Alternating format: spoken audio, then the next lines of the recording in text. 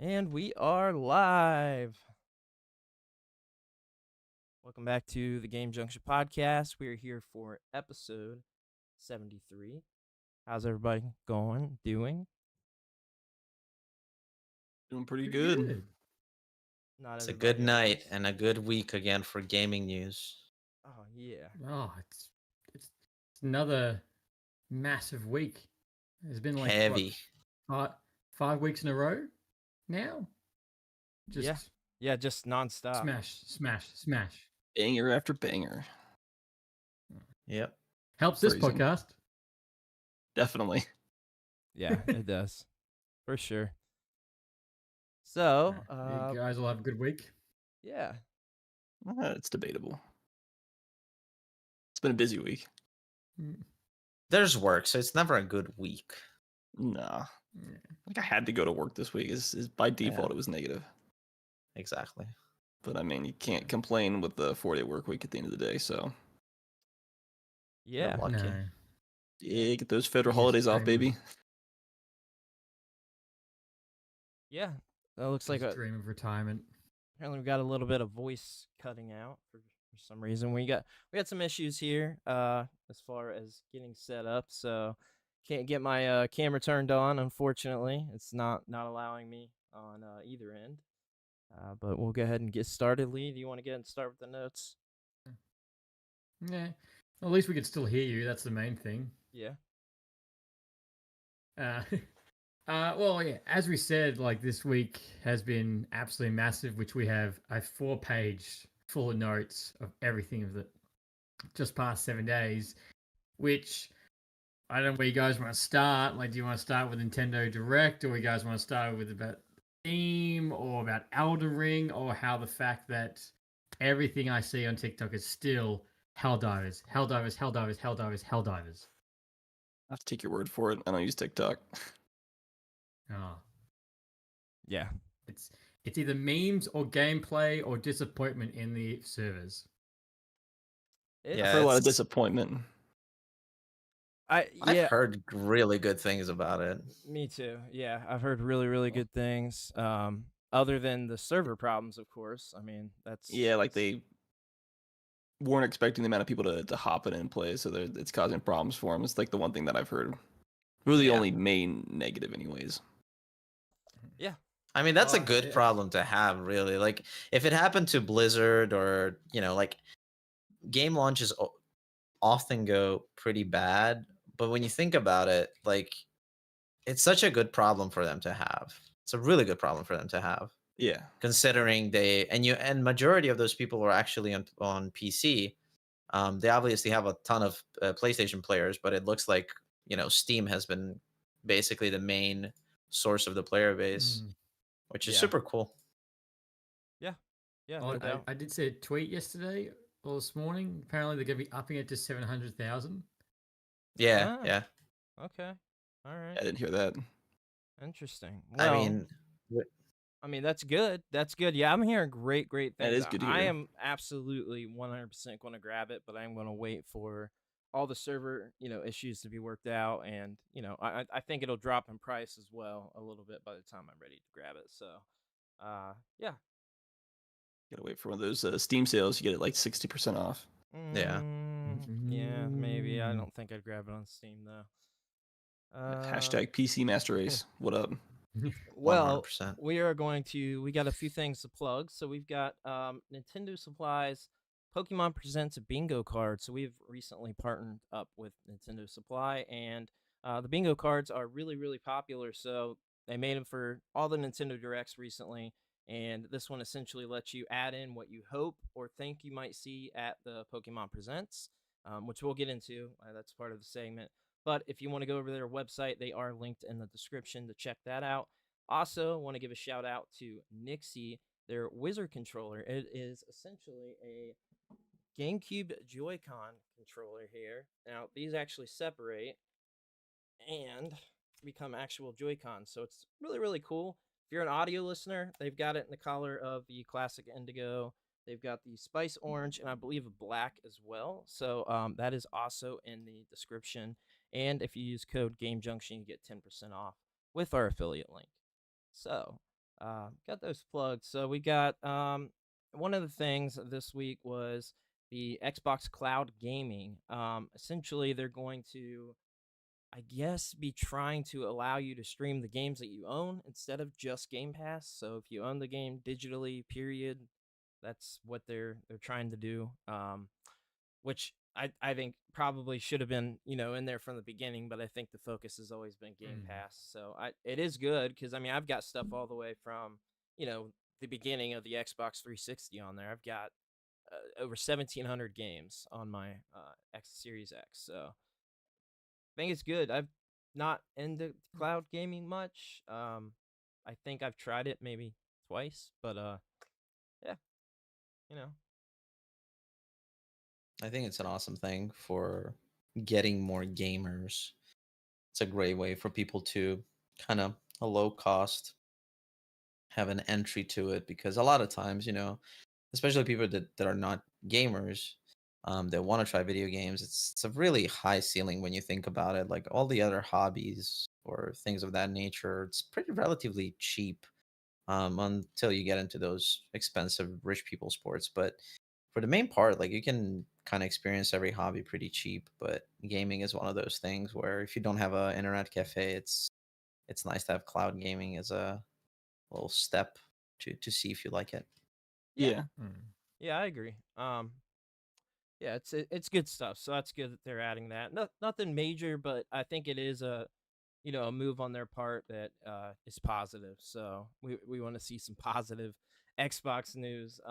We've definitely got more Xbox news as well. But we do have as well um, more layoffs to report. Unfortunately, Build a Rocket Boy, which is part of Rockstar North, had some layoffs. So they've been working for Rockstar North. I think they've been a part of them for quite a while, but they do a lot of the story driven type of games that they put out. But it looks like that they have laid off. Thinking they didn't give an actual amount, but it is like an ongoing story. So yeah, that's Nobody's safe. the- Nobody's safe, and I yeah. feel like if it's not now, it's not delays now in the gaming world. Now it's layoffs is now the second biggest word.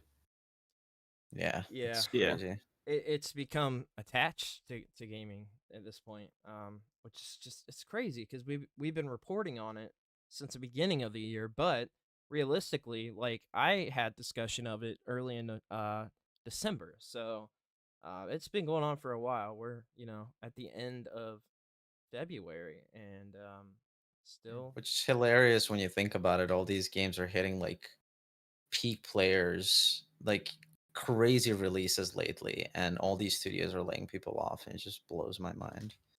it doesn't blow Mm. my mind, and the reason is because I saw it coming a million miles away with the way the gaming industry has been since I would say 2019, and it really changed as we discussed.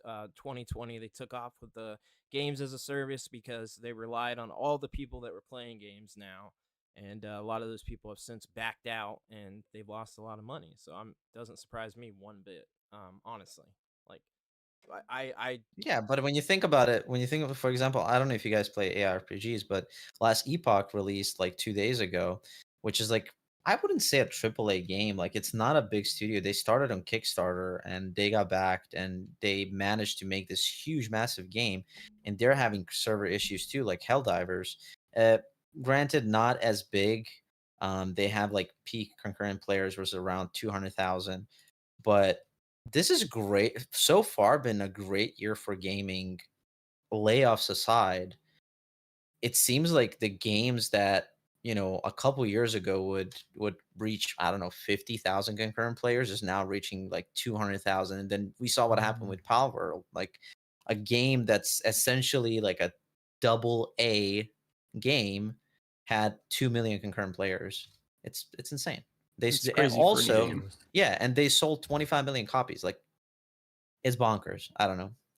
It just it doesn't go yeah. into my head. Like how are we reaching these highs in gaming and just all these studios laying people off? It's just, Yeah, I know it's for a fact that they can't afford to keep all those people on. They just don't want to. It's the classic big corpa. Yeah. Yeah. Sadly. And it looks like I did just double check on that it is an undisclosed amount and will affect the developer globally. So wherever they are stationed across the world, it looks like they are going to be laid off. So I assume And that won't be the last. Yeah, and I thought about this the other day. I have not mentioned this on the podcast or in any videos yet, but I am working on a video about something similar, and I think a lot of these layoffs too are coming on the front end of things because AI has sort of taken the marketing end of stuff or like that sort of stuff, answering emails, those sort of things, the tasks that aren't directly developing the games. I think a lot of these layoffs are probably that front end stuff, honestly, that isn't going to be reported. They're not going to say, oh, this department is laid off. But I think to me, I think that's probably a lot of it. We just don't know. But to be fair, it's not like it's only hitting the game. It's hitting other industries, especially Oh, tech as a whole. 100%. Tech. I'm in tech, and it's been horrible. I think it's just a bigger income of, or I mean, it's not. I don't know. What I'm saying income, but it's just. I agree. I think it's on the front end of some kind of downturn that has to do with more with the economics of just global economics as a whole, compared to just the gaming industry not doing as well. Because in a bubble, the gaming industry seems to be doing fine, but with everything else, and the inflation and everything else going on, it's a lot of other costs that the average gamer just doesn't see or doesn't really think about. Yep, 100%. I agree with that. So, unfortunate, people losing their jobs, but seeing this a mile away with all these developers, honestly, there's very few where I think they're doing it right and not spending. It's AAA anyway. So pretty crazy stuff. What do we got next? Something quadruple gaming. Oh, thanks. Everybody's got their notes pulled up. So we talked. You know what's funny? Go ahead. Warner Brothers. Well, when you said quadruple gaming, it's Skull and Bones is struggling so bad, and it's hilarious. Yeah. I think they said we didn't get that hit like 1 million.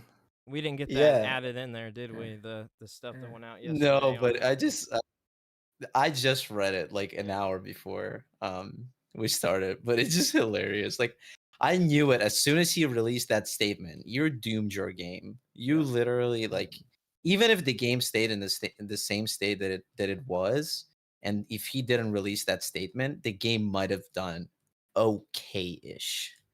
But just releasing a statement like that and that going through like public relations department, because they have a huge one, it was such a dumb move. Like, I'm sorry. So I found out a few things that you guys might not know, or at least that we haven't talked about on the podcast to let the audience know. But they were forced to complete this game when they were in agreement with the Singapore government. And that is a whole reason they apparently Ubisoft said they were going to cancel this a long time ago. So it's had four heads of directors for this game, all with different visions for the game. That's the problem. So I don't understand quite the attachment of Ubisoft Singapore, but they were in agreement with the government that they would release the game, Ubisoft Singapore. Yeah. So that sounds like they had a contract with the government that says pretty much that they had to make a game and put it out, or else because that government didn't want to take this big loss, or it had to deal with they had a big investments and stuff. Yeah, like there was an agreement made. This has happened before. Like Kingdoms of Amalur, I think it's called. Amalur. That was a it was developed by the state of I forget what state, but I think like Maine or something. But it was a state. I'd have to look it up. But the state funded it. Yeah. I remember playing that game and loving it. I don't know if you guys ever played it, but I love it. It definitely didn't feel. Yeah, it didn't feel like AAA, but I really had. I remember playing it like 2 years after release, and I fucking loved it. Dude, and I do actually. And I actually got the Re-Reckoning or whatever the remastered version of it is, and I'm planning. I was thinking of streaming it actually, because I remember having such a fun time with that game. That's a fun little fact about it. I never knew. Yeah, so just to pull up to verify myself, it wasn't Maine, but THQ revives a franchise that almost bankrupted the entire state of Rhode Island. So Rhode Island was the one invested in this game. Yeah, well, That's it has a crazy. if you go on YouTube and watch some videos, they're wild. It's just a wild story. The ride with that game, and that's game turned out good. But I don't know if you remember the launch of the game. It was not good. The launch of the Yeah, game was I really remember. bad. Yeah, I remember in the beginning, people didn't really like it. Oh, they hated it. Yeah, but I don't know. I feel like it's one. It already is one of those like cult classics that pretty much Yep. everybody's gonna remember. Yeah. You know. So let me ask you though, you bought the remaster? You don't like remasters, sir? I didn't buy it. Joke's on you. You thought you had me there, huh? Who I bought it? got it for free. Okay. I got it for free. All right. I I got bought it the for remaster, free. Yeah. Well, the remaster. and I got good. just I as would far say as the that. original. Really? I heard mixed things about Not the that far. remaster, actually.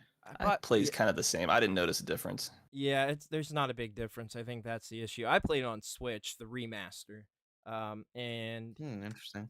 it was good. I mean, it ran fine. Like, it was fine on Switch. I had no problems with it, but like, it definitely didn't feel like a remaster. That's all I'll say.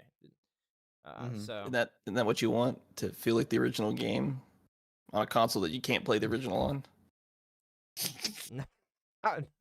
that's a port. Man, They we're- ported it. Man, but- we're it's a roasting each other tonight. I love I it. think it's a legit do this question. every day. All right, all right. Well, we did talk about Helldivers, but I did want to say, Lee, you brought up about some of the stuff you saw.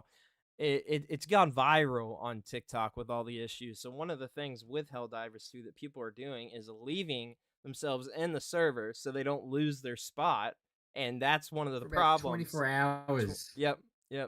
You So is there no like? They just released a patch to deal with AFK people, though.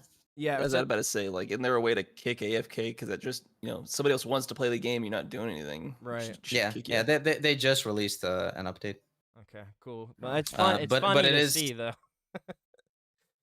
Well, it's funny because that used to be a thing for Yes.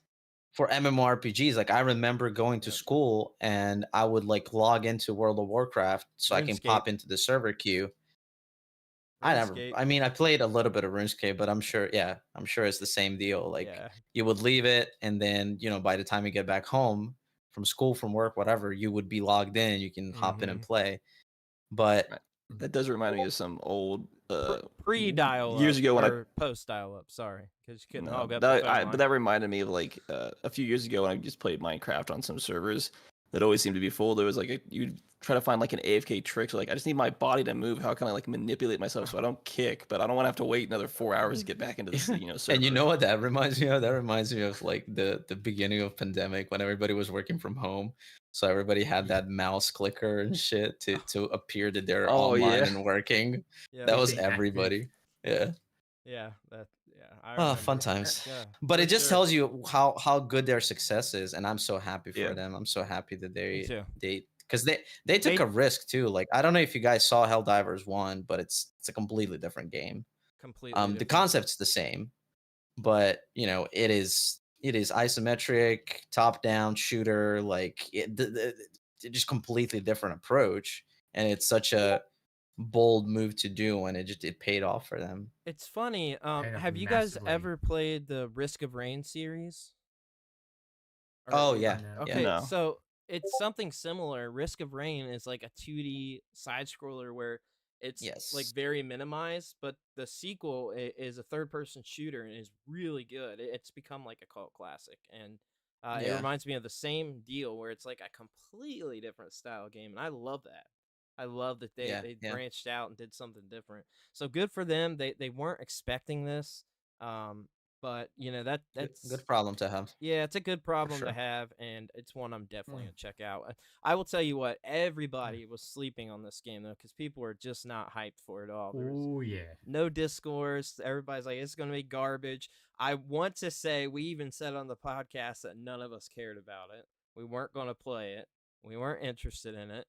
We didn't care. We that it did. I remember. Yeah. But it just goes to show like how far the sole like good gameplay loop goes. Like we got so many crappy games in the last 3-4 years. Like so many games that we were hyped for, like triple A games or Yeah. quadruple A games, And then they come out and you're like, this shit is boring. Like what?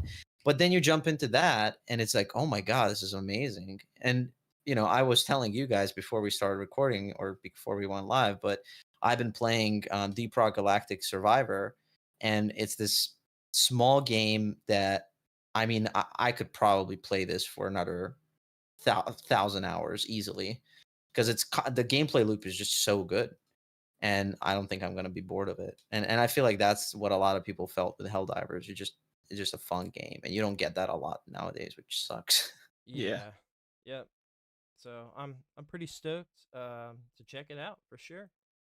So what else we got on the? I was also going to say just before when we were talking about Skull and Bones is that Sea of Thieves did their announcement trailer for them going to PlayStation, and all the comments I saw was like, Skull and Bones is dead, Skull and Bones is dead, Skull and Bones is dead.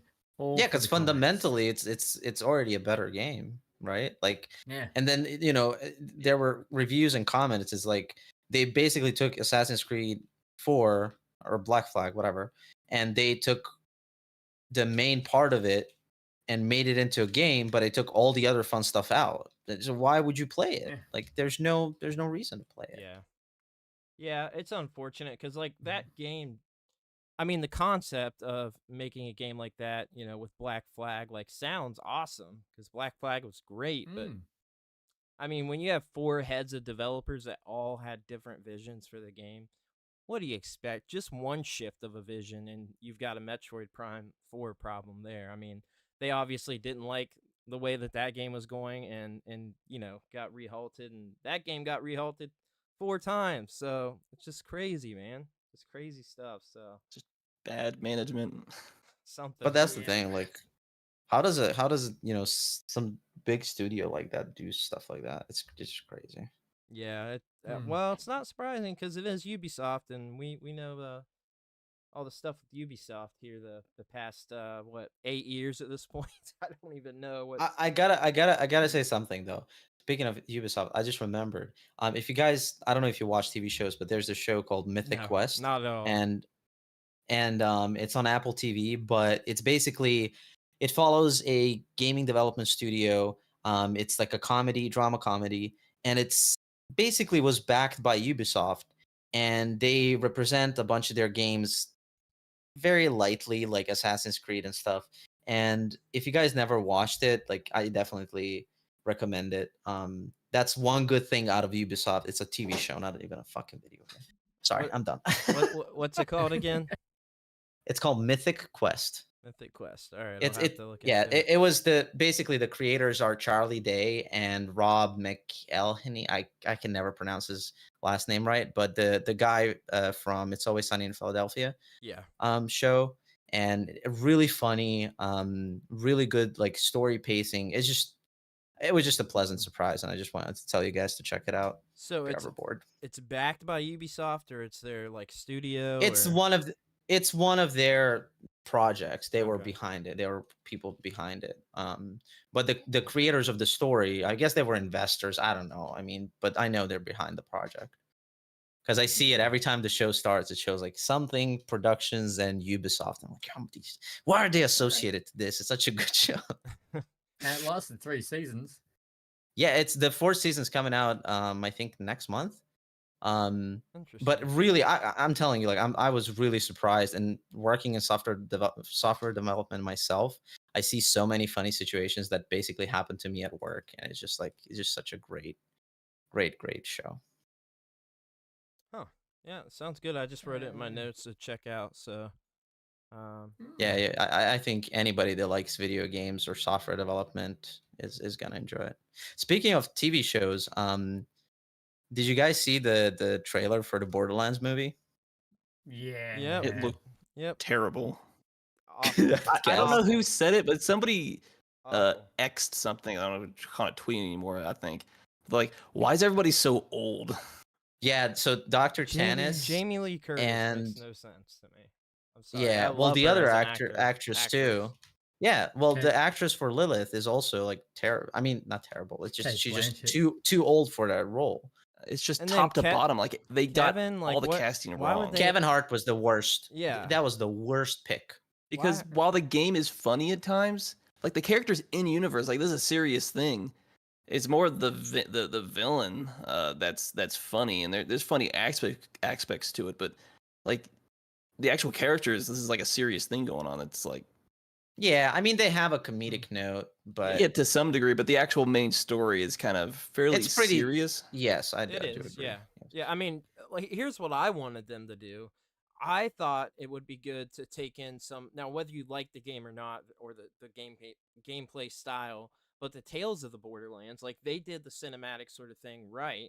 I mean, like I said, whether you Yeah. like that gameplay, the story wise, like they could have did something like that or pulled, I just it's just disappointing. Borderlands is such a beloved franchise. It's such an iconic franchise.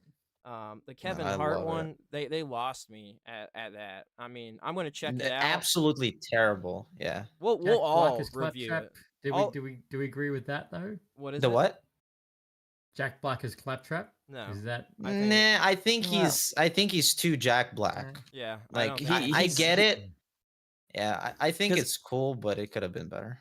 yeah. I would say the same thing because even when you watch the Mario movie, when you hear Bowser, like that's Bowser, but I see hear and hear Jack Jack Black, Black. He just can't. He's not a voice actor. True. He's a I Jack don't know. Black I- actor. He did it well. I But you yeah, still I know was who gonna it is. say. Oh, for sure. Peaches, I mean, peaches, that's peaches. yeah. He's such a iconic You know character. what, Lee? You're a But he did do a peach. good You're job. such a peach. You just Thank you. peaches, Well- peaches. Let me clap the peaches. Well, All right, out with of that all said. cast, I was gonna say, out of all that cast, Tiny Tina, the Arya Greenblatt, she's I don't know how old she is, but she's ranking such a filmography so far. She's Like what? she is in. She's an industry pla- plant. Yeah, she was in Infinity War. She was in the Barbie movie. She also plays Ahsoka in the TV show. Oh yeah. And she's doing this. You're right. Yeah, I don't. What is it? Because there's some actresses like that, like the girl from Stranger Things started popping up and everything, like Godzilla, and I think it's just maybe she is an industry plant. I don't know.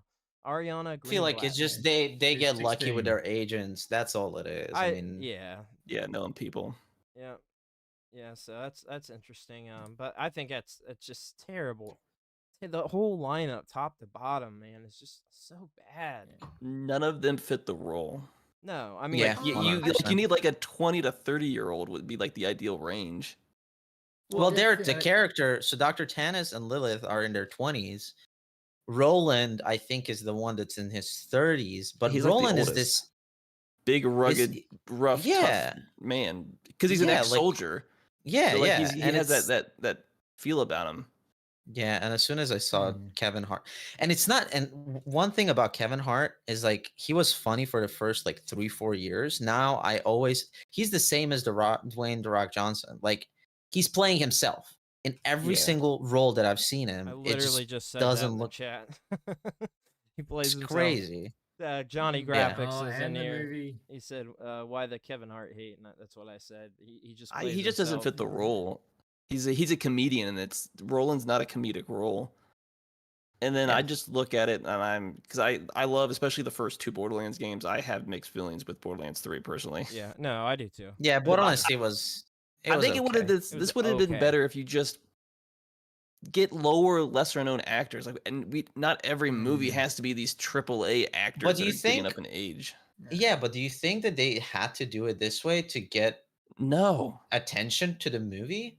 it's such a well-known franchise. Your core audience wants this Yeah, but movie you to can't- do well. Yeah. But I feel like in their minds, they can't rely just on gamers to see the movie. They want to be able to Yeah. present it to the masses, Proper right? advertising Everybody. will get it out there, but it's Yeah, just but you need- true. I think this is just a bigger Yeah. issue with Hollywood. It's just they're not That's true. creative. They just get into a rut. It has to be these same 20 actors, it feels like, in every role. And it's just like there's got to be someone new and fresh.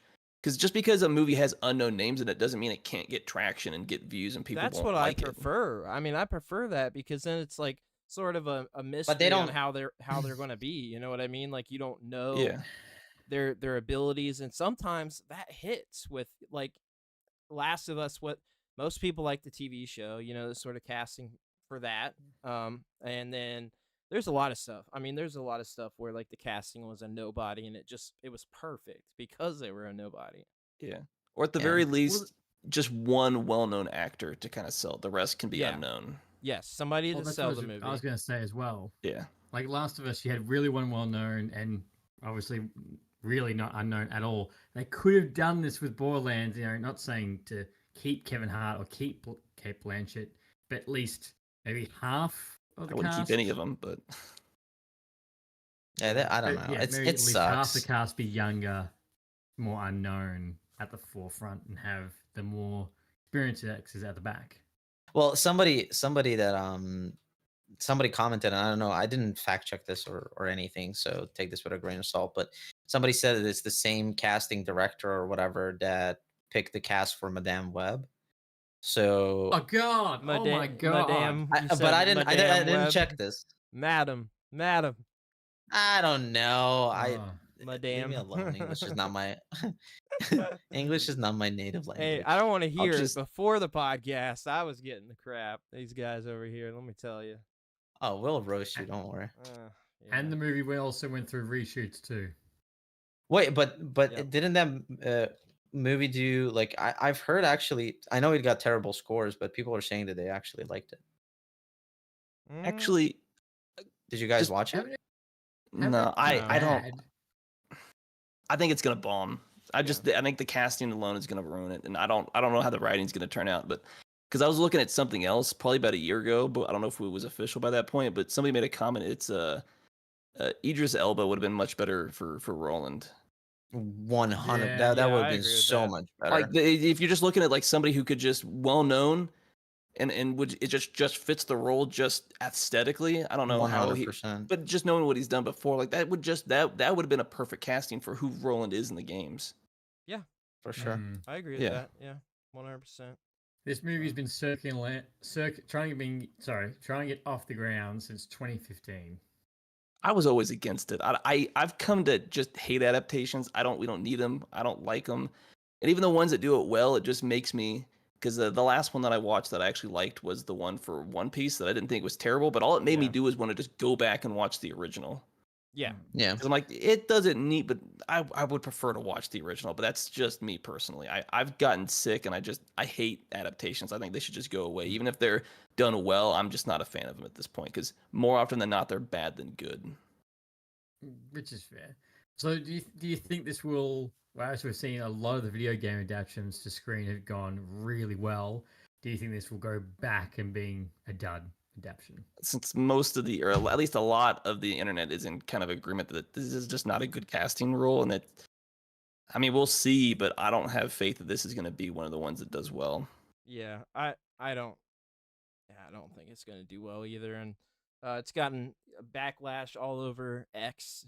It's just I just want to say this because somebody just commented it about the adaptations aren't made for the fans. I'm like, well, then that's why they tend to fail, because they're not made for the fans. They don't care about the source material. It's this low effort mass produced crap, and then it just bombs because it's not creative like the source material. I think if they made it for the fans that actually liked it, that want this to succeed, it would do well overall.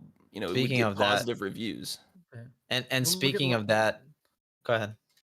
I was gonna say, well, look at Last of Us.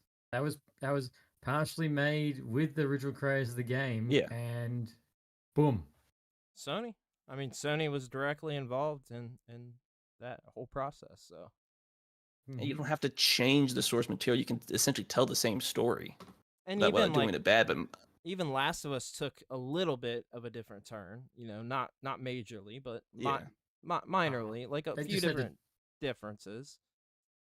Yeah, they just had to tweak it. Yeah. The things you'd have to tweak from going from video game to TV. Yep, I agree with that, and I mean, graphics gear makes a good point on that, because I mean that is a fair point, but I think that that is personally, I think that is part of the problem, is that not making it for the fans as well, because there's a way to do it for the fans that works for the general audience too. That's what you want to do. Yeah. You want to capture the hearts of the people that originally loved the franchise, the whole reason you're making a movie. I mean, you're only able to make a movie from a video game because of fans, so yeah. that's where. And to be fair, they're gonna be the most vocal on it, and that's what the general audiences can hear. Because if you think about, well, what sounds good, and you hear somebody say, oh no, it's terrible, don't watch it. Well, but you don't know anything about it, you're probably not going to go watch it at that point. And if you see mass hate on it, you're like, oh, it's probably not a good movie. I'm going to go watch something else. Yeah. For sure. Yeah, exactly right. You know what that makes me excited for though? What? I don't know if you guys watched the Witcher show. That got really good, decent reviews and whatever. But Mark Hamill left it, right? Because he said that they were kind of moving away from the source material of Witcher. And then basically like a year later, it got announced that he's going to be the main person involved in the 40K Warhammer series on Amazon Prime. Yeah. He's so excited for that. That's like one of those things is like he got to a point of fame where he doesn't have to worry about missing a project. And now, and as if people, if you're listening and don't know, Mark Hamill is a huge PC gamer. He loves video games. He's very like a true nerd. And now that he got to a point, any day. Yeah. But PC now that sucks. Okay, here we go. There we go. No. All I'm going to say is he's the only reason I have any faith. But I also hope they don't butcher the lore of 4K, as weird as it really is. That lore needs to stay intact. I feel like he wouldn't even accept the project if there was anything weird. Yeah, I mean, because of the issues with The Witcher and stuff like that. Yeah. No, and the good thing about this too, it's getting backed by Amazon, so that's Amazon money. Yeah, and they got that money. That's for sure. Yeah, as long as he gets the freedom to do what he needs to do, like I feel like it's gonna be such a good time for just people that have so much doubt in adaptations like we do. And maybe finally we can see a project that actually does it well. So because where you occasionally have a really good one like The Last of Us, you have a Halo or a I guess there's mixed reviews as far as Amazon's Lord of the Rings, and then there's another series that was adapted by a book that I can't remember. What's it like? I thought it was something with a ring. I don't know, but did you guys like the Dungeons and Dragons? But it didn't do well. Movie? Did you guys watch that last? I didn't see it. I need to go see it. No, but apparently I didn't. But the reviews for it apparently weren't too bad. I enjoyed it. Well, at the same time, I enjoyed it. It wasn't great. I don't think it was going to get a sequel. No, it was like a one-off B movie at best. I wouldn't say it was. It wasn't amazing or anything like that, but I mean, it was a decent. It's like one of those just popcorn flicks. You know what I mean? You could throw it on and have a good time, and that was it. Don't look too deep into it. That's what I saw.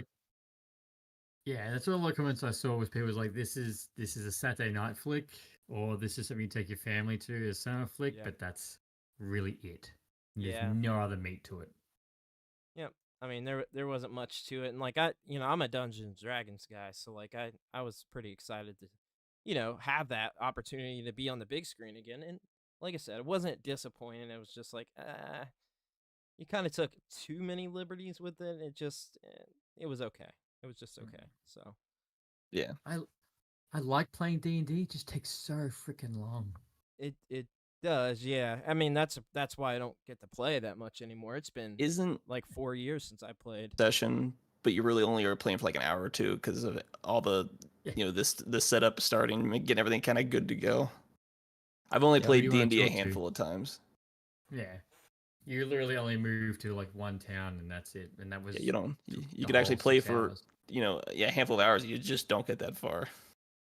Yeah, it's one of those sort of things where it's a lot more about the experience of getting together. I feel like, you know what I mean, with friends and just having a good time with alcohol.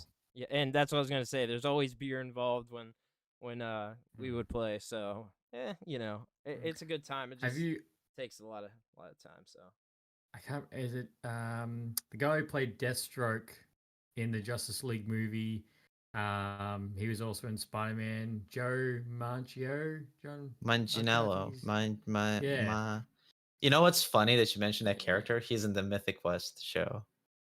Oh, yeah. He's a massive D&D nerd, and he has. I saw a video. He has this massive, like, huge decked out table for his D&D. It's like a village or a whole town, a whole map. He's built this table for D&D. He's like up there. And he's like tall, right? And buff. Like I'm sure he has a big deck. for sure. A big Probably, yeah. God dang it. Oh, that's right. He was in Magic Mike, so yes, he does. Sorry, Yeah, I had to. I yeah. had to. do you My dad itch. how do Well, you know about that? let's um, it's in the show. It's in the He- show. Just go No. watch the show. No, I need to address watched this Magic Magic Mike Mike. comment. Like, yeah, how do you know this? Magic Mike 2. Don't worry about it.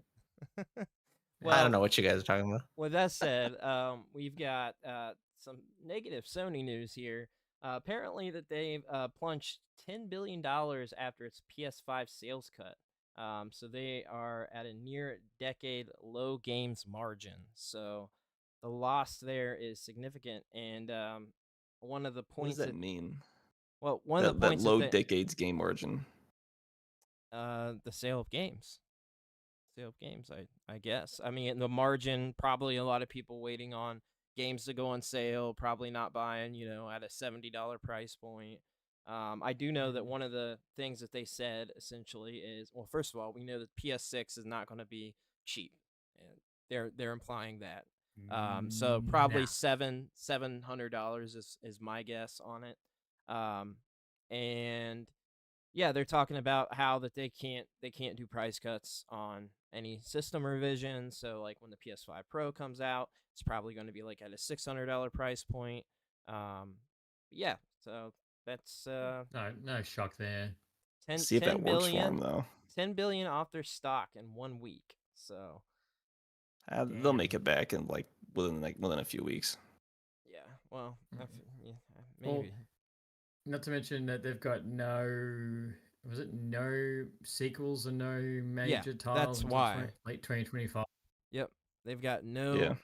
a pre-established franchises, is what they said. So But you know what? Now that I think about it, the news we talked about last week, which is basically they announced that they're going to focus a lot more on first party releases on PC because they saw that the sales were really yes, good. I bet you anything that they shifted their strategy to kind of devote a little more time to basically parallelly work on the console release and the PC release, which would be really smart for them. I agree. So Yeah. that might actually be why it's going to take them longer to release anything. They have So- to But essentially. Was the idea they're adjusting development so it's not just for developing for the console, but also the PC at the same time. we that don't. way. Yeah, they should. We don't know that they're doing that, but they said that they do want to have a focus on PC, which we'll get. I guess this can slide into some of our other news because we've got even our thumbnail, which was pretty significant. But yeah, with that said, Kurgle, Mark, I think that a strategy for them is instead of a year or like there has been a 2-year gap. I feel like if they did a 3-month gap of the console release and the PC release would be a good move for them. 3 months, that's nothing.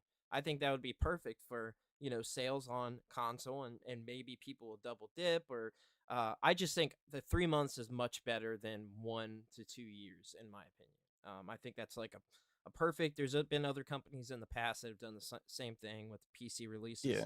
Like that was, I mean, honestly, that was like an industry standard for years and years and years.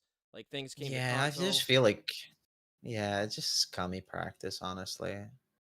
Do you, I don't know. mean, do you I think feel it like- is, or is it development that like Yeah, they've but- got to pay for more development and they've got to develop them separately and it's more work and No, I get that, but it's like, think about like, let's say Helldivers, right? What if Helldivers released on PlayStation and then a year later it released on PC?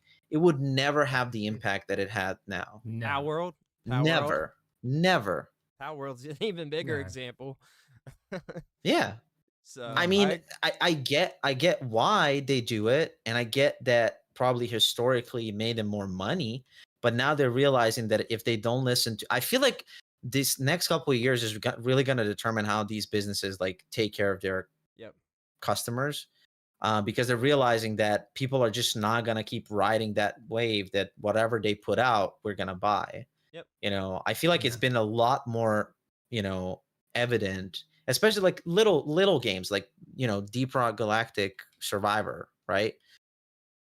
It's an indie studio, but they made a blast with a simple game, and now they're this huge powerhouse, and they're expanding. They made this Survivor game, and then they're making 2 more games in the same franchise because people appreciate the work that they do, right? They're not just rushing it out to make money. They're actually being passionate, creators that used to be a standard back in the day with video games. Like if you were Used not a to be. passionate studio, you were not gonna make sales.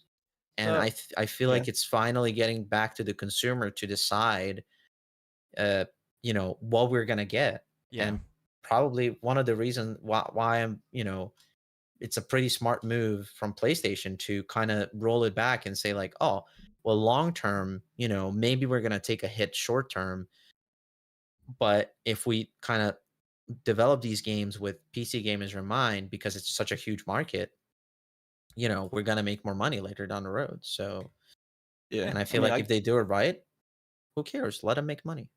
we'll see how the delay affects, because I think here a few weeks away from Horizon. It's not Zero Dawn, but whatever the second Horizon game Forbidden is about to West. come out on Forbidden West when it comes out on Steam. We'll see if that year or two away from the original release, how that affects sales. Well, with all that said, one of the big things for this week, which was just yesterday news, they are considering. We don't have confirmation, but they did say they're considering bringing PSVR 2 games, or the PSVR 2 over to PC, allowing it to be played there, which I think would be incredibly smart. I think that is a move, because that accessory, unfortunately, I mean, has pretty much died. Like, they're not supporting it. It's like the Vita all over again. They released this awesome device. The PSVR 2 is awesome, but they don't support it. So, and I think bringing it to PC, there's going to be way more support. More people can develop for it. It's got, there's also the potential of it being more powerful, like being able to run on PC. Yeah. You know what I mean? That's one of the big things, I think. I'd People say that the have a biggest good issue rig. with the issue with the PSVR is it's stuck on the PlayStation, and most people that play VR, it's on a PC. All the games for it on PC, and it's just it's more powerful. Every VR is developed with that in mind, so they're just kind of kneecapping themselves by only having it on the PlayStation with limited game support. Oh, okay. So, well, we're gonna base this on what Lucas said here. I'm gonna look it up, but he said it was confirmed today that PSVR 2 support is coming to PC. So, like I said, it was discussed officially yesterday. So, I think that is I think that's a smart move. I think you're going to sell more units. B, you have the potential of having the power of a PC. If you've got a high end PC that's more powerful than the PS5, then you've got you can run games better. And then you've got all the Sony games that are VR. I mean, you've got, of course, the Horizon game, which is a very good game and is a part of the story that people can play on PC and have access to. So currently call them out as stuck on PS5 that, where there's no sales. So I just want to say, and it's mostly came out yesterday, is they're testing it right now for PC, so that's kind of assumed it's eventually going to come later, from what they've said, later in 2024. Yeah, so I'm interested to see what happens there and following the development of that story, because I think that's a move. I think it's unfortunate. It's a great accessory. I think that if they just supported it better, like Sony is notorious for not supporting their hardware. Like the Vita was, I mean, the Vita is it still holds up in 2024. Like the games on it are still beautiful and look like games. Like some of them look like they could be Switch games. Like it's a phenomenal console. They supported it for like 2 years and that was it. And after that, it was all limited run games and all these other companies that release it, indie games supported it for it had like a 10-year lifespan. Because I mean, it just got its last game only a few years ago, so it's unfortunate that Sony does that sort of stuff. But I do want to kind of skip this because it leads into some of the biggest news. Before you kind of move on, I just want to say it was kind of ironic because when I got off of work, I happened to just go by GameStop just to kill some time, blow off some steam, because it was just been a rough week at work. Yeah. And I didn't realize they were selling like some of the MetaQuest. I think they had like the MetaQuest 3. And I sit there and talked about, the MetaQuest and the Apple Vision and about some of that stuff. And it just seems, I kept mulling around whether or not I wanted to actually get one, but it's like, I might, but maybe later down the road. It's still like if I want to get one, I want to get the top of the line, but I don't really want to spend like $800 right now for Yeah. just the actual the headset and stuff. Yeah, that's where I'm at because the twos are on sale like everywhere, but I don't want it to. You know what I mean? At that point, you might Yeah. as well grab the new one. So I don't know if it was the MetaQuest, but it's something about the MetaQuest 3 in some areas being better than the Pro version of it that they've made. yeah, To where yeah, it's just it is in some areas. Yep, yep. So I mean, the I Pro is think like geared around work and you know, like yeah, in the workspace, but it does have a more powerful chip in it. However, yeah. there's something in the MetaQuest 3 that runs some games better. It's interesting to look at the comparison. You can look it up online, but the Pro does run games well. Some games better. I forget what it is that is different, but there's a huge I, price difference. I think the Pro's 1,000. So yeah, I mean, it's not at that point. It's maybe just a what $200-300 cheaper to get the 3. And I don't remember exactly what he said about the screen, but he said something about it being the screen itself just being better as far as when you're gaming compared to the Pro version. So it's like if yeah, you're gonna get a new one, don't even bother with the Pro. Just get the 3 because you're for the most part you're gonna be better off. the 3's newer. I mean, the Pro came out. I think it's been out for like 2 years now at this point. Yeah. And it makes sense. But if it's still more expensive and it technically might not be as good or it's equivalent for the most part. Yeah. Yeah, it looks like it came out in 2022, the Pro, and I was looking, it's $1,500. So huge difference. Yeah, Cheaper I than the mean, Apple. if you're gaming, obviously yeah. you grab the 3. I mean, you know, I don't remember if we talked about it, but when I was talking with the dude, because he's like one of the reasons that the Apple Vision Pro, that's I can't remember that's what it's called, is so expensive is because it uses the M2 chip that they have in their Yes. laptops, on Yep. top of it having the Apple logo attached to it.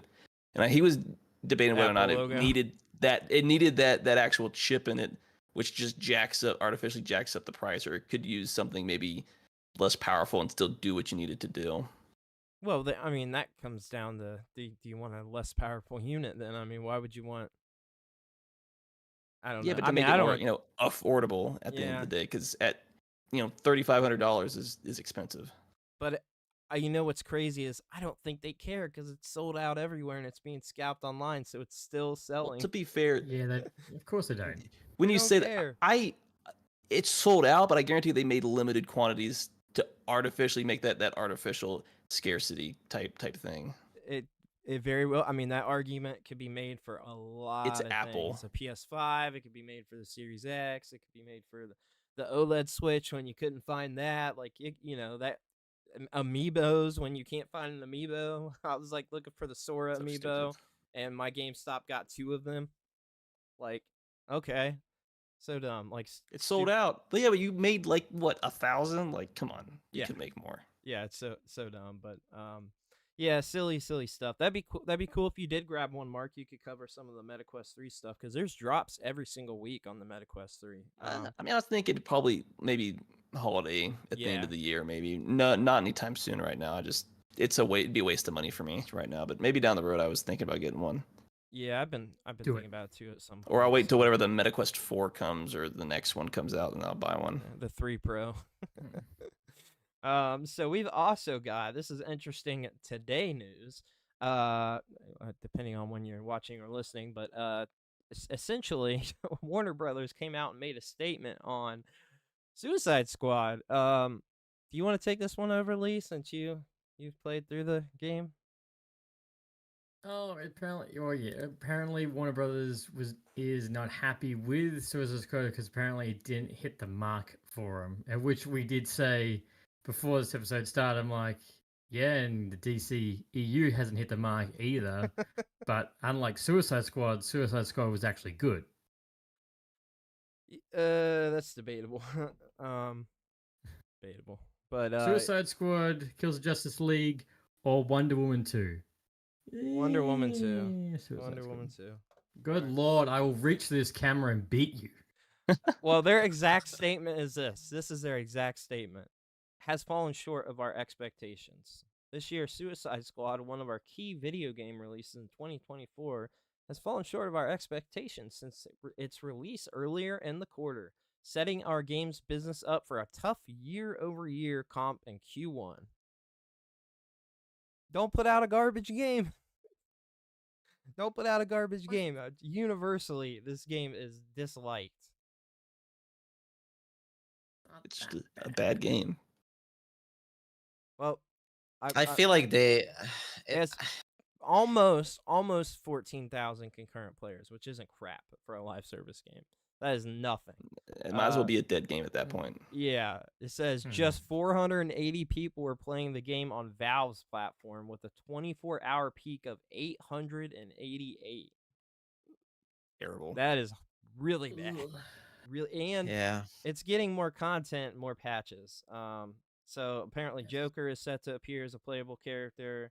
And the rumor is Batman. Female Mr. Freeze, Deathstroke, and I can't remember who the third person is. Flash, Green Lantern, Lawless, Mrs. Freeze, Nora Fries.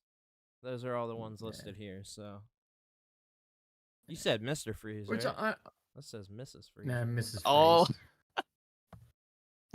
you know what killed the dinosaurs? What killed the dinosaurs? The Ice Age. I can't do the Arnold Schwarzenegger impersonation, but that's like you said that. And I'm thinking of like Arnold Schwarzenegger's Mr. Freeze. Wouldn't that I love that movie so much. I do too. I do too. Batman and Robin forever, man. Oh my god! I used to joke about that, all the time at work. I love Clooney's bat nips, man. His bat nips are legit. That's all I'm saying. I'm just saying, if you're putting Mr. Freeze in any game, you have to cast Arnold Schwarzenegger for it. You should. How can you not? It's just for the memes at that point. I mean, just chill. Get in the icebox. Man, it's funny. I feel like that the game just had like a really, really tough expectation on it because they made such a great trilogy, the studio behind it, and I feel like it's not. I personally I don't feel like it's fair. I see what I didn't play it. I watched a bunch of gameplay of it. I saw a couple of streamers. I watched probably like 50 hours worth of streams on it because I was just curious. I just have it in the background when I'm working. Because I just have it in the background when I'm working, but I feel like it gets too much hate. I see why people don't like it, but at the same time, it's like I also made a post earlier today. It's like, don't blame the developers, blame the management, but it's not the developers' fault. No. It's the management that's on them, that's on their ass, that's doing these things. Like, well, is anybody blaming the developers? I mean, they're blaming the studio. They are. I haven't heard anything about the developers. I see it all the time. Because they're the lowest rung. You just throw them under the bus out because they made a bad game because you're a bad manager and didn't give them time to actually make a game. You just rushed out something. You told them, I don't care. I just want to make money. And then when it fails, it's not my fault. Well, this is another game that we know that had crunch. You told me it was ready. I mean, it had the industry crunch, which is, I mean, there's been, petitions and all kinds of things trying to do away with those crunches that are forced upon these studios, or that the studios force upon the developers. But anytime that you get this sort of crunch with stuff, you have issues. I mean, Hogwarts Legacy, they're talking about that was another one. It's a good game, but it came out with issues too. It came out with a lot of issues at first, and they patched it. But that's because, but that goes into the bigger story of corporations just setting unrealistic expectations for a decent product, and that's why some of these games fail, right? Like, you don't give them enough time to develop.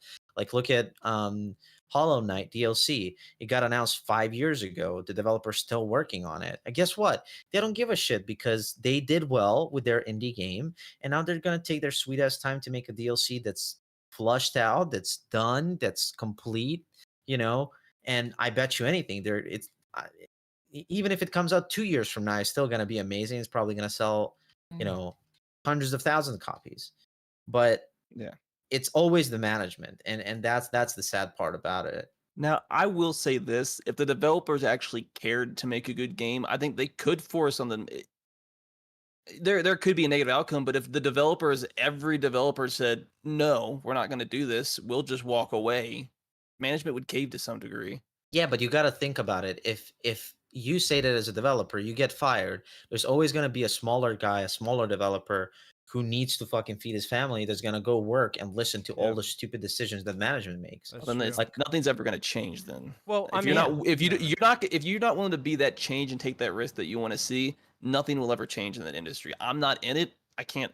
I'm just outside looking in. I got my opinions on things, but Mark's I mean, getting like, so upset if his you camera's aren't shaking. willing to take that stand, you don't have no right to complain because you're not willing to take a risk Yep. to make a change. That's Yep. how I I agree see it. with There you. there I has agree to be with you, some but personal also, accountability. yeah, I agree with you. But you also got to look at it realistically when, you know, you just have mouths to feed. Like, Then if I they're don't want to hear you complain about your struggles at work if you're not willing to take that risk and find another job. If you're willing to get fired, then that's just me and where I'm at on it.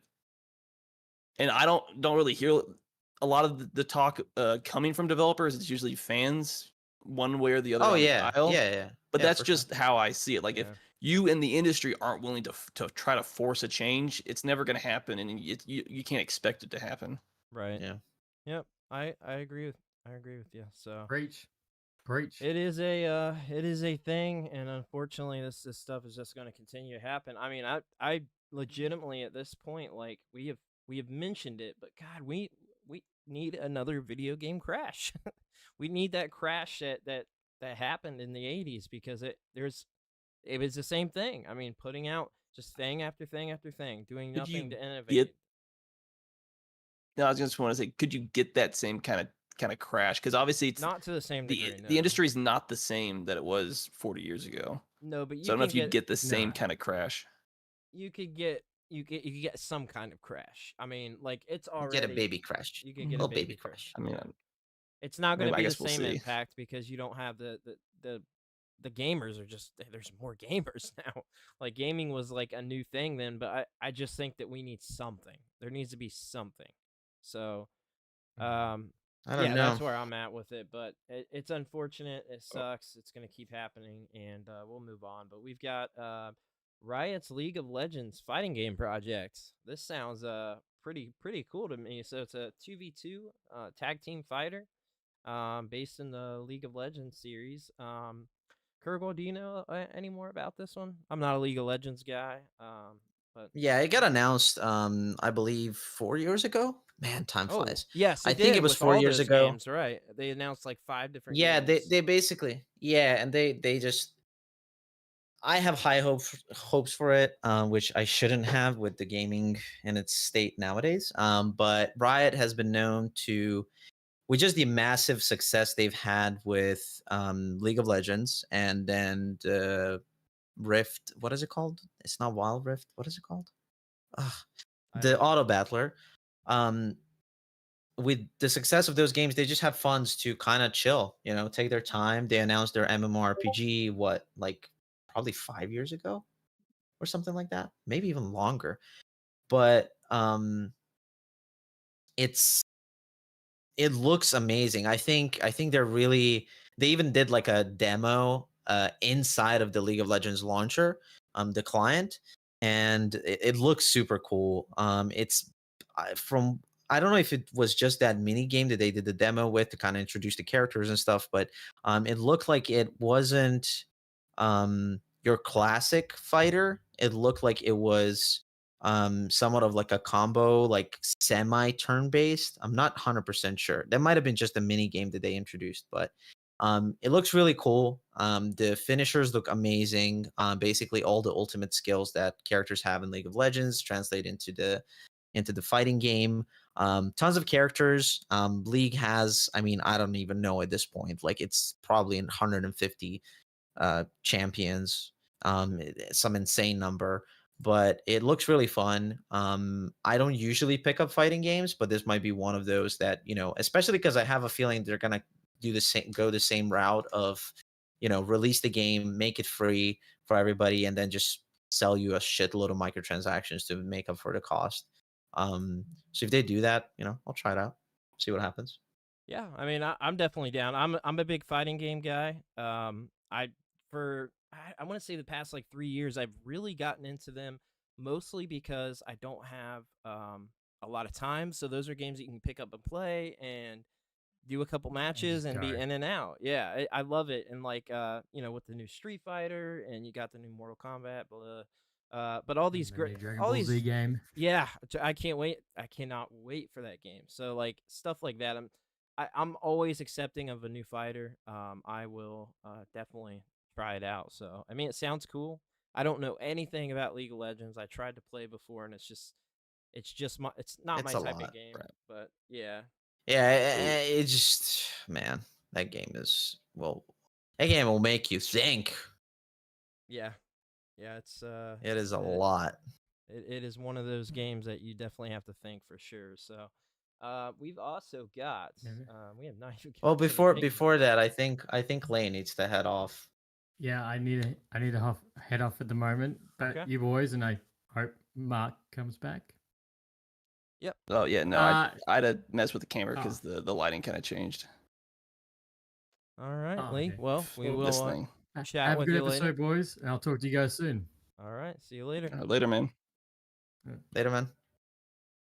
All right. So unfortunately, he's missed all the big news, but the next thing we've got. Okay. So actually, we're gonna wait on this one because it leads into some of the big stuff. So next we've got the Elden Ring. I guess this is a big one too. Elden Ring DLC map size revealed, and then of course just the DLC period. We got a trailer and a reveal for. Oh my God, does this look amazing? 2 years of development, 2 years of development for this, and it seems like it's going to be worth every bit of wait.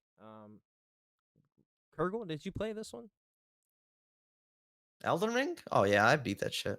It is. Oof. That's a juicy one.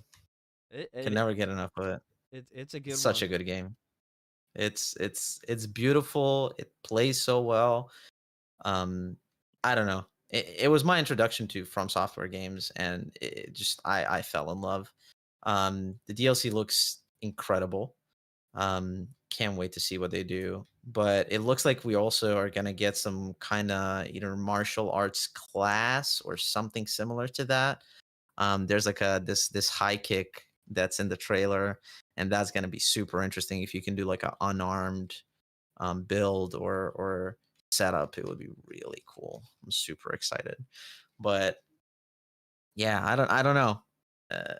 It looks like there's a ton. Basically, the first region in the main game, they're saying that the map is going to be similar to that size, which is, when you think back on that first region and how we explored all of that, like that whole area, there's multiple castles, multiple caves. It's just a lot of shit they crammed into that map. And then if this one has more verticality, I feel like they can cram like a load of stuff in the DLC. Super Hey, excited. Brandon, everything okay for you? Yeah. Yep. No, I just saw on the your camera went down. The string kind of went down on us, so I was just making sure everything was There you good. Not trying to disrupt the conversation. No, Just want to make sure you're everything's good. good. Not sure what happened there. We're working on the web version today, so it seems some minor issues there, but yeah. So we have got with Elden Ring, of course. Looks awesome. Can't wait. Gonna be great. Mark, have you played Elden Ring? I have. I tried playing I think it was Dark Souls 1 with the remastered, and they're just too rage-inducing of games for me to ever really get into. You gotta be patient, man. I'm playing them on stream now. It's so funny. They're not the kind of games I just can't. I don't have the patience to kind of. I don't like trying 20 different times to beat the same boss to kind of get through it.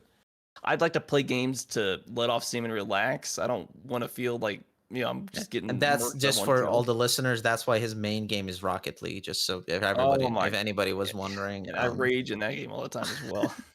But I was looking through, like, I think the last From Software game that I actually played and beat was Lost Kingdom on the GameCube. Like, we're going back, like, 20 some years since I really actually played a game from them. Oh, jeez. Because I played the first Dark Souls, the remastered, for about an hour or two, and I was like, nah, this game is not for me, and I just bowed out. That's funny. Fair. You see that that it's not something for you to keep going. It's kind of like fighting games. They're just not for me. Yeah. definitely not for everybody. Yeah, I tried But to get super excited. Mark on the fighting game front there. So It's just not. I'll play Super Smash Bros. Because it's essentially a button smash, and it's not that hard, and it's more of a party game type thing. But nah, you know, we play like Tekken 8. I'm just gonna button smash and just lose to the bottom. I'm at like a 0 MMR. Hey, at least you're aware of it, you know? Yeah.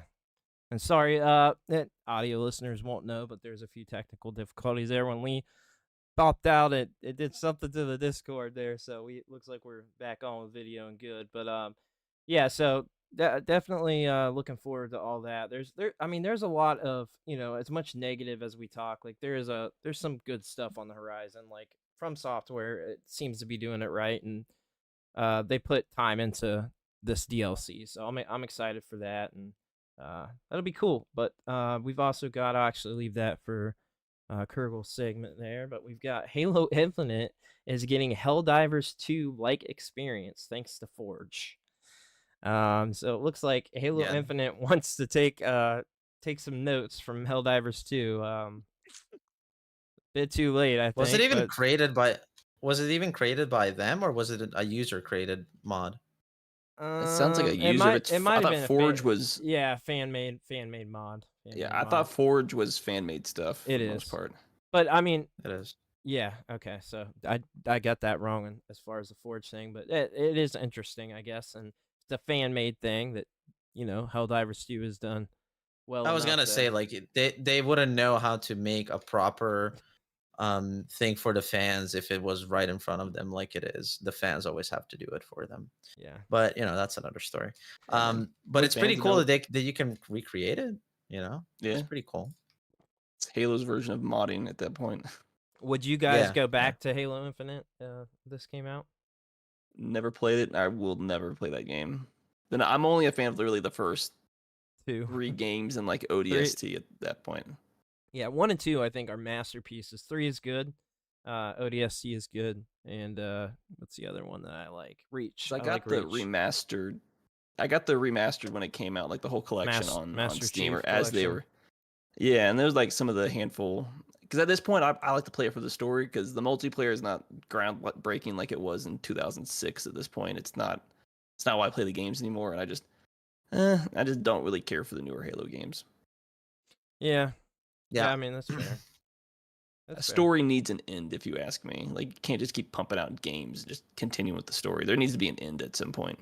Well, how about this? There's no end to this. We've got Lego Fortnite, Rocket Racing, and Fortnite Festival getting new big updates, and they are adding fishing to the game. Literally called Lego Night gaming right there. Lego Fortnite Gone Fishing is the name of it. Gone Fishing. So that's how they say it around here. Now, is this your granddad's fishing, or is this we're using C4 type fishing? This is your Uncle Jim Bob's fishing. This is Uncle Jim Bob's. They're coming right for us. Do you guys remember those talking fish that were on the walls that were like super popular for a while? Yes. Oh my god, they would like flap back and forth. And your dad or your uncle who were just like, "Oh, that's so funny, boy," or Sonny. I don't know. Oh my god. That didn't come out the way I thought it was going to come out. I just word vomit all over everybody. Oh man. Yeah, personally couldn't care less about the Fortnite stuff. I tried it 4 times, never understood it. I don't know if it's the way the style of the graphics, if it's I mean, I don't know. I could not get into it. Yeah. Not really. Well, I am curious about it at all. I am on record of saying that I will go back and I haven't played since like literally first came out. Like I played it when the Build the World was like, that mode that's not even available anymore. Like that's when I played it. And I have been on record saying that I will go back and try some of this stuff out, mostly because of that Guitar Hero thing, and they're putting out that guitar. Like I get it. I mean, but there's enough Fortnite fans that, this is pretty significant news. Looks like they're adding a lot of other stuff to it too. But I mean, it is kind of crazy. It's just, shows that this franchise is just like not going anywhere. I mean, Disney has now invested in it, and it's crazy. All this stuff. It's like they're building some kind of universe. Like, do you know what I mean? It's what it seems like. You got The Lego in Fortnite there. universe.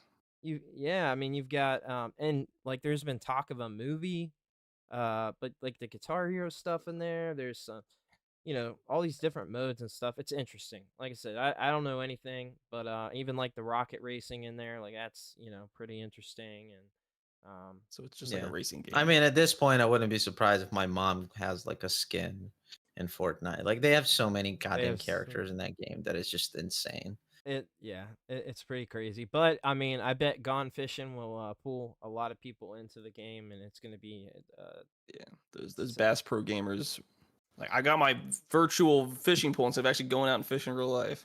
Oh my god. Yep. Well, that's the truth. Well, we will go ahead and head into some of the main segments here. So, obviously, one of the biggest things from this week was the Nintendo Direct, and there was quite a few announcements. There's mixed reactions on what people thought. I saw a lot of people that said, "Oh, it's a 9 out of 10." I myself gave it an 8 out of 10.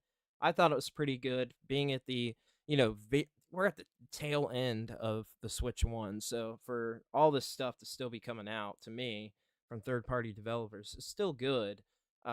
So we got quite a bit. I'll go ahead and list off everything, and then we can get into conversation. One of the big ones was Grounded, which is an Xbox game. So all that discourse we've had over the past few weeks, we did get 2 Xbox games coming over to Switch. That one is dropping April 16th. We got Ender, Magnolia, Bloom in the Mist, which I believe is a JRPG-like game. It just says 2024 that's coming out. A Ranger, which is like this top over weird kind of role playing, or it's like a role playing game, but it's like a puzzle game too. The gameplay was really interesting. It reminded me a lot of did you guys play Cadence, Mark? Did you play Cadence of Hyrule, that Zelda? It was like a spin-off No, of I didn't. those. Okay, so that's like a rhythm series, but like when you move, the enemies move too, so you have to like coordinate moving around. Yeah, it's that sort of thing. Unicorn Overlord, which is a highly anticipated game. It's also an RPG. I played the demo, so I can talk a little bit about that one. But it's a beautiful looking game. It looks like kind of like Dragon's Crown that was on the Vita and then brought over to the PS4. Absolutely beautiful game. We got Monster Hunter Stories. There's a remaster of that from the 3DS. Interesting because we got 2 on the Switch. I'll just run through these so we can chat. But Disney Epic Mickey Rebrushed, Shin Megami Tensei 5 Vengeance, Star Wars Battlefront Classic Collection Kurgle, South Park Snow Day.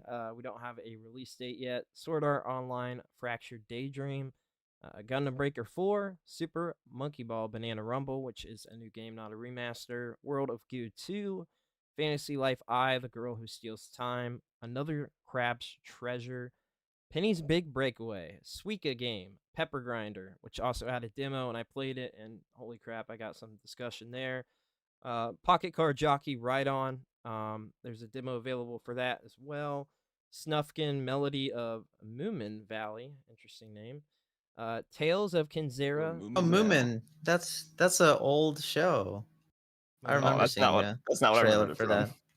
You said Go Moomin. ahead. I'm thinking it's Moomin time from Mume. She's a VTuber. Sorry. Oh my god. Keep going. Demon isn't Slayer, me. Demon Slayer, Kimetsu no Yaiba, Sweep the Board, Kingdom Come Deliverance Royal Edition, Contra Operation nice. Galuga, which got a demo, and I have some discussion there. Pentiment, which was the second Xbox game, is coming over, and not quite just 2 games, because we also got a bunch of games brought over to NSO that are rare games, which is obviously Microsoft owned. Battletoads, Mormon. Battle Maniacs, RC Pro AM, Snake Rattle and Roll, Killer Instinct, Blast Corps. So those are all the NSO games. And Oh then, yeah, that's a classic. I saw Blast Core. I was like, all right, that's the only of those games that I care more. But it's like that's a good one to bring over. and then the last one, which was what ended the direct, was Endless Ocean Luminous, which is actually technically a first party game. The first two were on the Wii, and they're very interesting games. They have quite a cult following. You essentially swim around the ocean and explore the ocean, and you can collect things and do all kinds of crazy stuff. But yeah, we can go ahead and get into discourse on all these because there's a lot of games. I guess I can dive in first. So all the rare games I played on stream. I went through and played all of them. They're all games I played before. Um, cool. They all ran well. I think it's a good set of rare games. However, I don't think it replaces bringing Rare Replay over to Switch, which makes absolutely no sense because that is a amazing collection of rare games. Amazing collection. Like it makes Pretty much their best games that they've ever made. yeah. It's I mean, like, go grab it now. Like, the price is, I believe, going up on that, and it's just it's an awesome collection. So I thought it was weird with that I think it probably has something to do with, hey, let's put some of your games on NSO so we get, subscribers on that versus putting out this whole game, and there's probably some sort of deal behind the scenes on that. But I did also play the Contra Operation Galuga demo on stream. And oh my god, I was so excited for this game. I love Contra. Absolute classic series. Contra was the first NES game I played. I played every single release, and it has some major issues. The frame drops are really, really bad. Just it gets slowed down when you get a bunch of enemies on screen, which is what Contra is known for. You've got shooting going on everywhere, enemies everywhere, and there's a lot of slowdown. And it's weird because if you like pay attention to the character too, and like you're crouching down, it's like they're missing like two animations. They're just stand, crouch, stand, crouch. Like there's no it's How like do you screw this up? yeah, and I guess apparently the demo dropped on everything. So I'm going to try out the Xbox and PlayStation version here soon, but from what I've heard, I can't confirm cuz I haven't played the other demos, but apparently the PS5 one or the Xbox one has issues as well, and the PlayStation one is running the best. But it's like Contra is it's like calls for the Nintendo, like any Nintendo platform. Like that is where it's the bread and butter for Contra from the beginning. And I mean, Contra, all of them pretty much have been through all the Nintendo platforms. I mean, the last mainline one, Contra 4, was on the DS. But like it just like for me, I want to play it on a Nintendo system. It's one of those things where it just like feels right.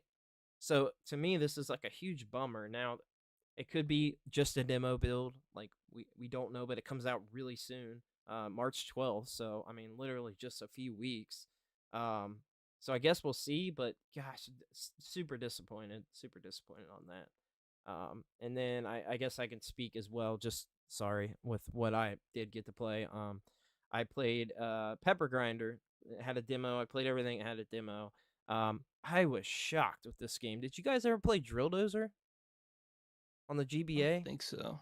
It was a Nintendo Oh, definitely game. no. Okay.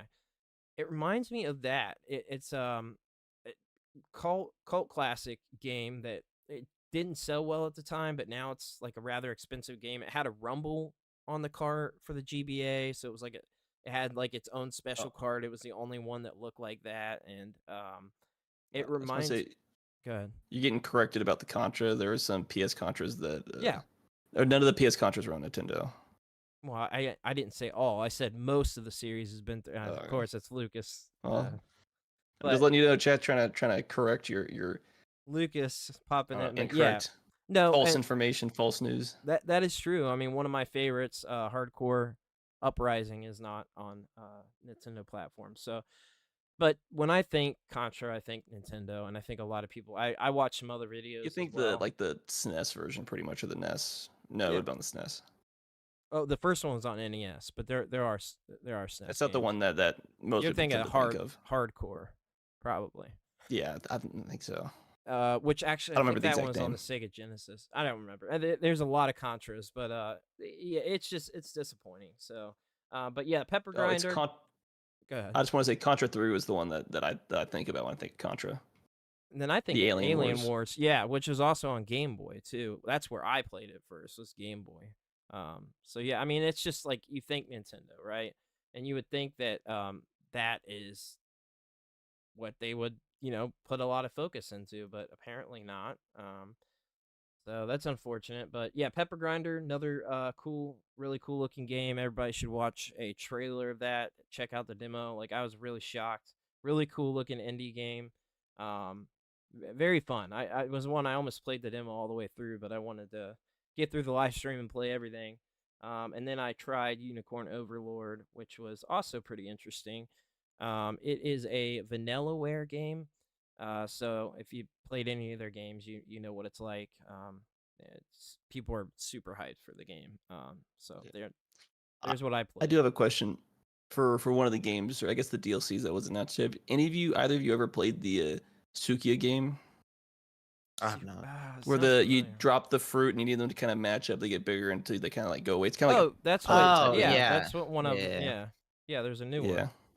Cause I saw that, I was like, I didn't realize it was even on the Switch at all. But I'd seen that game or seen people playing it before, and it looks like a fun game that you can just play for an hour if you like puzzle type games. I thought so Yeah. too. I thought it looked really fun as well, and it's got It was one of the few multiplayer I was like, yeah, multiplayer DLC apparently, for the Switch version. And another one, everybody should look this up. Penny's Big Breakaway. So it dropped during the direct, and it looks like a really really fun game. I mean, I am like shocked, and apparently there's been discourse about this because it's available on, I think, Steam. But this game just looks amazing, and I I'm I definitely want to play this. It just looks super fun, super quirky. But yeah, it's on Xbox. It's on everything. So it looks like a really cool game, and I've heard a lot of discussion on this one. I saw people streaming it already. But yeah, it's like a 3D platformer, and it reminds me a little bit of like Banjo Kazooie, a little bit of Mario 64, like it kind of like a mix of all those Old school cool. vibes. Yeah, yeah. yeah, for sure. So, what did you guys take away the most from the direct? It wasn't a primary Nintendo Direct that I wanted. Yeah. It didn't. I feel like you can tell that it is the last leg for the Switch. Yeah. There's a Yeah, ton of like classics and games that a lot of people are gonna enjoy, but in reality, it's not. I don't know. When one of your biggest things is that you're releasing a remaster, like, and this is where Brandon gives me crap, but I don't think it's exciting that Battlefront is coming to the Switch. I see why people are excited. I know it's a great game. It's great two games. But I feel like I don't know. It just feels like they could have done more, but they also probably are focusing a lot on Switch 2 release, so they're not necessarily too worried about it. I don't know. Yeah. Like if we I, were gonna I get, I don't know how Nintendo normally does their directs. I just don't pay attention to how their quarterly things work. But I feel like if you were gonna get bigger games, it would have kind of come out and been like, oh yeah, quarter 3 we have this big Mario game coming out or whatever it is. Like we would have yeah. heard something by now. well, let me I mean, ask you. I think that. Sorry, go ahead. I was just gonna say, Kurgle. Is there anything on this list that makes you excited from the announcements? I mean, it's quite. Weirdly enough, World of Goo and Yeah, Super Monkey Ball Banana Rumble, like those me are too. like the two games that I would say like they fit really well for the Switch. Actually, the South Park game looked really good too. But yeah, like here's the thing. I played Star Wars Battlefront and I had my time with it back in the day, and it's super exciting. There's gonna be what I hate Online about it, and I want multiplayer. people to understand, you have to pay for online multiplayer. That's one thing that I really hate. Second thing What? is You have to pay for it. yeah, What? you have to have the Nintendo membership. Yeah. Oh well, yeah, yeah. I mean, that's a Yeah. given for But all that platforms. no, it's not on You. PC. Okay. Whatever. I'm just saying that's my general gripe with consoles. Like they make you get these exclusive games, right? They on top of that they make you pay a monthly fee. I don't know. It's just I always look at it from a third world country person perspective, right? Because I am originally from Eastern Europe, and I know that people that would get a Switch you couldn't really afford to, like, you were already saving up for months to buy the Switch, and now you have to pay monthly. Like, come on, it's, I don't know. To me, it's ridiculous. To some people, it's not going to be a big deal, and I understand why. You know, it's like you're used to it, but I don't know. It's always been a gripe to me, and I don't know. But Fair on enough. the other hand, World of Goo, it's something that I played when I was younger. I really enjoyed it, and I think it's going to be a cool game to revisit. I might even grab that actually for my Switch. And then uh, the banana, God, my Rumble. Super Monkey. Yes, Super Monkey Ball is like always been like this fun little game that you can, pick up, play for a few, and kind of hop off. So I'm looking forward to those. Just out of principle, I'm not gonna get the Star Wars Battlefront, but I'm glad that people are gonna get to re-experience that, and have a nostalgia hit. So that's Yeah. cool. Yeah. Yep. And I mean, I get it. I understand, but for me, my thing with it is people. Not everybody's got a PS2 or an Xbox laying around. Like that's my thing. Is like it gives a way for these people to be able to experience these games that we grew up with. A new audience, younger kids, people that weren't around for the PS2, Xbox, or didn't have one. So that's my thing with it. I'm all for bringing games to new platforms, but there's exceptions like stupid stuff like Last of Us being remastered and remade like that's dumb. But Yeah, like every things like year. things like this to me is a little bit different, and at least they're putting it in a Playing, collection, and yeah, it's yeah, getting yeah, added content. Online multiplayer, like that's huge for this.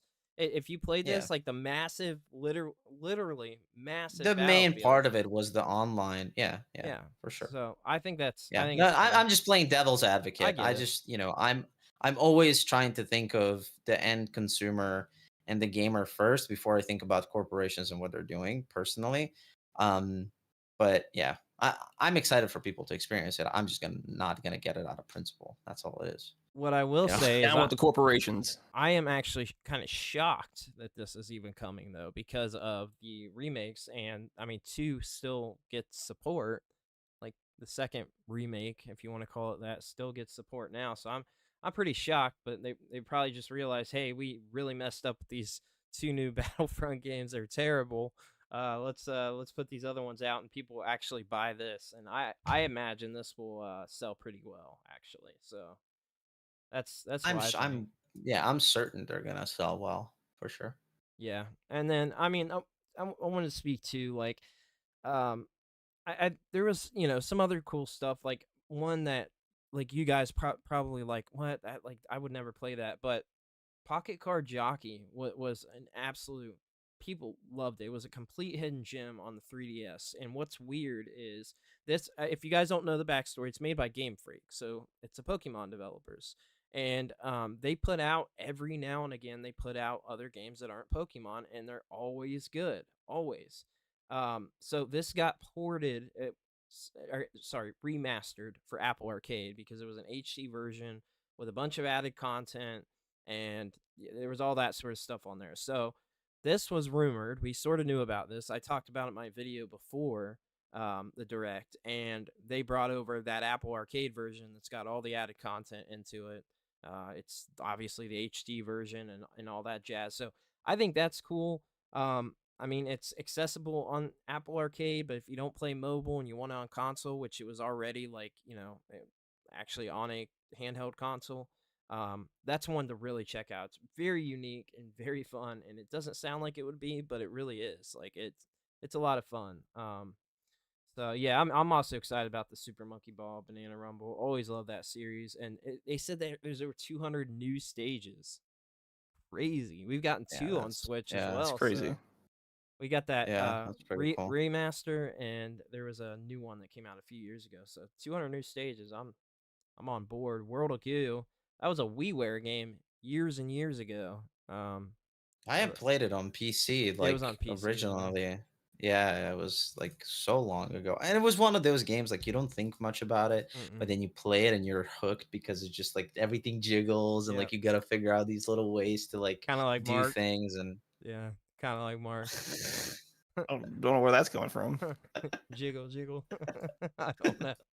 I don't know. But what do you guys think about Grounded and Pentiment? Did you watch the gameplay footage of those? Grounded, I actually watched somebody do a full playthrough. It's cool. Well, I don't know necessarily. The Switch trailer. Did you guys watch the Switch trailer? Like, did you watch the direct where they showed it? I saw it. Yeah. Yeah. I didn't think a lot of it really. It looks horrible. It looks horrible. Like it did. Yeah, I think it's. Yeah, they're getting a little optimistic with the things they can do with the hardware, and Yeah. I think it's a bad thing. I would rather them do simpler, smaller games well than I don't know.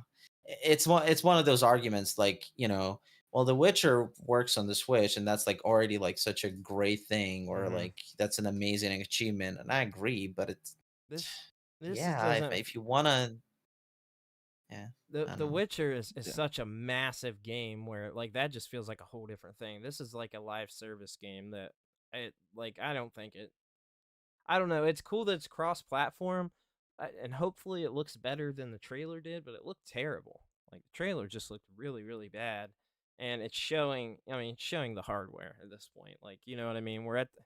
It's showing we're at the end of the life of the hardware. I think it would have been better for them not to put that on there. I feel like, man, maybe Sea of Thieves could even look better. Like if some of these other games that get brought over look good, like I don't know what happened there, but it looks like maybe like it- a lazy port over to the That's what I was gonna say. Is it really a hardware issue, or is it just they just didn't care to properly optimize it for the Switch?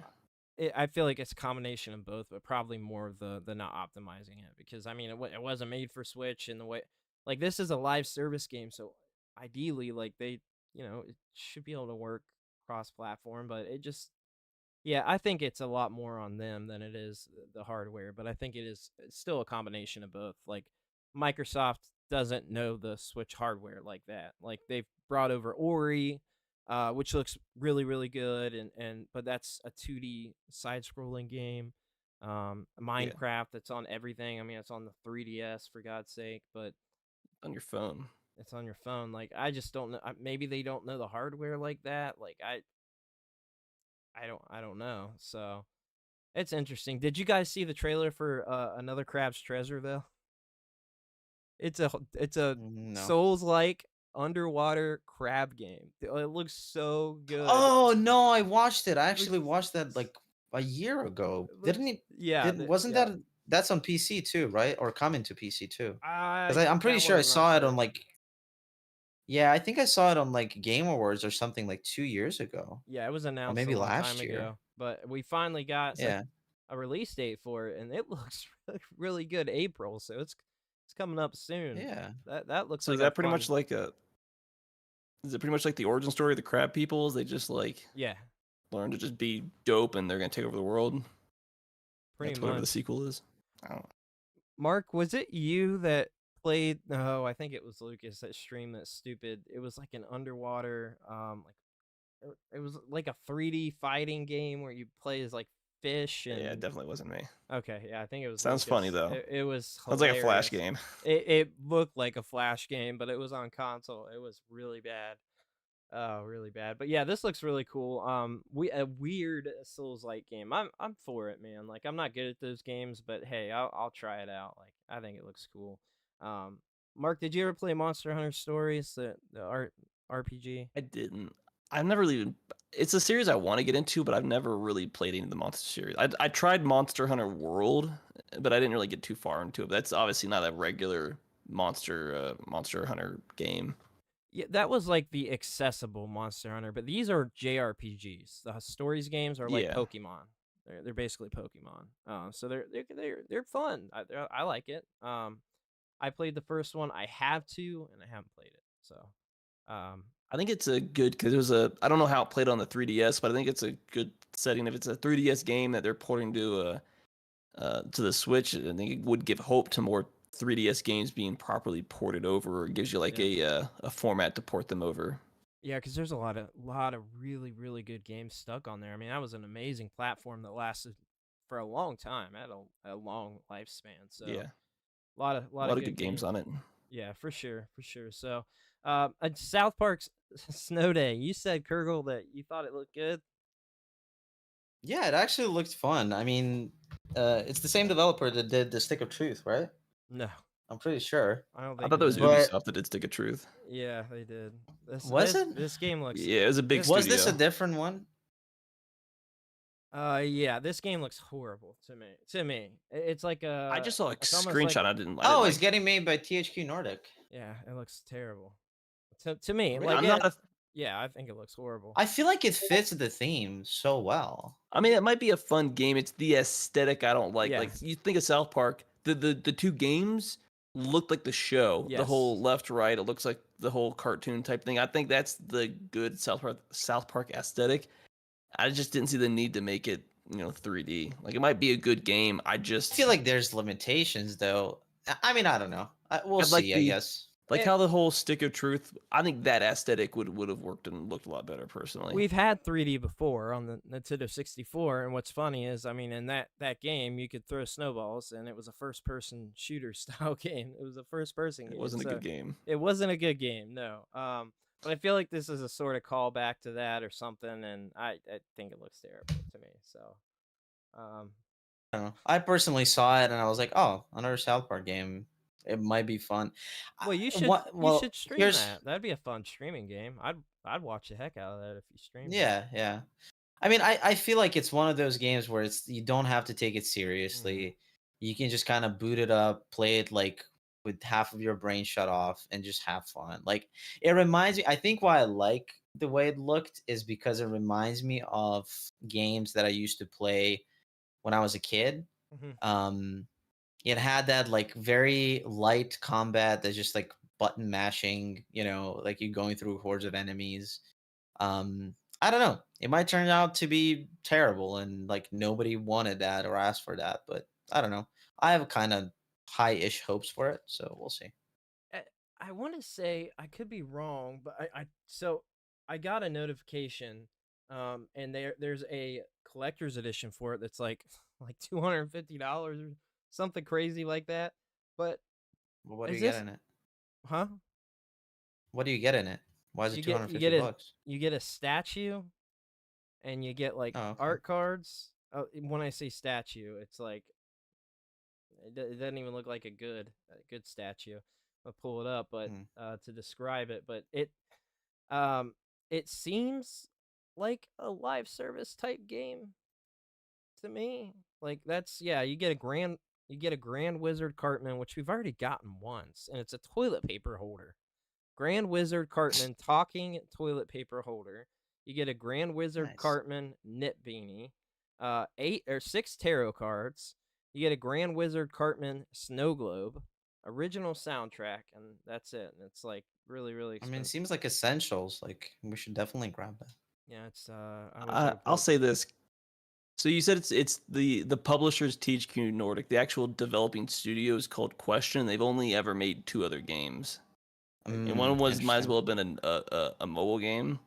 But their last one that came out in 2018 got decent reviews. It's called The Blackout Club, and at least from what Steam, the Steam page, it didn't look like a terrible game. But Well, here soon for I don't know. Maybe for this the live was shows. the right we'll- studio for it. We'll start showing some stuff for live viewers, but I mean, I'm just looking at like this box art for the collector's edition, and like the aesthetic on just the cover doesn't even look good to me. It just, I don't like how it looks. I don't either. It's almost like it looks like claymation mixed with just like AI or something. It just looks I think terrible. that's just how bad the animation looks. Personally, Yeah, it looks. I they don't know. tried to make the South Park animation style in 3D, and I just don't think it works very well. I think a lot of people are going to look at it and be like, "This looks like a really cheap game." I'm not even going to give it a second thought. Yeah. That's kind of the first time I saw it. That's exactly what I thought. Yeah, I mean, we've known about see. this game for a while, but yeah, we'll see. If there's a sale or something and I can grab it, I'll try it. But I'm certainly not excited about that one personally. Mark, what do you think about the Sword Art Online game? Did you check that one out and care at all? I haven't of like the 10 games they have. I tried to play one like in 2016 and I didn't like it. Probably not even going to touch it. Gotcha. I played Apparently- 2 on Vita that were fun. I mean, it's one of the few new games that's not like a remake or remaster that they announced, but it's coming to everything. So if it's a game I would play, I'm not gonna get it on Switch. I'd get it on like on Steam or something. Well, I'll tell you what is a U game. Unicorn Overlord looks like a U It's game. a guaranteed I'm not gonna play that game. What? What? It looks so good though. It's Vanillaware. Atlas, man. Atlas. They put out good stuff. I don't know. Anything else that interests anybody in this before we move on that is worth talking about? Did anybody play Kingdom Come Deliverance and excited about the Royal Edition? Combat I in that actually game's bought. brutal. Yeah, I bought Kingdom Come Deliverance actually like 2-3 months ago when I bought all the Dark Souls and stuff. So I I don't mean, know. it's a good game. I just didn't like the combat. I didn't That's why I either. didn't finish the The game. sword Other than that, fighting was I liked it. horrible.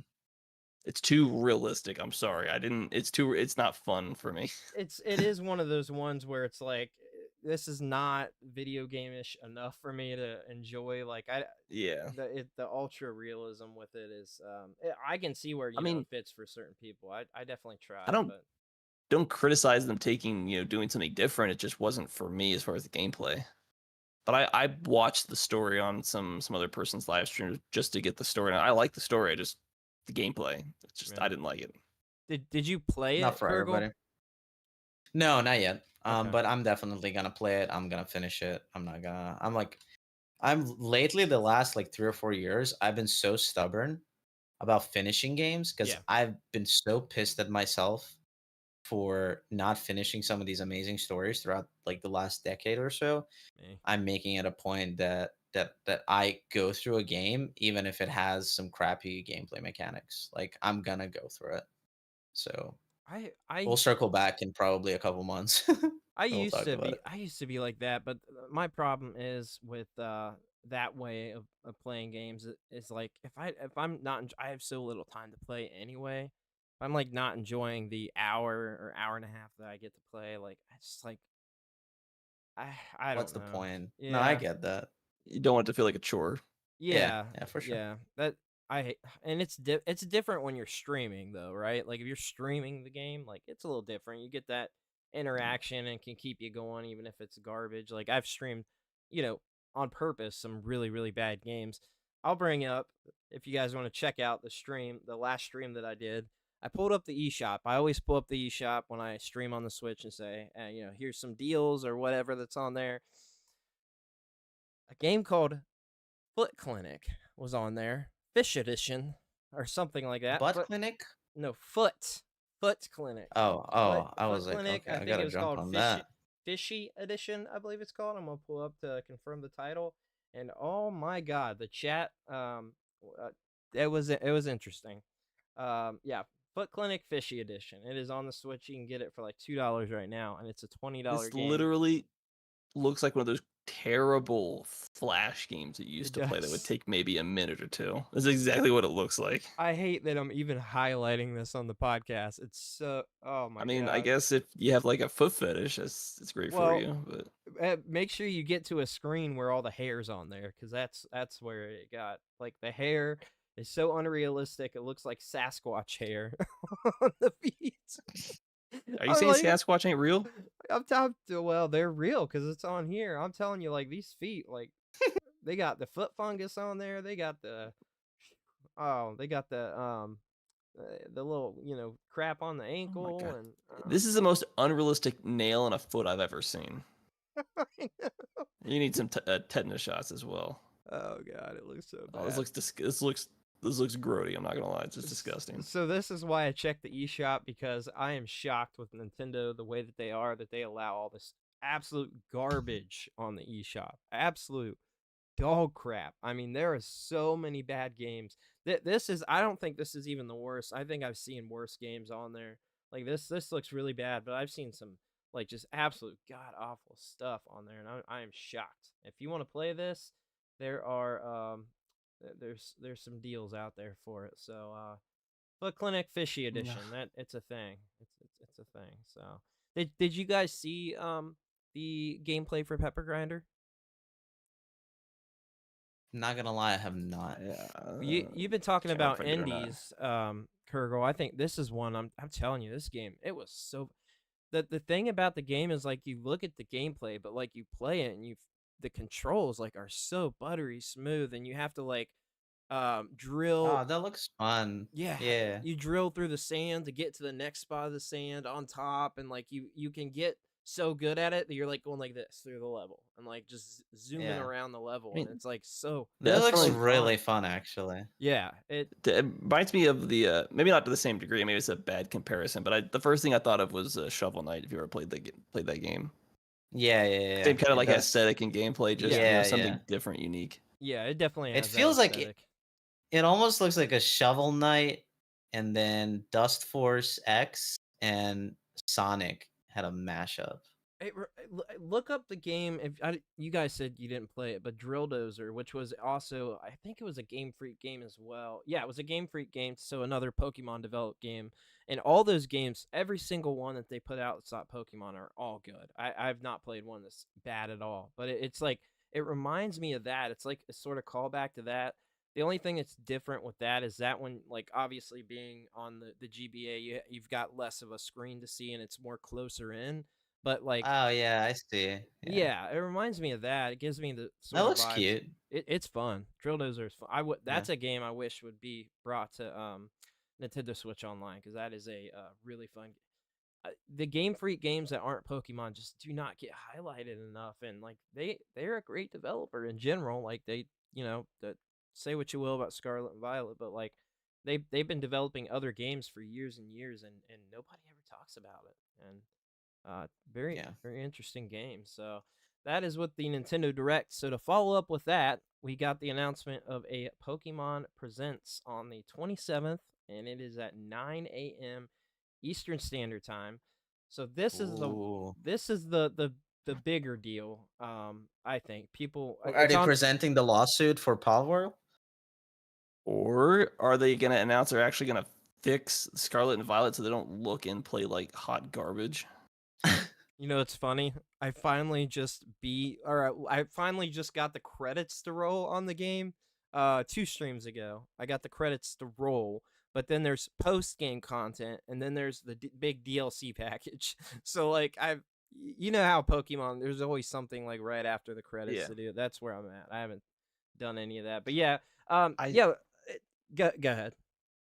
I was just I have no interest in ever going back and trying to finish those games, and it's the first time I could ever say that about a Pokemon game. Like, I just don't think they're I good games. still enjoyed them, but they have massive issues. But I've beaten outside of Black and White and Black and White 2. I've beaten every other Pokemon game out there and completed the Pokedex. Okay, so let's dive into this a little bit. So we Before you guys dive into that, I do have to hop out. okay. It sucks. I want to talk about this because I hate to say this, I never played a Pokemon game. Oh, okay. Well, that would. But I love. No, I think we mentioned it on the show a couple of times, but I do love to hear people talk about Pokemon because people are so passionate about it, and all I've been hearing the last couple of years is how awful it's been for Pokemon fans, and then Palworld releases and just shits on all of it, and it just I feel bad for Pokemon fans, but I'm sure you guys are gonna enjoy the discussion that Mark and Brandon are gonna have. Thank you all, and I'll see you all next week. Okay. Later, all right, guys. We'll see you later. Peace out. Have a good night. Have fun. All right. So I just want to shout out Braden in the comments. That is actually my nephew, and he's been chatting in there. So thank you for the comments. Thanks, Lucas. There. Sorry. Oh, you're good. But yeah, so we'll get and dive into Pokemon Presents. We talked at the top of the podcast that Nintendo Supply, someone we partnered with, is doing a bingo card generator. So I would encourage all of you to use that because I think it's interesting. I'm going to make one, and I'm doing a video on it, hopefully with someone, because I think it would be really fun to get into that discussion. It's just a few days away. But like there's a lot that could happen here. A lot. I mean, there's so much on the table. I feel like there's Black and White remake. There's, a new Let's Go game. There's a new mainline game, which I don't see happening until Switch 2, but I mean, it's on the table. Yeah, I need time to properly make another game that doesn't look and play like garbage. I will never not rag on Scarlet and Violet. I'm sorry. No, I get it. I mean, I agree, and I think because of Power World, I think that there was a possibility that we were going to get like the announcement of a new main line, but I don't think that's happening at all now. I think that really like push him like, okay, we because have to do it would something. immediately get crapped on, Yeah, regardless of how it actually looked. It would get crapped on. I do not want a new mainline on the Switch. I want it on Switch 2 because the hardware is just. I mean, it doesn't make sense because Legends Arceus was able to do it, although it Well, wasn't a it full wasn't. open world, Yeah, but it was that semi open world. I mean, it was. I think the semi would work better if they still want to do that. I don't know if they can do a proper open world. They don't have enough time to make it. Like, that's the Yeah. biggest problem. Well, yeah. I mean, there's so many things. I hope to God we don't see a new mainline game announced. But I mean, there is a lot like that. Could, I think we're going to see some updates to Pokemon Sleep. I think we're going to see a little bit of Pokemon Go info in there. Those are the boring things. Yeah. I the Black and White remake is. I mean, it's up next. So what's your thoughts there? Are you wanting to see that? Like, are you okay with that on Switch I One? want to because it's the only generation of games that I've never played because it's So not good, been so good. the only generation that was expensive. I'm not paying $150 for a single Yeah, Pokemon game because at that point I need all 4 cartridges because I want to complete the Pokedex. yeah, yep, Um, so that's kind of where I'm at. Uh, Plus, at the time, I was like, well, I guess the remake's right around the corner, so I'll kind of wait to do that because half the reason, like, I want to play the story and I just want to be able to get the Pokemon for my living Pokedex and stuff like that. So yeah, I can wait. yeah, yep. That's fair. I hope that we see it because I think they could do. If they did it in line, like, would you be happy if they did Black and White remake? My hope is that it's not like Brilliant Diamond, Shining Pearl. For you, it wouldn't be a problem because you haven't played them, and it would be like the same exact game. But to It's one of me, the few games I've never played or it's the only generation I've never actually played the original games of. I really hope it's not in the line of Brilliant Diamond, Shining Pearl. But I think there's a high chance that it could be. I hope not. A Would lot of prefer it to be more like the ORAS remakes, but I mean, that's like the peak, remaking slash remastering of a game series. Would you be happy if it was in line with like X or not X and Y? Sorry, Sword and Shield. I don't think it needs to be. Like, you don't need to do anything massive. Just Well, then that's just Brilliant make Diamond, the Shining same Pearl that game, got add crapped more on. content, make it look good, and you don't have to do it because the ORAS games, it's essentially the same game. It just looks a little bit better, and there's added content at the end, and obviously a little bit with the story based off of the X and Y story. But like, you don't need to remake, start from scratch from the ground up. Like, the base game's there. You don't need to change a lot there. If you want to change one or two things here, add some more story, add some extra content, and then it's not. I don't think it's that hard to Well, not butcher it. Just don't make it look like it's chibi animation. That'd be well, my only criticism. that was the last generation of the 2D pixel art Pokemon. So like that was the last, where we had. The last true 2D, yeah. Yeah, that was the last one. So like it's got to be different. Like it's not going to be that. But I mean, I wouldn't complain. I don't. I mean, I wouldn't complain either. But it's got to be a 2D remake. 2D pixel 2D pixel Pokemon looks great. I don't make it look like If it looks like that game, that RPG, yeah, you're thinking of the same thing. I am, I think. I'm blank on the name. Yeah, The one that just came out this yeah, Octopath Traveler. yeah. If it Make it looked look like like that. There's nothing wrong. It's a good game. uh, The pixel animation looks good. You it don't need does. to do a whole lot. Just spice it up, add more content, maybe add a twist to the story, and people will like it. I don't think that's gonna happen though. I don't think we're going back to That would 2D require too pixel. much actual effort on actually game development. Yeah, Uh, be too expensive. yeah, it'd be too much. And it's interesting. I wonder who if we're getting a remake of that. I wonder who's actually doing it. I wonder if it's actually Game That's going Freak. to determine a lot. Yeah, because I mean, Did Game Freak actually do the ORAS remakes themselves, or that's was a it good somebody question. else? That's a good question. I don't know. I can't remember. Yeah, that'd be a good one to find out. Obviously they didn't with Brilliant Diamond Shining Pearl, and that was one of the issues with that game is that it was too similar, and there wasn't enough difference in Yeah, so justifying the those games. Omega Ruby and Alpha Sapphire was developed by Game Freak Well, themselves, which is that's why it was a good remaster yeah. because, Well, that was a full-on remake and a good one. I mean, that yeah, was a added really good. content for the most part. The story's the game, and it's the same game you love with just some extra stuff to it. Yeah, yeah, I agree. What else do you think that we could see? I don't really know. I don't imagine it's being a long showcase. I mean, this is just Pokemon stuff, so Um, well, I mean, they're usually like I don't really know what to 40, expect. 45 minutes or so. I think I don't normally. think it needs to even be. What are you going to talk about 45 minutes though? To be fair, Well, like I mean, I think you're like not considering like all the other, Pokemon spin-off type stuff. I mean, like how much stuff do they actually have in the work? are we getting a new Let's Go? Like people have been talking about that for a while. Like, are we Yeah, but to getting be a fair, like Gold what Silver you're Let's gonna Go? show? What are they gonna show? A 10-minute trailer for the new Let's Go? Like, No, but I mean, you've I can't got imagine this being more than 20, 30 minutes. Or what are you gonna drag out to actually talk about? got a Because new most people, it's like anime. here's the trailer. I don't think that'd be a waste of time to talk about. I mean, that's its own separate thing that people kind of follow. Oh, they But always show I just 'em, don't know though. why this would last unless they're just trying to pad the time out. Like, to be fair, I think these Pokemon presentations could just be a part of the Nintendo Direct itself. I don't think so. Not for Pokemon Day. Those are always the biggest ones. That's why I think this one is a little bit But I'm different. biased. Like, just show me the game trailer. I don't need any extra content. Just show me what game you got coming out, and then we'll go from there. Yeah, I But I get don't it. know. I get it. I'm gonna make up That's on all the I care bingo about. cards. So all right, let's what are your wants then? It's think Out spin-offs, of think all the this, things that you've enjoyed in the series that maybe we haven't gotten a sequel to or haven't gotten something in a long time. Cuz I got a just want a lot. good Pokemon game. I got Like, a long to be list. fully frank, I wouldn't mind if we didn't see a Let's Go because didn't really care for the game all that much. I didn't like the Let's Go all that much. It's really a bare bones game at the end of the day. Um, I just want to see what I would prefer to see.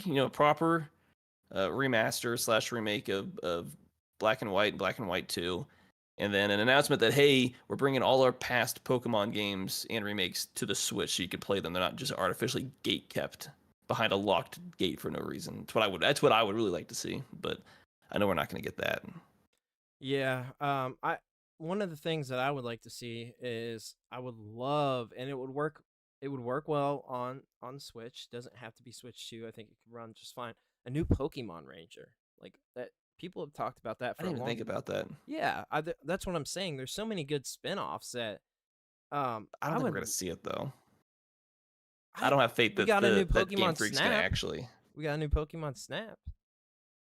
If they treat it, it's not going to be. I just don't. Where they are right now, I don't trust that it's going to be a properly developed game, if not just a remaster or a ported game at that point. Another thing I think we're going to see. I'm on the fence because I enjoy them, but I'm not like a super fan. Mystery Dungeon. I feel like we're going to get a new Pokemon Mystery Dungeon game. I feel like to me it feels almost like a given because we're trying to fill out they want to fill out the rest of. We don't know anything beyond the like 4 games that Nintendo has coming for this year, which is Yeah, so and one but of to be them's fair, already out. if you're looking like, hey, the next console's coming out next year, they're not planning on putting out anything big. If we do hear anything, it might be ports or nothing major is going to be coming out on the Switch at this point. If that's kind of what the consensus is, that we're about Yeah. a year out from the next console coming out. Well, So at that point, are we going to really get anything big out of this announcement? that's I mean it's a good point. One thing to keep in mind is that we always get Pokemon games after the new console's out. So like I feel like we could still get a release date for something in I mean normally Nintendo is not doing this. It is Game Freak, but normally we're not like getting announcements super far ahead anymore, especially since Metroid Prime 4. Like a lot of times they're shadow dropping things or it's out the next month or whatever. But Pokemon historically, we've gotten games still come to the previous platform for Yeah. for years. I mean, it's happened since the Game Boy. So I you know I wouldn't mind seeing a Pokemon Ranger. A mystery dungeon if it's done well. I wouldn't mind seeing the new mystery dungeon. What I would like to see is a new Pokemon Puzzle League or a new Pokemon Trotsy. I really enjoyed those games. Super simple, I easy guess to it's do. possible. Though I guess I should be candid.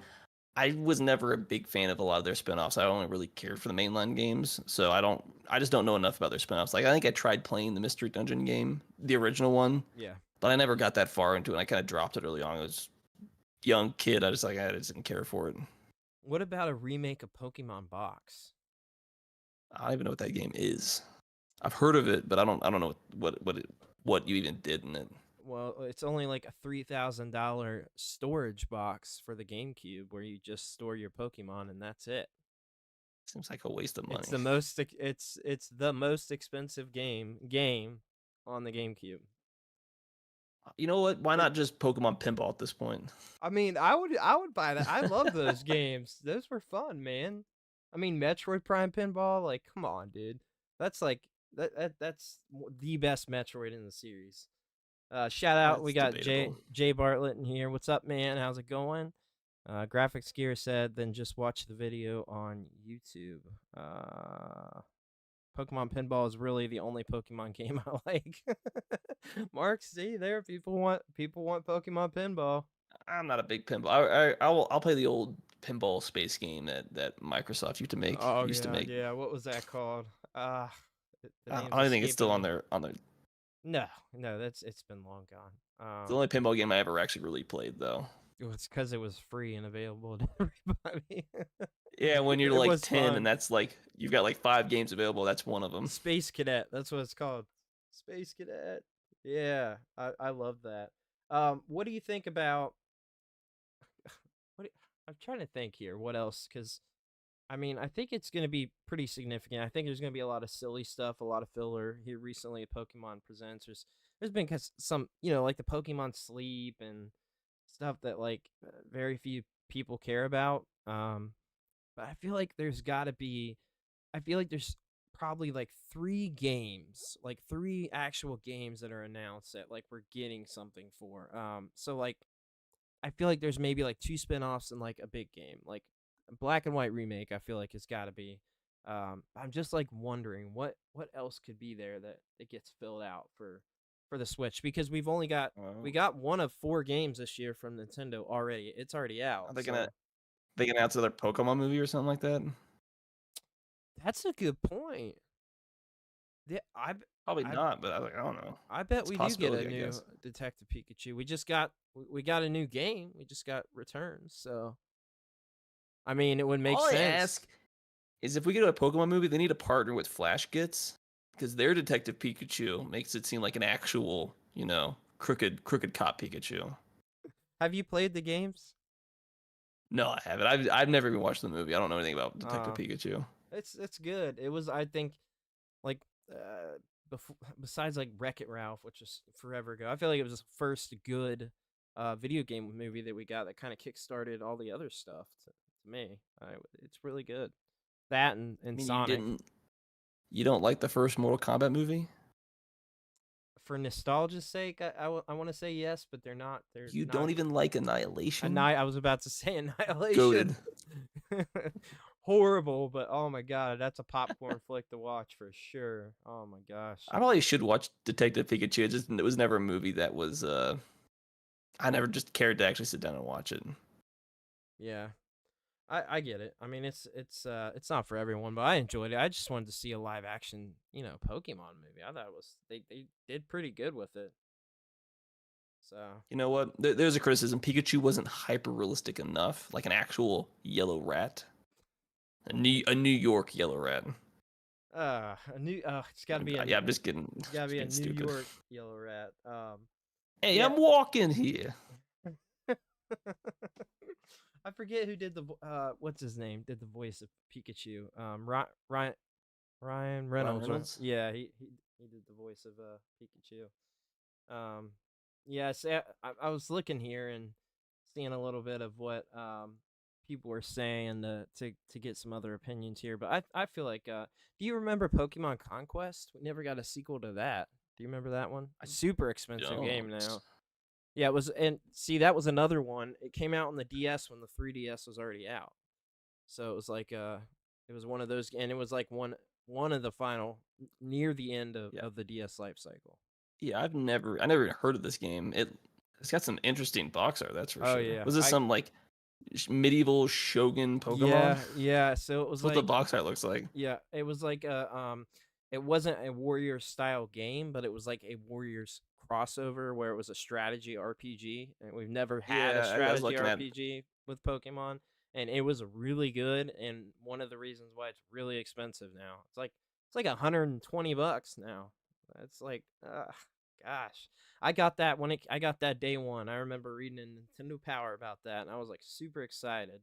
Meanwhile, 3DS was out and didn't have a 3DS yet, so I was like, "Yeah, we're still getting some content here." And it was really good. Yeah, I was looking. It's hilarious. I wish I had it set up to be able to show live viewers, but the first two things I see here from MSN's article it came from Tech Radar is Return of Mystery Dungeon, and then the second one is Pokemon Conquest sequel. um, Will the sequel also offer Nintendo Wi-Fi? Yeah, it was. Yeah, the online was cool. That The online blast was- from the past. Yeah, I know, right? I it's funny. I've never talked about. I want to talk about some old stories, especially during that era, because I have so many good memories from that era. But I had do you remember the Wi-Fi adapter I had to play DS and? You had it. Yeah, I don't remember how I used it. I think it somehow worked with regular Wi-Fi, but I remember using it before with the with Mario Kart DS and just the it wasn't hacking, but it was the exploiting with the cur, like the snake driving the snake boosting. the snake. Yeah, that was like the big thing. That was everybody did that online. Yeah, it became really hard to race on. Mario Kart DS is my favorite Mario Kart. But yeah, it became really hard to play online. It's really good. That battle mode. Or you'd have like 7 people on there that played normal, and then just one dude that's just snaking. You're just like, this is like, come on, dude. And it was always a Japanese player too. always a Japanese player. Worldwide. Yep, it was worldwide. It was one of those. I'm glad that doesn't exist in any other game. Yeah. It was an interesting time. I really I bought that Wi-Fi. I still have it. I still have Wi-Fi USB Connect. I rebought it. It's not the one I had, but you had to order it on Nintendo's website. So it was a really interesting peripheral that people have apparently made to still be able to work. And like there are fan servers for a few things. I've recently found out that there is a way to still play Metroid Prime Hunters online. So I want to do that.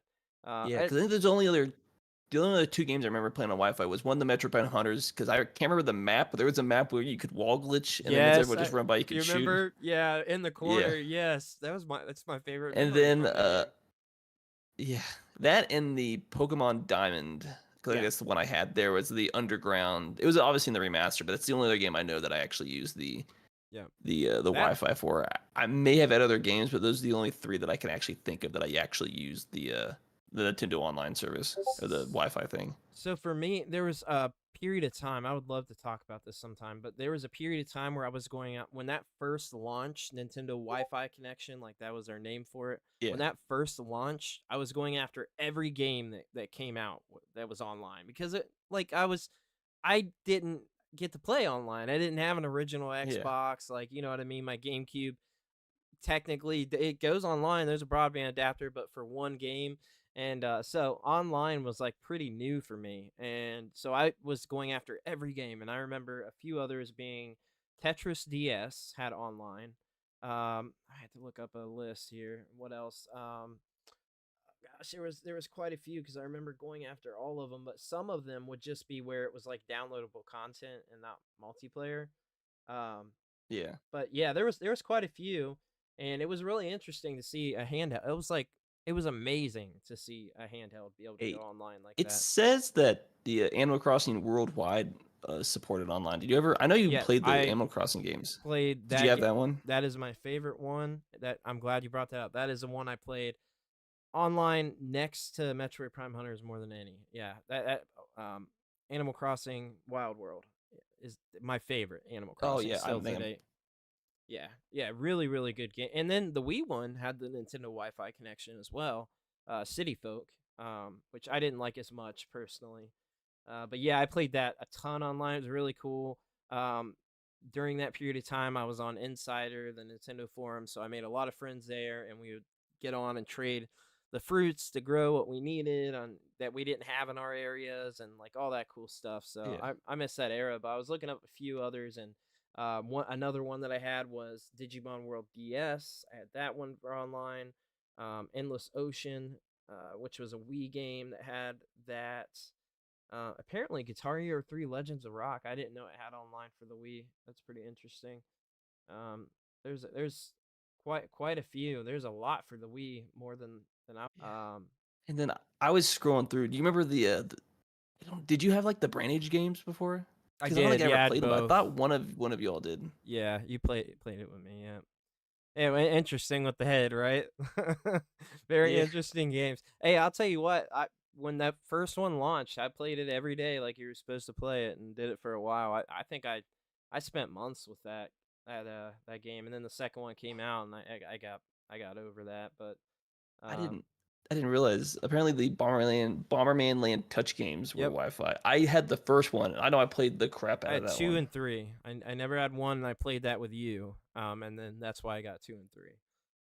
It's But not on this list because apparently the Age of Empires Mythologies game was Wi-Fi, but not just the regular Age of Empires for the DS. I know I had that game. I've got I it right can't remember if we behind me. played it or not. We did, yeah. I've got it. That was a fun game. I rebought it because me and you played it. Just this year or last year, sorry. I wish I knew what happened to that game. Yeah, you should rebuy it. We should that would be a really fun video to do, just talking about that game, because it's really bad, but I still played all the way through it and put probably over 100 hours in that game, but it was really bad. Like, it was jank. I don't know if you remember how janky that game was, but it was I still enjoyed it. I like that. Was a fun No, game. I did. I did too. I didn't have access to play it on PC, and it was cool. I dug it. Another one I had was Call of Duty World at War, which was really interesting for that time. I also, like I said, I ended up getting World at War, and funny enough, that is my favorite Call of Duty to date is World at War, the console version, but the DS version was pretty fun. Both of the Castlevanias I had, and those were games where, if I remember correctly, Portrait of Ruin just had like an online shop, and it wasn't like if I remember correctly, there was no like multiplayer. Club Penguin and Elite Penguin Force. I had that, but I don't remember playing it online. I'm pretty sure I have it behind me still. I'm 99% sure I still have it. The game I never got into. I'm sorry. And then one other big one I'll mention was Custom Robo Arena, which still to this day is in my top 10 games of all time. Love that game. It was a bad game. Really, really fun. I was looking through if there's any other games that I played that was on the Wi-Fi or one that I recognize, but I don't think so. Nothing else. I didn't know the FIFA games on there were Wi-Fi. I didn't know you can play those. There's 4 of them you could play online. Apparently, there's a Warhammer game that was on the DS that was. Geometry Wars. I did know that one, but I never played it, which was a Sierra game. Yeah. I think I still have most of my DS games, but for the most part, like one of the games. I think so. That's awesome. They're buried somewhere, but I was sitting there and thinking there was a GBA game that I regret getting rid of. I don't know what happened to it, but it was a old Lego soccer game that I remember I played the crap out of it. I don't know what happened to it. I was like, that was a fun game. There were a couple of really fun Lego games on the GBA. There was that Lego like racing game where you built the carts or whatever. I forget what it was called, but there was a few that were really fun. And then, of course, like the other Lego style games started as well in the GBA. Like I know Star Wars was on GBA, the Lego Star Wars. But there was like pre-Lego Star Wars games that were really, really fun. Yeah, Lego Bionicle was another one I had. This is what I'm thinking of. Lego Island 2. This is what I had. Lego Island 2 and GBA Island Extreme Stunts. There was apparently a second one. So I played the Island 2. I've never heard of the Extreme Stunts. That looks like a snowboarding game, but Lego was unique with their outputtings before Star Wars, man. Like there's all Yeah, there's all because they had to kinds get of creative, stuff. like you had like the Bionicle and some other stuff, and just unique Lego games. Oh, that they had to do. Soccer Mania is the one that you're talking about. There's a Yeah, whole video on YouTube for the GBA Lego games. That's cool. Evolution Lego games for GBA. So check out that video. Knights Kingdom, Lego Knights Kingdom for GBA. I've never heard of that one. Interesting. But yeah, there is a lot. Oh, how can I forget these ones? Mega Man Star Force 1 and 2 were online. I don't know how I could forget about that. I played the crap out of those games. Also I was Mario never versus. a Mega Man fan. I know you weren't. I always tried to get you into it, but you weren't with it. Mario versus Sorry about Donkey that. Kong 2, which I do have. I've rebought that. I've been trying to rebuy childhood games. It's been the only focus.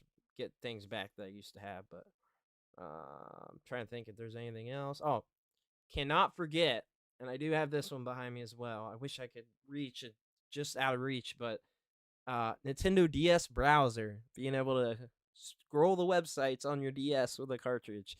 I got that when it was new, and I used it to get on insider forums when I couldn't use a computer with dial-up. So like that was an experience. Do you remember the days of the browsers for the handhelds and stuff like that? I remember. I never had them. It may have been you that we used it with, but I know it was around, but I never actually actively remember using it. Yeah, it was interesting. It wouldn't load video. The website, it took forever to load anything. You talk like 3 minutes a page. So I'm trying to reply to somebody's comment on Insider, and it's 3 minutes of waiting, doing something else, and oh, it went through. Let me That's go one check. of the big things about the Wii when they came out. I was like, oh, I get on the internet on this thing. Yeah, yeah. It was interesting. People did some. There's some pretty interesting like hacks and things that people have done with that cartridge that you can watch on YouTube. But of course, like almost every single Pokemon game was online. That Platinum, Mystery Dungeon, Explorers of Time, Yeah. Heart Gold, Diamond, Black 2, Black 1, all those. Trying to see if there's anything else. Don't think so. You had Star Fox Command, didn't you? What was that on? DS. Oh, yeah, and I got left out in the rain and it ruined the cartridge. How did that But yeah, I had to. happen? It was not that a good. I don't. It I think we was were outside it was playing DSs or okay. something. It was okay. It was not a good game. It was like nothing. Nothing was lost. But you said I'm like, oh, the game that I get, the only DS game that I destroyed because I left out in the rain, is I think it was in the front yard because I thought we were playing games and I brought some stuff and I just forgot about it and I'm like, Oh, I was it's just involved raining. with this. Yes, I mean. Well, why else would I have my DS and all my and like why would I leave a game outside if we were not Yeah. like playing games? But it was luckily it was a. I don't think I ever told my parents about it, but it was like whatever. I didn't really care about the game, so it was Here was it wasn't like Diamond that I lost. This was one of the first like 3 or 4 Nintendo Wi-Fi games and a launch game for the DS, which was American Skateland. Or it came out around the launch, very close to the launch anyway. It wasn't super far off.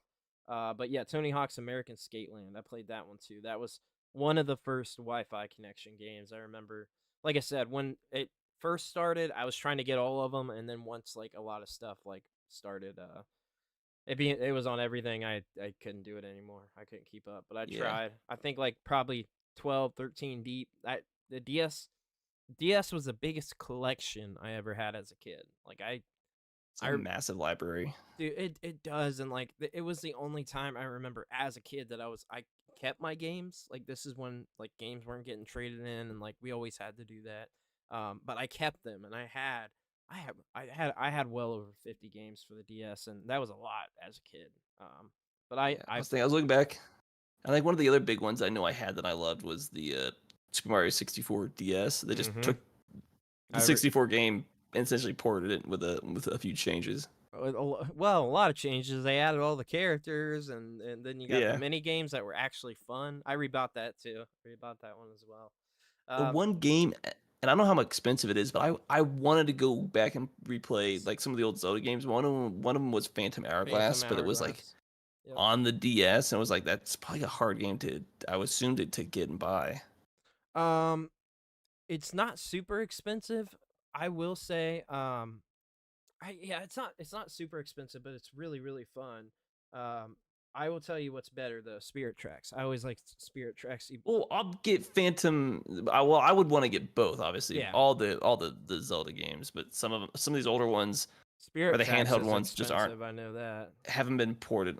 I guess the hope is eventually it will get ported over. Some of these old games will get remade or Well, a way to get them on the newer consoles. that's another discussion. Is because like, why haven't we not gotten Twilight Princess and Wind Waker HD brought over to us? We got all this other Wii U content, and then these two games are Yeah. stuck on there. What the heck?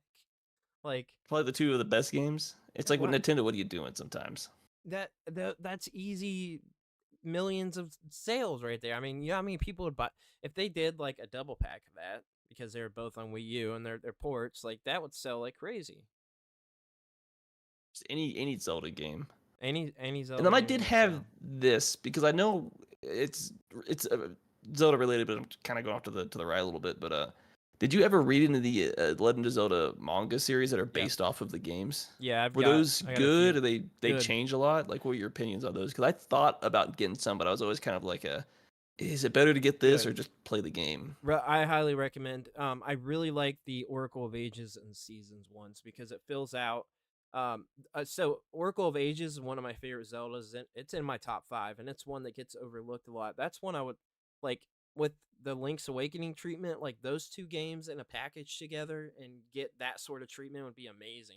But the manga fills out a lot more of the story, and if you the whatever the Zelda compendium is called, Hyrule Historia, I think it's called. Yeah, I have it. I know what you're talking about. So the manga filled out a lot of what was put into that because like the games okay. filled out, I mean the games the story was there obviously, but it was pretty limited by the Game Boy Color. But it was definitely there. I don't want to diminish the games because they're both really good. Seasons was more puzzle based. Ages was more action based, which is why I liked Ages a little bit more. They tried to do the Pokemon thing with it. And Yeah. what's really neat about, I don't know if you know this, but what's really neat about those games is if you link cabled them up, you get the final battle with Ganon. Like you to complete I did the game. hear that where it's like you Yeah. have to have both games, and it's interesting, but it's like, don't do this again. Well, It feels like you're taking away from the experience. it kind of does, but they're two completely different games. So it's like it's not like Pokemon where one's like you got some different Pokemon in it and that's it. They're like But two completely different games. But if you only had the one, you never really got the true final That's boss true, of the yeah. it feels like you're missing part of the story. That's the only complaint that I've ever heard about those games. That makes sense. I But still think it's kind of unique though to do that with the link It cable. is, 'cause, yeah. It's neat. It's like incentivizes you to want to get the other one. Of course, it's a sales thing, but I think it's kind of cool. Like you still could beat the game and be fine. But there is like the sort of cliffhanger of in both of them of actually beating Ganon. So I guess for the ones that you've read in the games that you played, is it a good substitute or does it supplement the actual game? Like if you either never had access to the game or never played it, would You get you as far as just the story, would Yeah, the you get the manga full story. suffice? Yeah, Okay. you get the full story with the manga. The It's Ocarina of Time it's a one little is really good. Phantom or Majora's Mask one. yeah. Majora's Mask is probably my least favorite Zelda game. I still like it, but it's one of my least favorites. So the manga there for me, I really enjoyed that because I didn't like the game as much. So like yeah, the story for Majora's Mask is amazing, but the time limit was my problem. You're stuck, and then you just have to keep Yeah. redoing it over and over. And I gave up. I couldn't beat it as a kid. Couldn't do it. Yeah, I felt that with a lot of games, but I guess the idea is because sometimes it's like I would like to get to these games, but to just know what the story happened without necessarily having to play it. Because as much as you roast me for it, I'm not the biggest fan because I never played. It's not Wind Waker. Keep thinking. I think Wind Waker, Majora's Mask, the original 64 or the Ocarina the of 64 Time? game, Ocarina of Time. I going back and never playing it. To me, it's hard to play that game. It's definitely not aged all that well with some of those older games. So it's kind of like to just get the story. Would this be just a better alternative? And maybe I'll get around to actually playing and beating the game. But as of right now, I'd rather just get the story, not suffer with they're good, and 25, 30-year-old gameplay. For some of those games, they fill out more of the story. Now, like Ocarina of Time, you get the full story in the manga. If that's what you're asking, you get the full story. I don't think you got as much extended content from that, like as a substitute, but you did get like some different dialogue. So there was like some, if you played the game, there was like a reason to read the manga still. Like you still got some Like it additional. added more content, Yeah. the whole world building type thing. Yeah. Yeah, and I love that. I thought it was really good. That's underrated because really that people that are only diehard Zelda fans really even know that that exists. And like they constantly there's a chest that you can buy that has all of them in it. I don't know if you've ever seen it. You can look it up, but there's a Zelda Well- chest that has all of them in it that you can get for like $100, and I'll see it go on sale for like $80 all the time. I have to look into it because it happened like I don't know how long ago it was, but periodically, within the last year or two, I was at a Barnes and Noble's in Salt Lake City, and I just happened to see, like, I had no idea there were Legend of Zelda, manga and stuff like that. And obviously, it's Yeah. based off of some of those older games. So I was like, maybe like for like Oracle agencies, and it's like, I don't really necessarily want to go back and try to play some of these really old games that growing up you wouldn't have had a problem, but now it's like between time and stuff like that, it's like, well, if I could just get the story out of this, that just might be, good enough. And maybe eventually down the road, I'll actually get around to playing some of these games. I do recommend. There's a lot of Zelda games. There is. I do recommend them. I think they're great, especially for Super Zelda fans, because you do get like additional content there. But if you are like somebody that hasn't played all the games or is wanting to get caught up or understand what's happening in the lore, totally worth it. And I think they're cool pieces to have. So. Because I'm not gonna lie, if you come at it from like there's like 30 years of games and you've never really played in them, it's a daunting task to go back and play all these games. Obviously, there are some good games to go back and play, but to play all of them, it's kind of a daunting task. Yeah, I get it. It is. Dude, I feel that way about a lot of series, but I also feel that way about things like One Piece. Because like I stopped at like whatever episode 300 and some, I don't even remember, and it's like I wanted so bad to get caught up because I played the One Piece Odyssey, which by the way is an absolute hidden gem. And I was like, I want to get caught up in the story. I don't want to get like spoiled by the game or whatever, which it really doesn't, because it's kind of its own standalone thing. But I feel that way with series, and I feel that way with games. And like one is like Fire Emblem, because there's a bunch of those that I've missed. I've tried to stay caught up, but like Shadow Dragon came out. I don't know if you remember, they did that collector's edition, but it was inside. It was just digital, and that game was limited. You can no longer buy it. But it was like it was a translation of a game that we never got here for the Famicom, and I've got it up in my closet. And like a weirdo, I never opened it up, and like so I bought the game still on the eShop. I got the collector's edition and bought it on there. But like that's a series that I feel that way with, and it's weird. This is a weird one to say. I played a lot of them, but Bomberman, there's still a lot I missed. I didn't realize when looking probably like a month or so ago how many I haven't played and how many variety. There is a lot. But I'll say this, and because it's been a while, I've only played a handful. It feels like, unlike Zelda, like the Bomberman is kind of like for the most part, you play a game, it's kind of like a standalone game. Yeah. Where I can't speak as far as the Fire Emblem games, but Zelda, they're all technically, whether they were retroactively, they're all tied together and then won this massive timeline, which felt like they put themselves in a hole. And the way I looked at the new games, Breath of the Wild and Tears of the Kingdom, as a soft reset of the series, because there's just so many games and so much you're missing. Why not just we need a soft reboot? There's just too many games here that people that want the full story to kind of go back and catch up without just watching a 4-hour YouTube video on, which I've done. Pre Tears of the Kingdom, I'm still playing through Tears. I just reached the Fire Temple.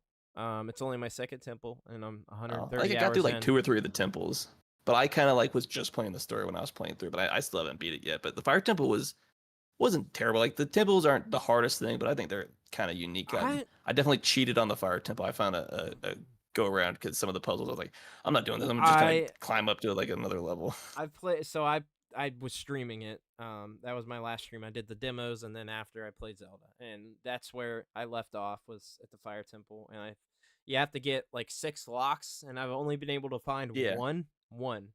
I cannot find the others.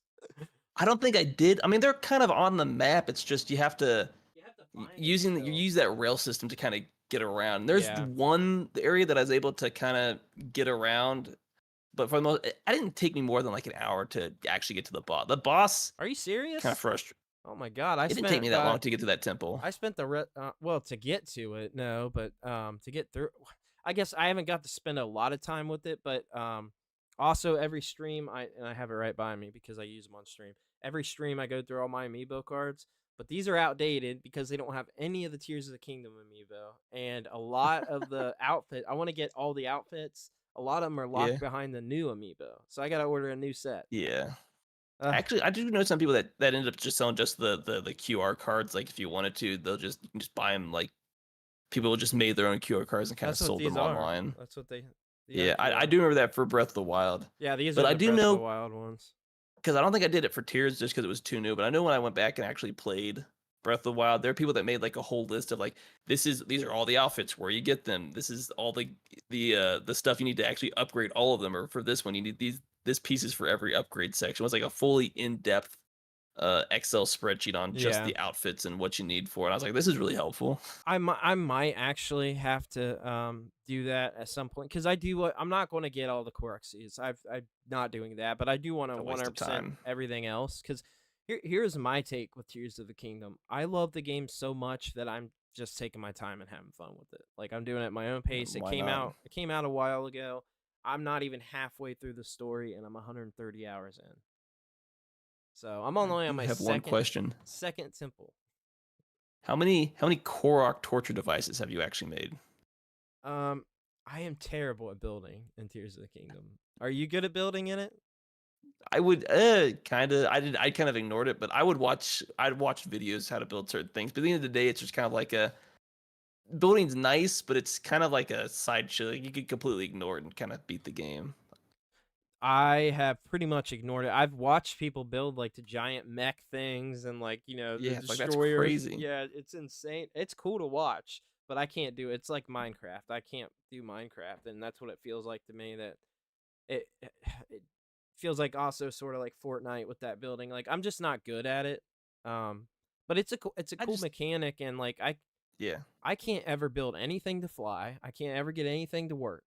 Every time I try to build something, it never works. It just crashes or doesn't move. A lot of those people, it's a lot of trial and error for certain things, and there's really simple stuff that you can watch a video on how to build to kind of fly around. But I just never really bothered to care because I played the game because I wanted the story, and I was like, oh, I might do this as a sideshow later. But I just never cared. I want the story too, but I was having fun with it, man. I think it's fun to just explore. Like I spent a lot of time. So like early on, I found a lot of I've gone through the depths a lot, and I'm not even halfway through the story. Like I've gone through a ton of the depths, and I've gotten a bunch of the depths was always so frustrating.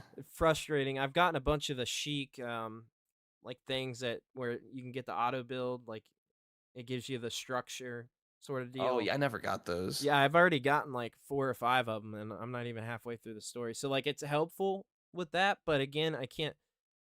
I still can't figure it out. I can't figure out how to. The one thing I hated in the depths was those little creatures that would eat your glowing lights. Yep. I'm trying to light it up so I can see where I'm going. Stop eating my stuff. You know what's crazy? The last stream, I just realized that they even did that. I found them eating one when I was shooting them everywhere. They're not that common, I don't think. But you when you run into them because you're just lobbing those things on the ground, you're like, oh, I gotta put this somewhere where you're not gonna potentially eat it. So now I have to do that because I had no idea they even did that. I had no idea, and like I never paid attention. I guess just going through, like I just killed them right away and never paid attention. But I saw one at a distance eating it. I'm like, oh, they destroy that. That's why they're here. So you don't keep your light, and you have to keep reusing. You can't just have like the entire depths completely lit up permanently. I mean, you kind of can. You just have to be creative in where you. Well, when you finish it, you unlock. I think you light it all up, don't you? When you finish it. I'm still like half the game to go. I haven't beat it. So I have no idea. I've got more than half, but I'm pretty. You can probably Google it and find out, but. I'm pretty sure you get a thing that lights up the entire depths at the end. You have to like. It's gonna take away from crazy the mystery. Well. I mean, you unlock the lights as you go anyway, so You know what I mean? Like you do it already. So Oh, the trees that light up. Yeah, yeah. I guess those, but those don't light up everything between each tree. There's still massive gaps. There's something that you get that lights the whole thing, but you have to complete everything in the deaths. You have to like 100% the deaths. I'm pretty sure I'll look it up. I'm pretty sure you have to like 100% the deaths. So there's a boss that you have to beat or something down there. I believe that you end There are up some tough getting it. bosses down there. Yeah, there definitely is. There's one I had to skip and run away from. Because like this is an in-game boss. I'm just not geared to fight you. I'm gonna What? go through all my weapons. Yeah, well, that's what I did it early on. Like I said, I went down there pretty much as soon as I could get down there and started just going through it, and it was helpful like to get through the story because you get like some good stuff like earlier on, but it's hard. It's really hard. It's one of those things where I'm like, I'll wait till like I would go down there as need be. But even the quest, it was kind of like I'm gonna put off the depths until later in the game when this is just gonna be easier because I go Yeah. through so much gear down there. It was like I come out of the depths and I feel like I just lost all my stuff and I didn't gain anything. So like I would go down there as need be or to explore, but I would not engage in fights and I would just be down there for like the minimum amount of time. Yeah, I get it. For me, like it was I was just taking my time, having fun. So I was just exploring. It was me just And then exploring. That's basically it. Like just and I exploring. talked to my dad about it, and he just I say it PG, call me a wimp. He's like, it's not that bad. I'm like, thanks for making me sound like the wuss. Does he play it? Yeah, he's like, That's I got no problem coming down here. I'm like, ugh, whatever. I mean, I don't either. But I will tell you, there's been a few points like I'll let myself get a little farther ahead. Now, if I didn't have these, I don't think I would have attempted it because you get your weapon drops and all that. But I am because of these at 999 raw steak. I'm always Yeah, you're straight cheating. I'm always maxed out on steak every time I can't pick up more, so I let them cook. I'm always like, every time I go down there, I leave. I'm like, I lost all my food and healing items. Like, I need to farm some more stuff. I have never had to farm anything. To me, it makes it more fun because you get those. No, it feels like it's cheating to some degree. Like, let me at least beat the game. Like, let me use the game mechanics. Like, I want to just spoof in food and stuff. Like, it feels like I'm kind of like cheesing the game. Here's my main thing: is along the way, I want to be able to get the outfits. So like, I want to be able to do it every time because those drops, some of them are really really hard to get. Like, I finally got the Majora's Mask glider. Like, that's what I wanted to get. That was the one, and I finally got that. But that's the reason I do it every time because I want to get the stuff that's hidden behind the amiibos, and you never know which. You can only do it once a day. You never know what you're going to get. So it's like, yeah. I apparently there's a reward for lighting up all the deaths. I'm trying to trying to find what exactly the reward is. I'm pretty sure you light up the whole thing. I'm having a heck of a time. You can get there's the miner's armor set that you can get down there. I forgot. I've got one piece of it so far. It gives you a permanent glowing effect. That's what it is. It gives you a permanent glowing effect. So you don't light up the whole thing. I lied. But you can at least see where you're going. You can see where you're going along the way. So that's pretty cool. It's really, really cool looking too. I think I've got the legs so far. But yeah, you've got to beat. I think you got to beat 3 bosses, and one of them that you get it from, I skipped because I couldn't do it. And the Lionel, I have killed several, but like I saw one on my last stream and I ran because I'm like, I don't want to mess with this right now because the depths. The problem is you get the hearts taken away that you can't refill, and I was sitting at 2. I was sitting at 2 hearts, so I was like, yeah, I'm not messing with the Lionel. But to jump in the other news, we got the PS5 Pro rumor. We've got a little bit more information apparently from an analysis on some of the stuff happening with, I guess, analysis essentially talking about it, and it said Sony is likely to release a refreshed version of the PlayStation 5 this year. Analysts told CNBC after the company cut its forecast for sales of its flagship console. The move would be designed to boost interest in the PlayStation 5 and offer a souped-up piece of hardware ready for release of GTA 6 in 2025. Even as expectations of a new console rise, Sony is grappling with a big issue that profit margins at its key gaming business are sitting near decades low. That's not good. I mean, I mean, to be Pro- fair, for one, the PS5 is kind of expensive. The PS4 yeah. still has a really good library, and everything being more expensive, the cost of living, inflation is just hurting the industry as a whole because people just don't have enough money to Yeah. buy stuff. But I mean, So I the mean, PS5s were like in such high demand. I mean, they've still sold a lot, 2-to-1 yeah, for the Series X. So they've still sold a lot of PS5s. But but it's never going to reach what the PS4 did. It doesn't have the I don't think library so the PS4 either. did at this point. Like It, its library, to be fair, is kind of crap. yeah, no, I agree. I'm a PS5 fan, but I agree that the library is just not there. There's just not enough there, and like I would not argue with somebody to say, if they were to say, I don't want to buy one because there's like 5 exclusive games I'm interested in playing on it. It's been out for going almost. It'll be 4 years this year at the end of the year. In November it'll be 4 years. So Yeah. I mean, for 4 years with the PS4, my God, the library already had. Now the PS5 has a library. It's got a big library, but it's not a lot of exclusives, and there's a lot of if it weren't for companies like limited run games and premium edition games, like the library physically would not be filled out the way that it is. Like how many series just got a new start on the PS4 itself, like Yeah, a new life, like yeah, the new series just started that we're also getting on the PS5. Because you think of Horizon Zero Dawn, the God of War, soft reboot, realistically, which you can kind of look at it, yeah. that came out on the PS4, and that's just like the handful that kind of come to mind. And I know there's a bunch more. Yeah, I just randomly typed in for audio listeners. I find this kind I of guess you funny. had some Spider-Man games as well. For one thing about the PS4 is if you're an RPG fan, that game is full of really good RPGs, and a lot of those, if you're a physical collector, a lot of those came from limited run and premium edition games, and I'm forgetting some of the other limited companies, but there was a lot of like RPGs that came that way, like for the PS4. And now, granted, the PS5 is getting that treatment now too. Limited Run is releasing a ton of PS5 games, and a lot of there are a lot of really good RPGs on the PS5. But you got to dig deep, and if you're a physical collector, they're out there physically. But again, like they're not exclusive to the PS5. And some of those companies are still releasing PS4 versions of the games too, because Yeah. the install base for the PS4 is insane. It's just too big. You can't ignore it.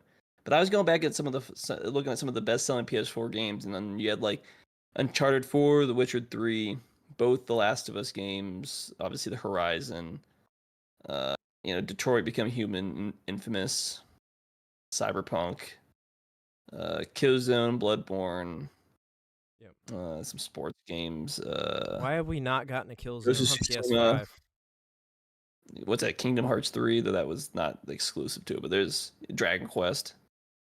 And these are just like the some of the better selling games on there. Yeah. Dragon Quest made a few appearances on the PS4, and always a good Was it outputting from Dragon. was it Dragon 10 Quest and 11? 12. 12. 10, 11, and 12? Hold on. Dragon Quest 11. Sorry. Yeah, 10 and 11. Well, I thought I got at least 2 Dragon Quests. Obviously, it got 11 more. is It got more. There's a good one. builders. There's like other I spinoffs. do remember a lot of Dragon Quest games. A lot of Dragon Quest just didn't feel like it ever came over some of their earlier games. Here's one that I really enjoy that I actually have now. Unfortunately, I don't own any of the other PS4 ones, but I do have Dragon Quest Heroes 2, which is really fun. But yeah. Oh, the Heroes, that's what I was thinking of. I have both games. I got do you? 2 copies of 2 because I'm stupid. But yeah, I I don't need to go back remember and if I actually have one replay or them. two, so I need to check that out, and I might need one from you. There's also, of course. There was. I want to say that it is, but I know I accidentally bought a second copy of one of the Dragon Quest games as I was just buying it to add to the collection. Yeah, I'll have to see if it's one or two that I have. I think it's two. Is that the one you have 2 copies of? I can double check real quick. Okay, cool. But yeah, there's also Dragon Quest Heroes, the Worlds. I think this might be the one that I have. The World Trees, Woe and Blight Below. So that was the first No, so it's Heroes game. That's my bad. What is it? Uh, You have You have the World Tree. Sorry, I messed with it.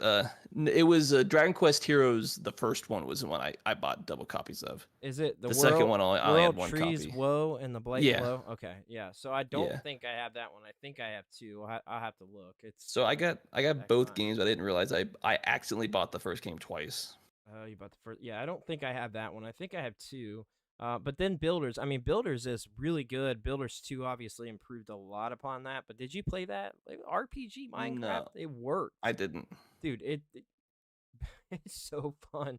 I don't play Minecraft. I don't like Minecraft. But this was like an RPG Minecraft that worked. Like it built out Dragon Quest universe as like a Minecraft game, but with RPG elements and like actual tasks and and legitimate story that I believe they're canon. But like legitimate stories and really good games. I have not beat 2, but still have like a good online community for Builders 2 at least. I still know need to that. I still need to beat the first game. You have I you have enjoyed it, but I Builders? don't. I think I just dropped. Not Builders, but the Heroes. But the Builders, I don't know. I just saw it as like the Mario Builder kind of came to mind. I was like, oh, it's probably something like that. I never even gave it a second glance. What apparently in Japan they got a Dragon Quest 10 all-in-one package that has all 3 I think I don't remember if they were. This must be It's like probably with more the popular over DLCs. there, so it makes sense. Oh, it's way more. It's one of the biggest series there. Monster Hunter, Dragon Quest, Pokemon are like the three bigs over there. Yeah. So yeah, that makes total sense. But yeah, that's cool. If it had Yeah. a English translation, that would be worth an import. Have you played 10? No. I think I was looking for a copy, but I haven't found one yet. Yeah, it's Without actually going online and just buying it. yeah. Yeah, it But looks like just there's a Dragon Quest 10 Awakening of the Five Tribes offline version for PS5, but it's Japan only. But that's cool. I mean, offline mode. Yeah, I remember this being announced. I feel like I thought it came here, but I remember Happy Console Gamer talking about this. But yeah, an offline mode, which is a big deal because obviously it's an online game. Yeah, that's cool. That's cool. I didn't know that came to the PS5. But yeah, I was looking here too at some of the Dragon Quest and Dragon Quest 10 on the Wii. I think that's Japan only as well, and it was also online, which is pretty cool for the Wii. So that's interesting. then speaking of Japan, I didn't realize this. Did you realize the massive mobile suit moving that they have in Japan is going away at the end of March? Oh, really? That's a You seen bummer. videos of that? Yeah, I've seen. Oh, The yeah. the one that actually moves. I didn't realize it till like apparently it's What are they within a doing month with it? it's just leaving. I don't know why. I would like to know where they're. I'd like to know where they're putting it. Maybe they're just getting rid of it. Who knows? Oh God, I would hope not. That'd be crazy. They got to be putting it in a museum or something, right?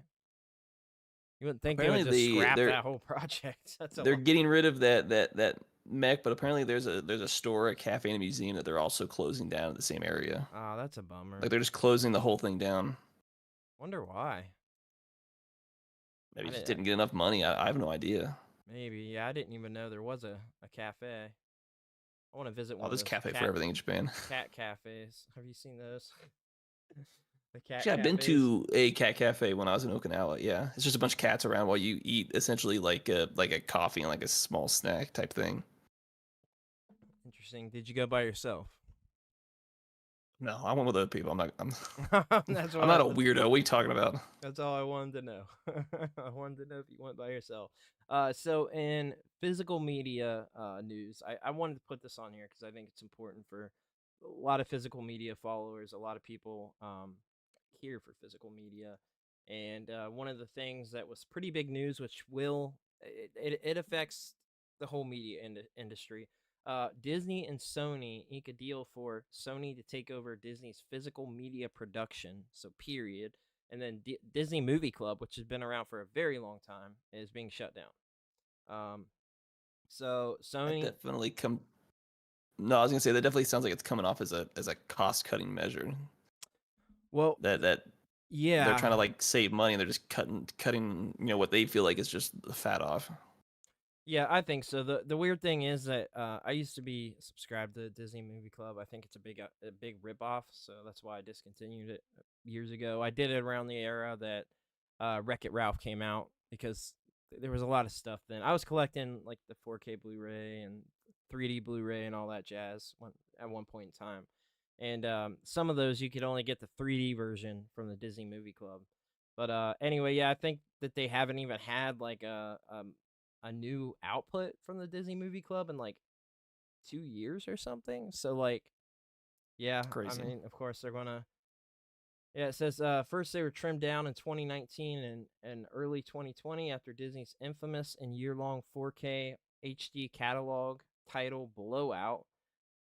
They were subject to many of the cost-cutting pressures and personal losses that all the majors suffered during COVID. So yeah, it's just a cost cutting measure, but the crazy part is that Sony has taken over the physical media side of Disney, which is wild because we just saw the Crunchyroll news where they're taking stuff away from people.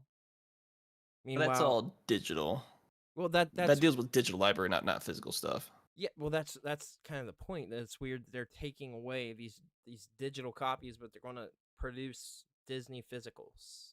Like they Well, don't. to be fair, Sony owns Crunchyroll. Crunchyroll's still its own subsidiary that makes its own decisions. It may have just been a decision handled at that level, and the big Sony just didn't care.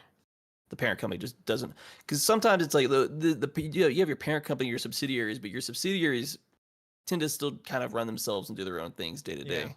Sometimes we've seen otherwise here recently, but yeah, sometimes that's the case. I mean, it's hit or miss. Like, I'm not a business expert, but that's just kind of what it feels like. But it's also, I mean, it's one of those things like, oh, Sony, you do this on a much bigger scale than we already do, so it's probably just easier for you. It's just, the infrastructure's there. Well, Why not just kind of transition to you? they do it on a bigger scale because Sony owns Blu-ray. They invented the Blu-ray. Yeah. So like, So it just makes sense that it's easier for them to go that route. it's funny when you think about it that they get a cut out of every single every single Xbox release and all that stuff, that physical It's all on release. Blu-ray. It's all on Blu-ray. So you're saying is Nintendo is smart to just use their own arbitrary cartridge device? That's a good point. That is a good point. You don't hear people talk about that. We need that extra, 5% profit on all our stuff. I'm curious what that percentage is on a physical copy. It cannot be much. It cannot be much. It's probably not that up. Maybe 5-10% most. Yeah, I'm curious. And it's probably not a lot of money because they're probably not that expensive, or they're not that expensive at this point. But yeah, they're super cheap to make, and I'm even though it's not that much, I mean that has got to contribute to part of Xbox and some of these companies wanting to move away from physical media, because everything counts, man. That becomes millions, when you add it up on sales. It's no, that's streaming. I was trying to see 1.5% of net revenue from worldwide Blu-ray sales. So interesting, 1.5%. So I mean, not a really lot, low, but but that adds up though. That certainly adds up on the sales. That's at least hundreds of millions of dollars probably every year. Yep, easily. So that's got to contribute to that for sure. There's no doubt about that. And then it's kind of like a left turn. Yeah. Speaking of physical media, did you see this article? Apparently CBS made an article about the best Switch games coming in 2024 that you should pre-order. No, there's 5 games here. Oh, what are they? And it reminded me of, like, technically there's one big game Nintendo's coming out. Obviously the big one was the Princess Peach Showtime game that comes out next month. That's the big one because it's not a remake or remaster. Yeah. Then they also put out the Sea of Stars as one of the other games. Unicorn Overlord that you kind of already talked about. Yeah. Sea of Stars? I thought that already came out on Switch. March 8th, 24. Sea of Stars? Yeah. May 10th, 24 for Sea of Stars. Yeah, what's weird about that is that it was digital only, but there's some limited company that's releasing the Sea of Stars physical. So like a lot of people there are people that I know have that already. So I don't know if it was. Yeah, maybe it's the physical itself. I don't know. The last two, one was the Euden Chronicles 100 Heroes. I'm sure I butchered that name. I've never heard of that one. That comes out in April. And then you're gonna love this one. The last one is MLB The Show 24. Oh my god! Like, come on, are you serious? What? One of your top 5 games, and it's made by Sony Studios on the box art. Isn't that hilarious? I remember, yeah, when that first happened and started coming over to the other platforms, like it was a big deal. People were like, "What, Sony game over there? It's a sports game." To be Like, fair, who I'm more cares?" mocking whoever wrote this article, not the game itself. Like, why would this is not one of the top 5 games coming out on the Switch. And on Switch of all platforms, like that's not the platform that you want to. Oh my That's their God. best guide of 2024 to the Switch. And I was like, that's a terrible. What did you read the CBS article? This was by CBS. Yeah, while I was looking it up, that's why I was curious. Well, it's just a list of their top 5 games. I'm like, why is this even on here? I'm pretty sure you can find any other game to put as your number 5. MSN, first one, Mario vs. Donkey Kong, obviously, which just came out. Yeah, that would fit a lot better. Yeah, Tomb Raider 1 through 3 remastered, which, you know what, I don't think we talked about, but that's only a $30 release, so that's kind of cool. I'm definitely looking forward to that. Prince of Persia: The Lost Crown, which is already out, and, by the way, is a phenomenal game. They put Lego Fortnite free to play.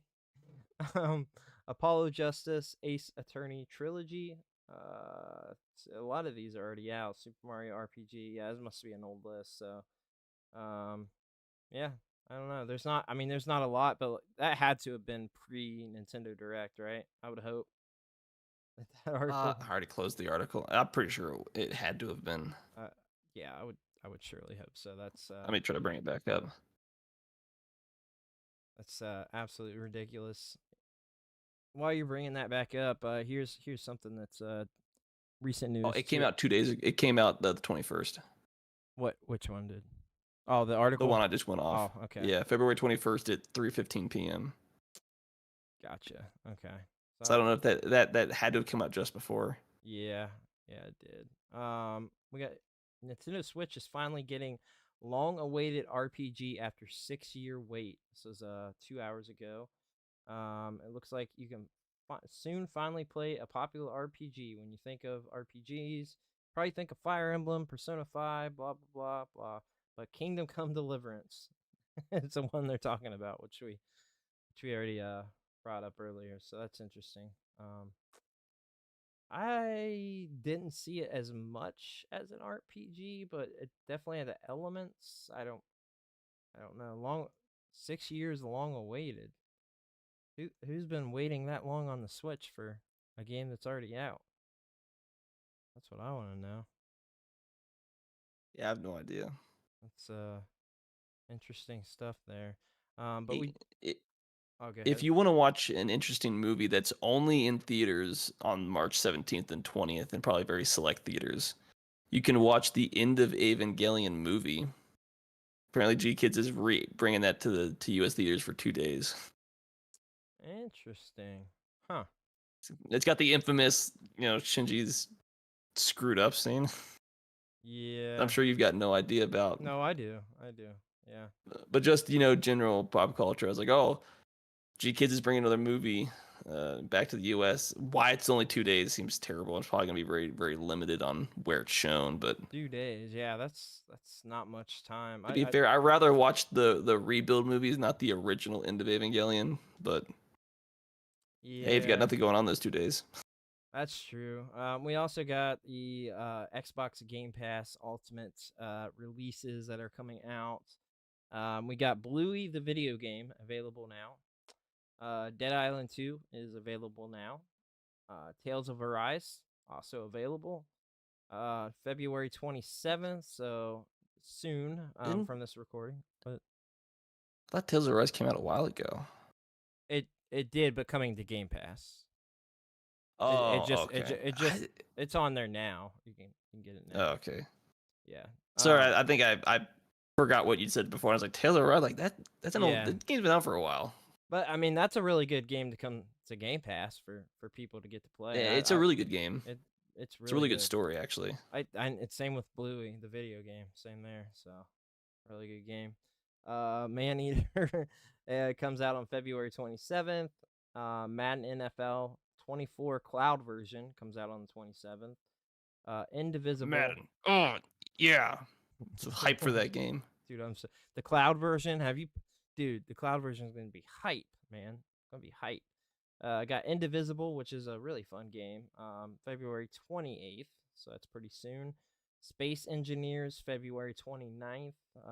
This is like a engineering, exploration, and survival are some of the key characteristics of the sandbox game. In this game, you get to build and pilot ships, travel through space, and explore planets to find resources in order to survive. What does this sound like? This game does not look good. I'm watching a trailer of it now. It looks real jank to me, but we also it got probably is. it looks, you should see it. It looks like it wants to be what's the game? No Man's Planet, but No Man's Sky. No Man's Planet. No Man's Sky. But we also got Warhammer 40,000 Bolt Gun, March 5th, which actually looks really good. It's like a first-person shooter, Doom style sort of game, like just killing a bunch of people. And then titles leaving Game Pass. One of these kind of sucks because I still haven't played it. But you got Madden NFL 22. Been wanting to play that forever, man. And then Soul Hackers 2 are leaving. So Soul Hackers 2, that sucks because I've been wanting to play that. And I've got it downloaded and still haven't touched it. You better hurry up and play it. It leaves on the 29th. It's a RPG. I'm not even gonna bother. If it's already downloaded, do you still lose it? You lose it, yeah, it gets taken away. That's crap. Like it's a- downloaded. Have you played those games? I haven't. No. Really good Sega Atlas games. Really good release. But yeah, so those are leaving the Game Pass. You still have Game Pass, right? Remember if I do, I have to go back and double check. Yeah, I mean, I still think, even with all the discourse now, I think it's still like the best value in gaming right now. Like there's a lot of games on there. Even though stuff goes away, less goes away than what comes. So, which is good, and things stick around for usually a long time. It all depends on the deal they make, but like if you're on a budget, like $17 to play all these games and day one Microsoft games, and yeah, it's a good deal in my opinion. Really, it's not bad. It's just as personally, like I would hate to be in the process of playing a game then lose it, or there's a game that you want to play. It's kind of like streaming movies, but this service doesn't have it, so now you can't access it. I don't like that side of it. I mean I don't either, but like this is where we are. If you're just if you don't have money and like you want to be able to play games, like a lot comes. It's not Microsoft, like a ton, like 99% of the games that come on there aren't Microsoft games. So there's a lot of variety. Like at least it's there, because if you look at like PS Plus Premium, that's a horrible service. I canceled mine in like November. I just got the standard PlayStation. The premium, such a ripoff. I think I'm still paying for mine. They're just now finally adding good retro games on there, because they promised that they would be putting PS2 games on there. That service has been around for a while, and there's still not a single PS2 game on there. Not one. They got PS4 versions of PS2 games that were in like collections, but they don't have any PS2 games on there. It's crazy. No, yeah, it is. I found this kind of funny though. Godzilla X Kong, the new Empire director, addresses the peak Godzilla. He says, "It's not a Barbie reference. Godzilla is pink now. That's something that surprised many fans in the trailer, but its director has now made it clear he isn't just chasing Barbie's box office success." In an interview for IGN FanFest, Adam Wingard finally addressed perhaps the biggest visual change to Godzilla in its 70-year film history. It's interesting, this is a quote, interesting because in the last movie, Godzilla vs. Kong, it was really important to me to keep Godzilla consistent from King of Monsters, so that there was a continuity in terms of whenever he's fighting with Kong. I wanted to feel like the Godzilla that you know versus the Kong that you know, he explained. I wanted it to be part of the major drive of the story. why Godzilla was getting this new look, and the pink color itself, it's not random. Within the movie, there's actual reasoning behind why he turns pink. It's not just like he evolves for some reason, the blue turns to pink. So, I yeah. don't, I don't know. I think I'm excited for that movie. But after watching -1, like I don't know if it's just gonna live up to what I would like it to be. Absolutely. Like that movie No. just blew it out of the water. I've said it time and time again. Godzilla, like outside of gaming, is my favorite franchise, and do not have high hopes for this movie at all. It sucks because, like, at one point in time, being a Godzilla fan, you got like no content. Like there was nothing for, you know what I mean? Well, to For a be long. fair, there was always a lot of it. It was just never coming out of the. It was always stuff coming out of Japan. So whether you got all of it or not was kind of limited. I mean, like post Godzilla '99, like there were a few more I mean, I guess movies there that was a came out of break for a Japan. second. There was a long break. Like we weren't getting But to be crap. fair, like it's not like you didn't have like 30 movies or 20 movies you could go back and kind of watch. Yeah, I just mean like even like what was crazy like now they're everywhere, but even like stuff But like toys because I collected a lot of Godzilla like yeah, collectibles and toys and figures and like there was no we didn't get we got nothing. Like we got a horrible PS4 game that was a port of a PS3 game that's $300 now. Um, I mean like we just didn't get anything, dude. I'll just say this. If I have to wait, several years between movies to get a good movie, I'd rather do that than just have them pump out some crap every like 2-3 years. Yeah, no, I'm with it. I mean that's my Because I feel thing with like this is go back that and thinking about it, it's like there was between like the was it like 70s and 80s, and I think it got into the 90s a little bit. There's just a lot of Godzilla oh, movies there's a being lot made in the pumped out of 90s Japan too. There's a lot. to the point where it's like it probably just got oversaturated. And it probably needed a break to kind of reset.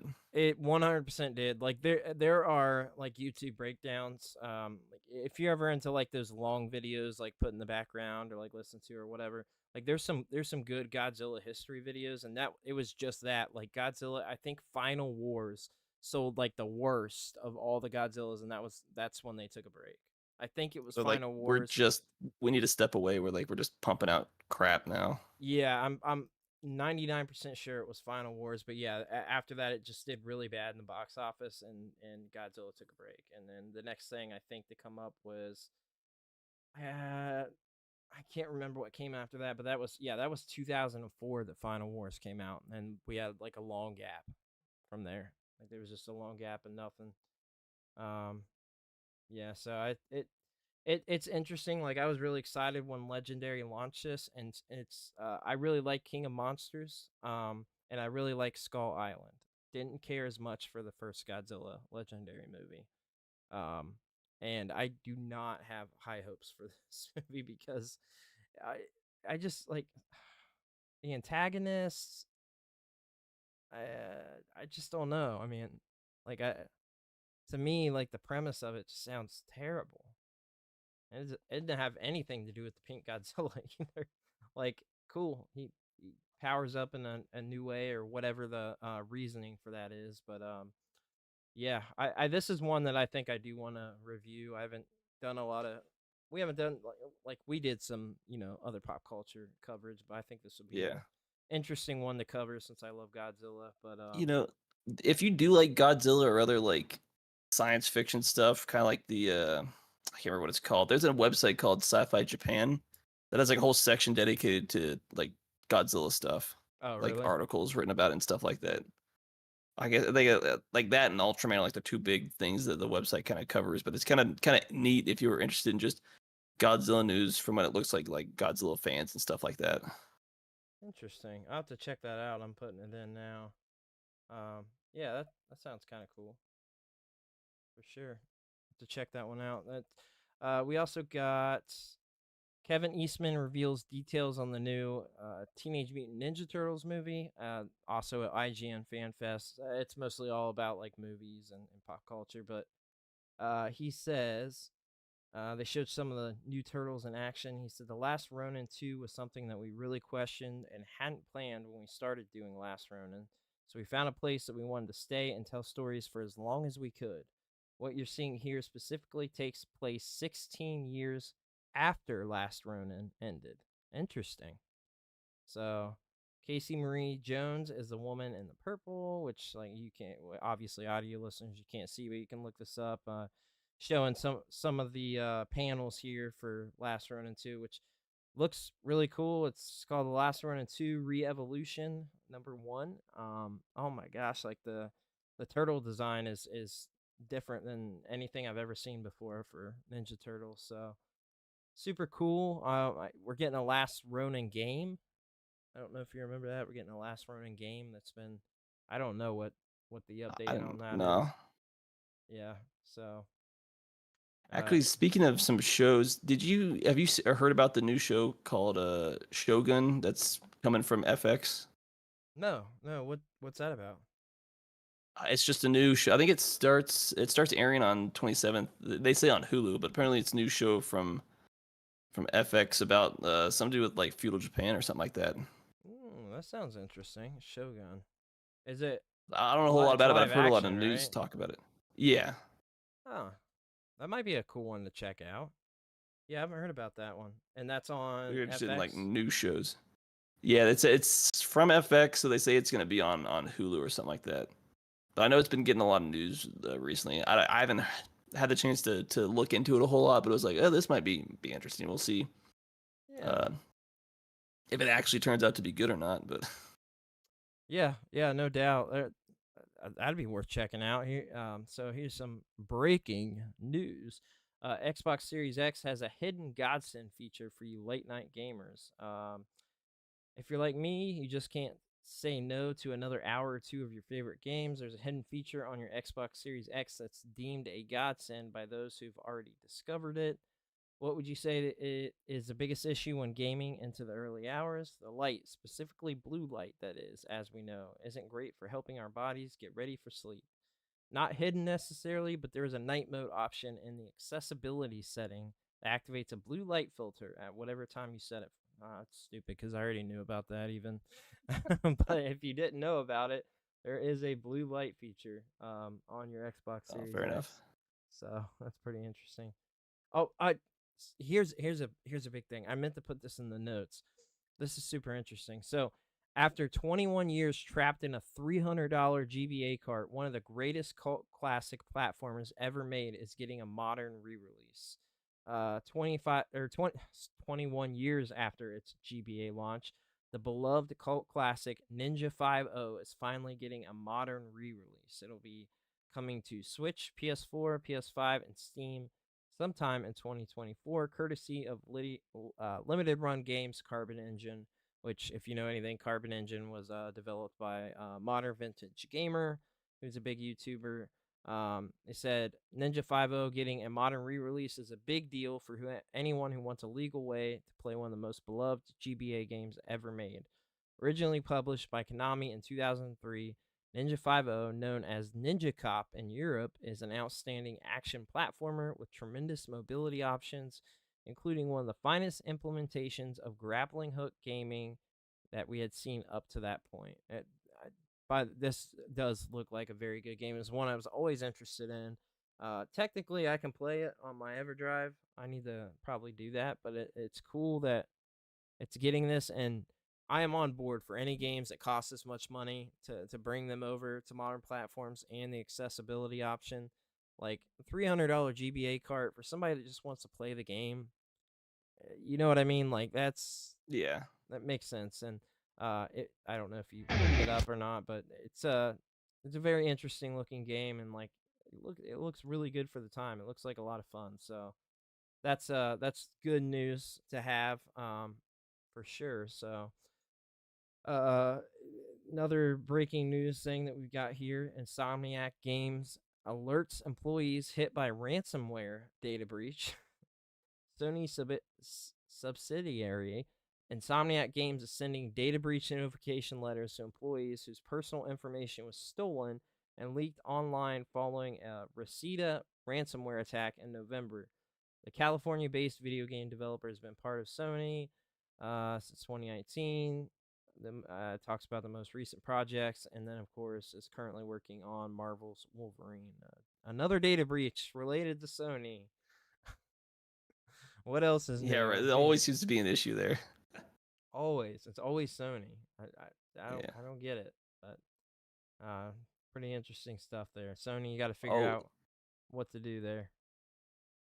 there was something that I saw that I think it's not game related, but I know it would interest you directly because I was looking at some other stuff. Apparently, starting in 2020, Studio Ghibli started releasing official cookbooks every year, and apparently this year, the movie that they're making their Kiki. recipe book after is Kiki's Delivery Service. Yeah, I just Oh, saw that. buying I that. think this news is fairly old. It came back out in January, but Oh man, yeah, that I makes saw me that. I was like, that happy. would.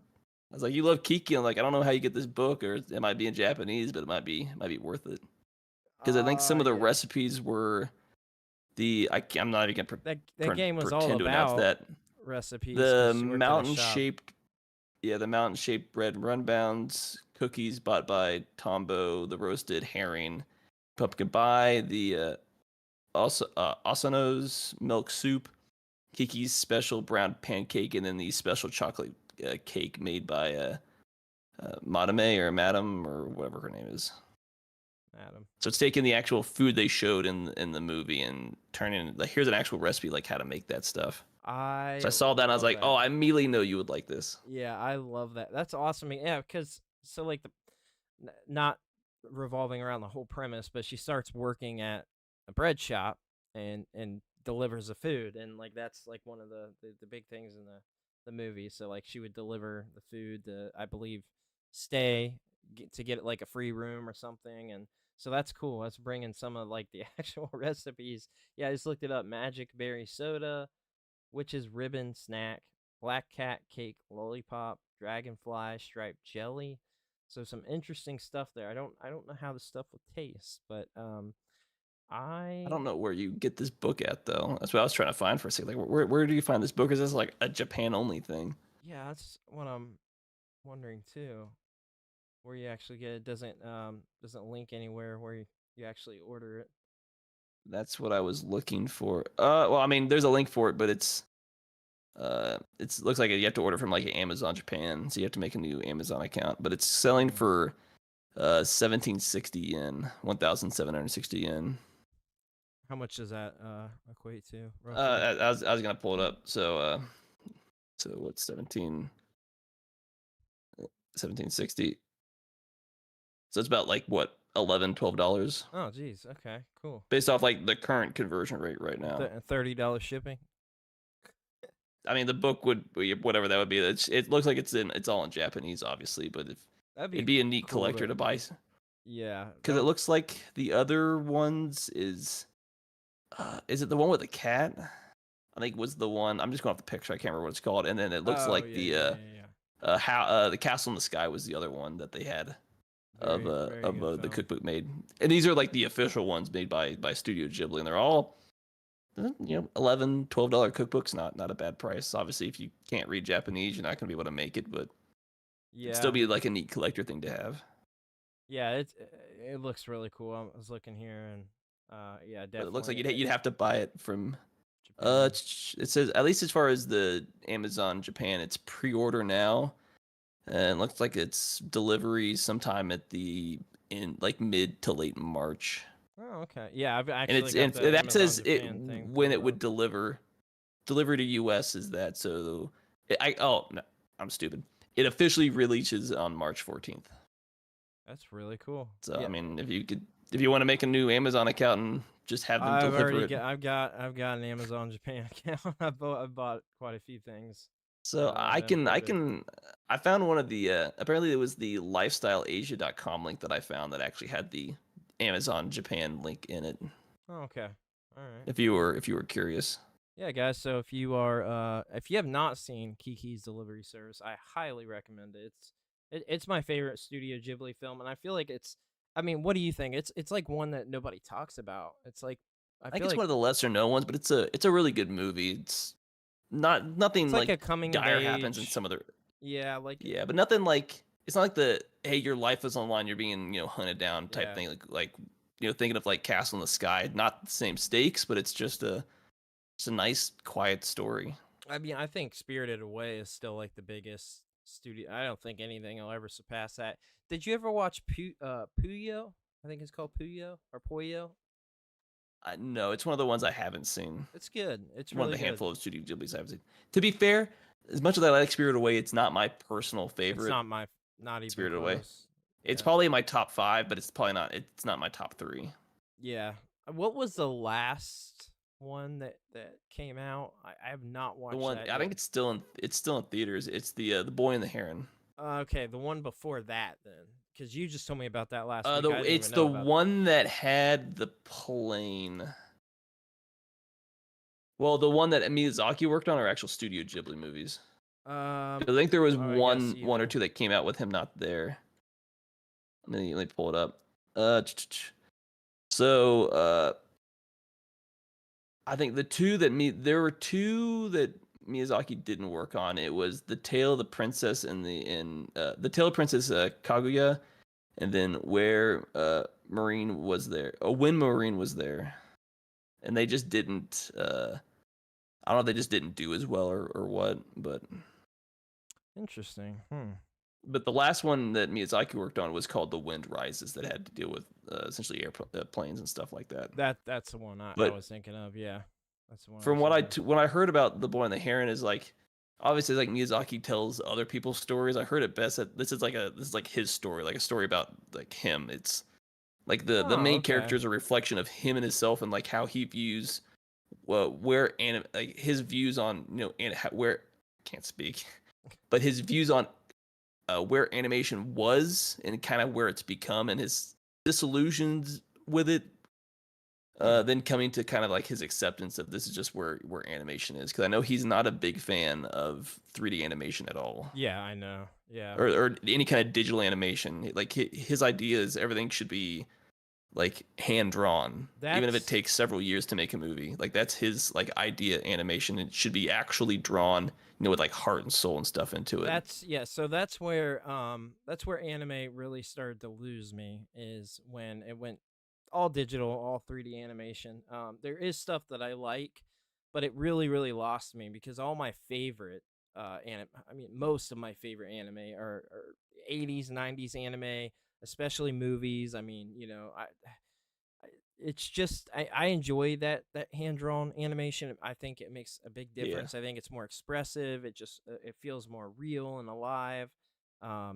Especially the anime coming out now, the 3D animation has just gotten to a point where it's really lost me, and it's unfortunate, because I love soulless. yeah, that's how it feels. It feels like we're just pumping them out to pump them out, because I mean, like you've got that spring, fall, and winter drops of anime every single year. I used to follow it. Like I extensively followed all the drops. Like, what new one can I watch? And it got to a point where they looked I just don't like it. I don't know. It got to a point where it's too much for me. Like there's stuff that I like that is 3D animated, but I did find a few interesting things here. So from IGN FanFest Day 1, which is today. This is a today article. Fallout cast embraces the show's authenticity to the games. Walton Goggins, Ella Purnell, Aaron Moten, and Kyle MacLean sat down with IGN to talk about their upcoming show, Prime Video's Fallout, and how it is staying authentic to the game, how they got prepared for their roles, and their involvement on set. So there's a whole interview you can We'll watch see there. if it's actually authentic to the games. Yeah. That just sounds like PR speak. I don't know. No, it For as much 100% as does. some adaptations would have been good, there's still a lot of hot garbage adaptations out there. Yep, and then talking about that, Netflix's Avatar, an animated series voice actor, had advice for the live-action cast, alongside revealing some of the moments they can't wait to see in the live-action adaptation of Avatar: The Last Airbender. The stars of the series shared the story of how one of the original series voice actors gave them words of wisdom before filming, and there's a long 7-minute video you can check out from FanFest about that. I can't believe I completely forgot about the FanFest, but I am hesitant because I absolutely love Avatar, one of my favorite series of all time. So, and after the dreadful M. Night Shyamalan movie that we got, quite skeptical. It to me is like trying to do live action Dragon Ball. It's very hard with the type of world building that Avatar has, and the air all the bending. It just is. I don't know how they can do it right. That story is very extensive. I mean, it continued Yeah. with the Book of I'll Korra. s- No, I was just gonna say this. Since the original creators backed out of it, I think it was back in 2020 with them not liking what Netflix was doing. That just gave me a red flag. It's like if the creators don't like what you're doing, I'm probably not gonna like the show. Well, it's like Or I have no faith in the show. it's like the what was it? Was it Lupin that got the live action? Not Lupin. Cowboy Bebop. That one. Yeah, Yeah, that one. I don't know how you just ruin that. It's one of the easiest adaptations, and they just butchered it so bad.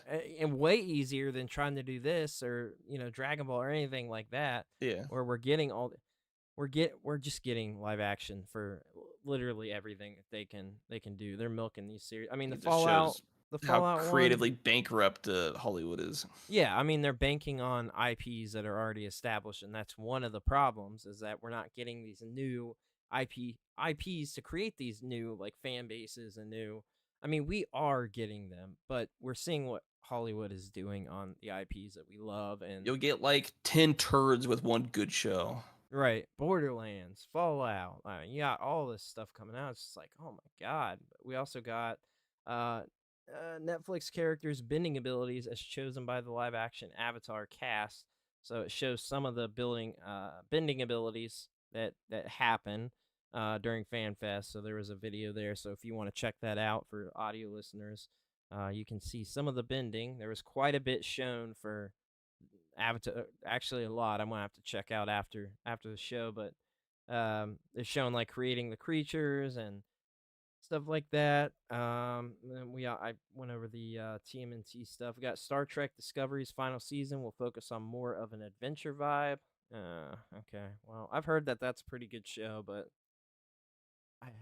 It's one of those shows where it's like when I talk to the only person that I actually know that watches it, my dad. He liked it. I hated the show personally. I didn't like the show. I thought it was all over the place. There's no consistency with the story. But well, I mean, if you just want to watch a Star Trek show, apparently it's a well liked show. I just never really cared for it. People seem to like it. I had no idea that it was on its 5th season, but it says it's its final season. So this is it. It's going to wrap up the story.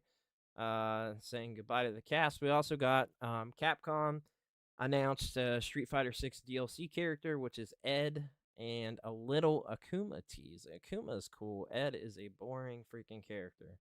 So it says it was an experiment for the developers when they were working on Street Fighter 5 to make Ed the prototype of the modern controls we see in Street Fighter 6. However, his move roster has been updated from the past title. It's not a complete replica of what you get to experience in Street Fighter 5. We made some tweaks and updates to his modern controls that are also fun. Ed is a strong and close range combat. He's like a boxing style character. To me, he's really boring. He looks boring. I'm not hyped for that. Now the Akuma stuff, that'd be cool. He says, as for Akuma, Matsumoto wasn't willing to give us much about the hotly anticipated arrival of the DLC character in spring, but he did say he's awesome looking with lots of great effects. We're going to be carefully planning on how we present this character to you guys, so we can't wait to show you this new character. So, great. Yeah. Let's see, this isn't FanFest. We got talking about Invincible, which it's apparently coming to Fortnite. Cast out on Prime Video Spider-Man crossover. Interesting. I don't know about that. McFarlane Toys celebrates its 30th anniversary, so if you care about toys, there's a bunch of cool stuff there with Spawn that was announced. Got some Fallout figures that are coming out as well. Bloody R-rated Marvel event introduces the Vampire Avengers. Wow, they're really digging deep now, huh? We had zombies and now vampires. Jesus. God damn. Sparkly vampires. I hope if they put one sparkly vampire in there, I'm done with Marvel. High on Life. I've been done with them for years at this point. Yeah, you're introducing Vampire Avengers. Get out of here with that. Oh my god. High on Life is getting a physical standard and collector's edition for PS5 and Xbox Series X. Did you play that one? I think I wanted to, but I don't think I did. It's really fun, really really fun game. That's cool. It's getting a physical now. Oh yeah, it's one of those games that it's like I need to play that game, but I just haven't gotten around to it. Yeah, people were like talking about it like crazy when it came out. It's the only I didn't play through the whole thing, so like if I grabbed physical, that'd be kind of cool. But Yeah, the only annoying thing is the god dang gun will not stop talking the whole. it's part of the game. I know, but he just talks so much. It's so annoying. But otherwise, the game is really good. It's really fun. The I forgot about this. The Equalizer puts kick-ass women front and center. It got a brand new season 4 clip of the Equalizer. I forgot there was even a series for that. So if you care about that, that's out. And It says a then lot about the show when people just forget about it. yeah, I forgot it was even a thing. But here's a pretty big one from today. Naruto creator makes official statement on live action director and writer reveal. The writer and director for the upcoming Naruto live action Lionsgate movie is revealed, receiving a big endorsement from creator Masashi Kishimoto. The highly anticipated Naruto live action movie by Lionsgate will be written and directed by Destin Cretton. The Hollywood Reporter revealed that Cretton, who directed Shang-Chi and The Legend of the Ten Rings, oh, that doesn't give me much hope, will both write and Gives you direct. zero hope. Zero hope. That Shang-Chi was terrible. Can we stop with these live actions? Like it's just too much. We still get views on our One Piece live action review. We had a comment the other day I was telling you And about. it wasn't that. a bad show, but I mean, like, I'm just so sick of all these live action adaptations. Like, stop selling your IP to Hollywood. They're gonna butcher it. It's not gonna end, but it says Cretton also serves as a co-producer along with June Munford through his company Hisako, as well as producers Avi Arad. The film has been in development by Lionsgate since 2015 and Yeah, will that's be not a good sign. will be overseen by Executive Vice President James. Oh my God, I had no idea it was that long, dude. That's like 7. That's like 8 years. Holy Because maybe less crap. hope for the show. Like, Now I'm like, yeah, this is not going to be good. Because One Piece. are we getting another Dragon Ball Evolution? Oh God. That's what we deserve if they're selling their IP to Hollywood. Man. You know what? If they were to do a live action, you know what would be kind of cool? I don't know if they could do it right. But it would be neat. I would be perfectly fine if they didn't do it, but I would love to see. I'm not saying love to see if they were going to do one. I guess a Hollywood live action Bleach movie, because there are live action Bleach movies in Japan, which aren't good. I remember one that came out like Maybe more reason for it to not happen. Yeah, I mean, like I said, I don't want them to keep doing these, but like it would be interesting just because I love the series. But then again, they might just butcher it and make me angry. But there was one that came out, the one that I watched, 2018. So I did not like it at all. There are Even Japan butchers live action adaptations. I'm thinking of like the Attack on Titan one, which just looked. Oh my full. God, dude! Yeah, so bad. And we're getting a Hollywood one too. Ugh. Like, just stop. It's too much. Like, you're just destroying everything. Not everything is meant to be a live action movie. Yeah, I'm just not. I'm not on board. I had no idea. 2015, guys. 2015. Holy crap. It's about what, a decade? Yeah, it's like 8 years. That's interesting. Yeah, that's all. That news is all over the place because it dropped today. So that's curious on what people think on that. That's does not sound good. Did you know they're making a Gladiator 2? I did not. The budget for Gladiator 2 reportedly soars past 165 million, nearly reaching Avengers Infinity War heights in terms of spending for the movie. So it's gonna flop because you're just spending too much money on a Roman era movie. Dude, the first Gladiator came out so long ago. Why are they doing? Oh, that is And not its story going was to over. do well. Yeah, that is Not not going that, to but do well. not at that budget. You know how much money? how many tickets you're gonna have to sell just to make that money back. Avengers Infinity War made sense for that because it was going to make it back. Gladiator 2, I've not even heard anybody talk about. I didn't even know it existed until right now. There's a chance that's gonna flop just because your budget's way too big. That's gonna close the studio. I'm curious who's putting that out. Whatever. That's not good. That is really not good. Just throwing money at anything and everything these days. Yeah. Here's some good news. It's so lifelike. Minecraft movies game recreation and combat teased by Star. Looks like Daniel Brooke teases lifelike and magical recreation of Minecraft game in the movie. Brooks hinted at a potential singing moment for her and co-star Jack Black.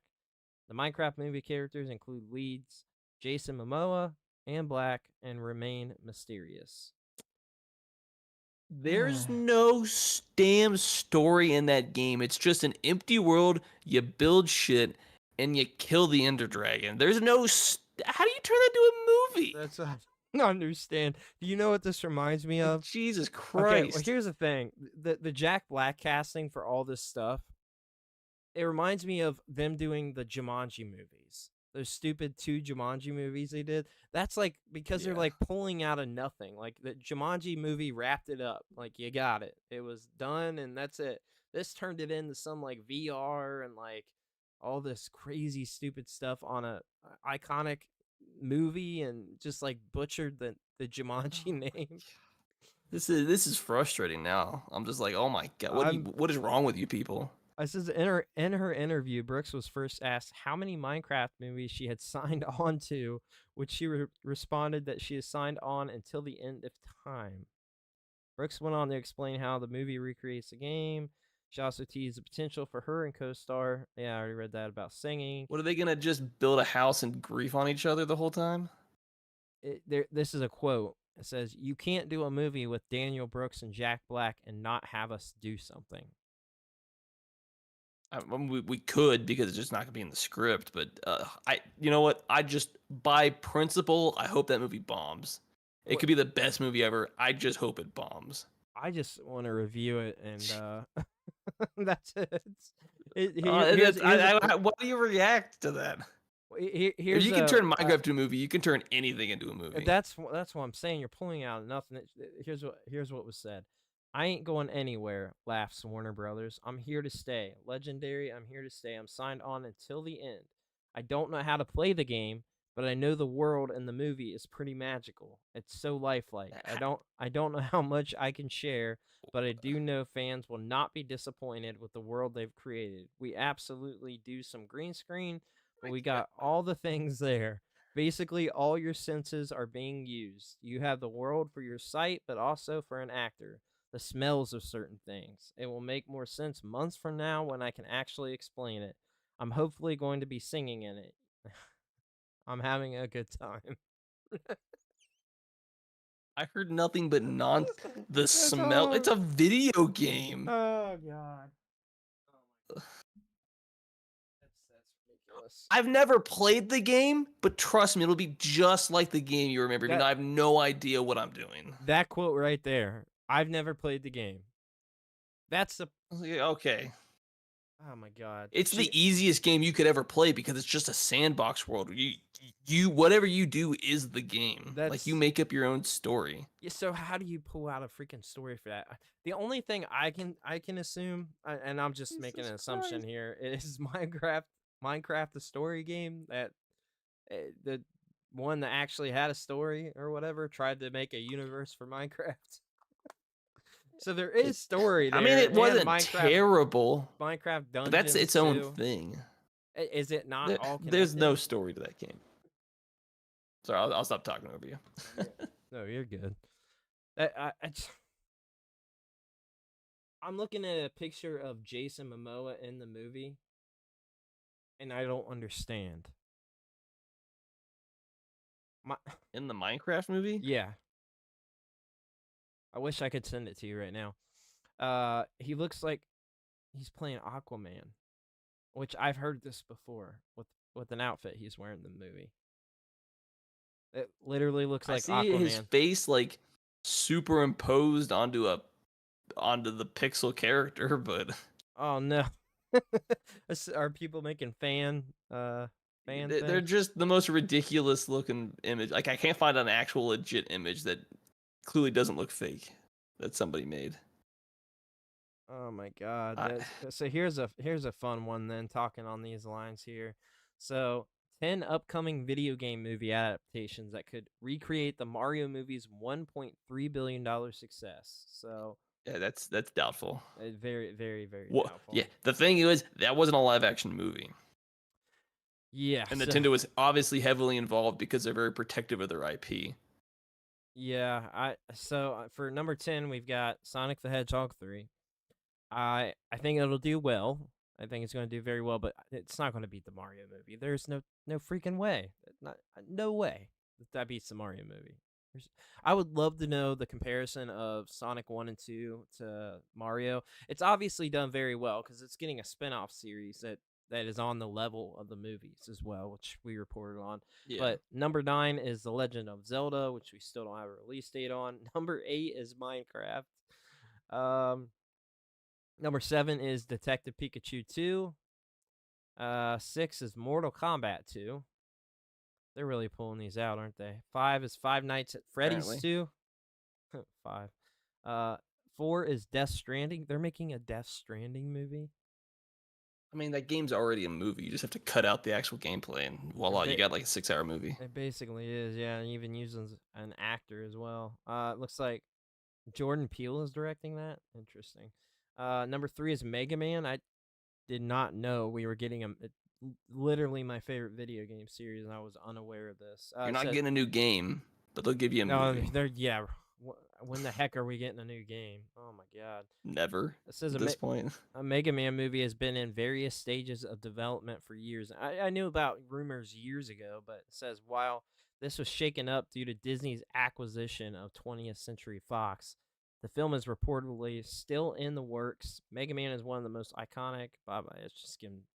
Oh my god. I don't even know what... It Takes Two is number 2. They're being stupid. They got Five Nights at Freddy's at number 5. They got It Takes Two at number 2. That is not going to beat out the Mario movie. Not even close. Oh my god. And then number 1, guess number 1. Take a wild guess what number 1 is to beat out the Mario movie. I don't know. Halo? The Super Mario Bros. Movie 2. Very creative. Oh, I know. This is Screen Rant. That is one of the worst articles. I often go to them for news, but that is one of the worst articles I have ever read in my life, along with the Minecraft article, which also came from Screen Rant. That's not a surprise. We are not sponsored, but should be after reading that crap. You should pay me to read your articles. Nobody should ever freely read your articles. I agree. I'm with you on that. Oh my god. It says Venom lore changes forever with change to his canon first appearance. Interesting. Yeah, I guess canon out of the MCU. They're really oh god. Yeah, when we get in a proper Blade adaptation. That's what I want to know. I like the old Blade movies Wesley too. Snipes has to be in it. I agree. Or I refuse to accept it. I agree. He's got to be. He's got to play. It doesn't matter the age. They can make it work. I'm serious. They can make it work. I mean, even now at this point, like digitally, if they're doing like something where he's younger, however they implement him, they can do that now. Venom's canonical first appearance has been altered forever in Marvel Superheroes Secret Wars Battle World 4. What a title. The changes to Venom's lore showcases a darker side of the character and creates new questions about his origins. Marvel's recent miniseries sheds new light on Venom's first days with the symbiote, altering his mythos in unexpected ways. So, interesting. They're just going to keep changing this lore and canon forever, is what it seems like. But well, you want to hear about an adaptation that might not completely suck? Oh god, what is it? Apparently, from March 11th to March 30th, there's a Spirited Away a stage adaptation in Japan. Interesting. Not that you could afford to fly there within a month to go see it in a language you don't speak, but Maybe it'll end up on YouTube or something. That'd be interesting to see, though. I'd watch it. Did you ever watch Turtles on the Turtles Broadway show back in the day? I've never watched an actual show, like a stage show. I never really cared for them. I don't either. There's some that'd be interesting to watch that obviously way too late to see from years and years ago. But yeah, it's not my thing. It's not my thing. But some of the adaptations, like the Dragon Ball. Have you ever watched the Dragon Ball one? No, I but think somebody's there's- just the ones that are done in Japan that are live stage plays would interest me off of some anime movies and shows and stuff like that. But if I knew what was going on, it might be interested. That has a better chance of not being complete garbage. I mean, Green Day had a Broadway show for American Idiot. You could buy So the did South Park. Did And they? that one did really well. Yeah, the Book of Mormon Oh yeah. that the that's Mormon right. Church actually endorsed. Yep. I heard it's pretty wild.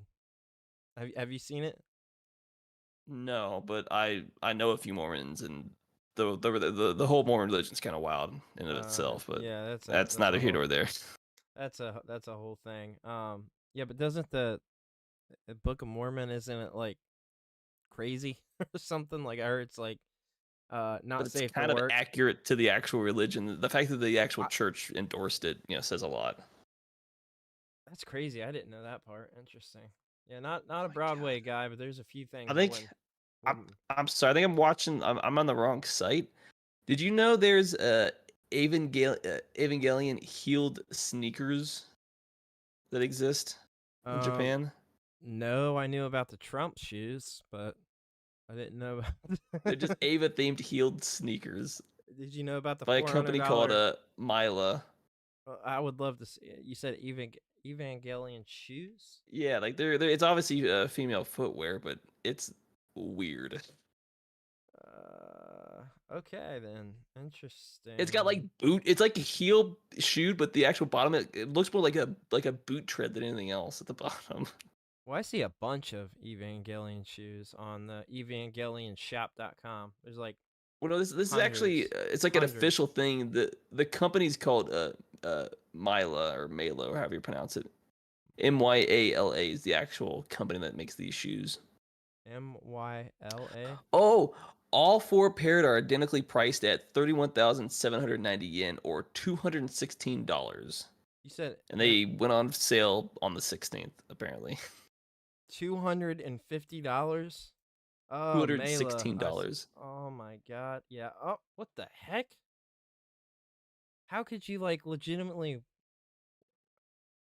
there's no way anybody's actually rocking those. Well, those are heel. Obviously, they're it's something that's obviously female footwear, but that's crazy. Looks like anybody could wear that, but it looks so like you wear heels a lot then? I mean, they're like sneaker heels. That's exactly what they're called. Heeled sneakers. Oh, is it? I didn't read the article. I just looked at them. Oh my god. It's very obvious there's a big ass heel on the back of it.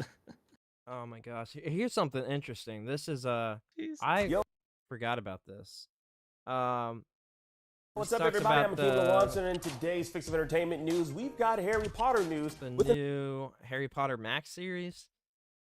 We've got so many updates on the upcoming series coming to Max. WB Discovery CEO promises the new series will dive deep into the series of books, meaning we'll see the iconic stories retold for the small screen.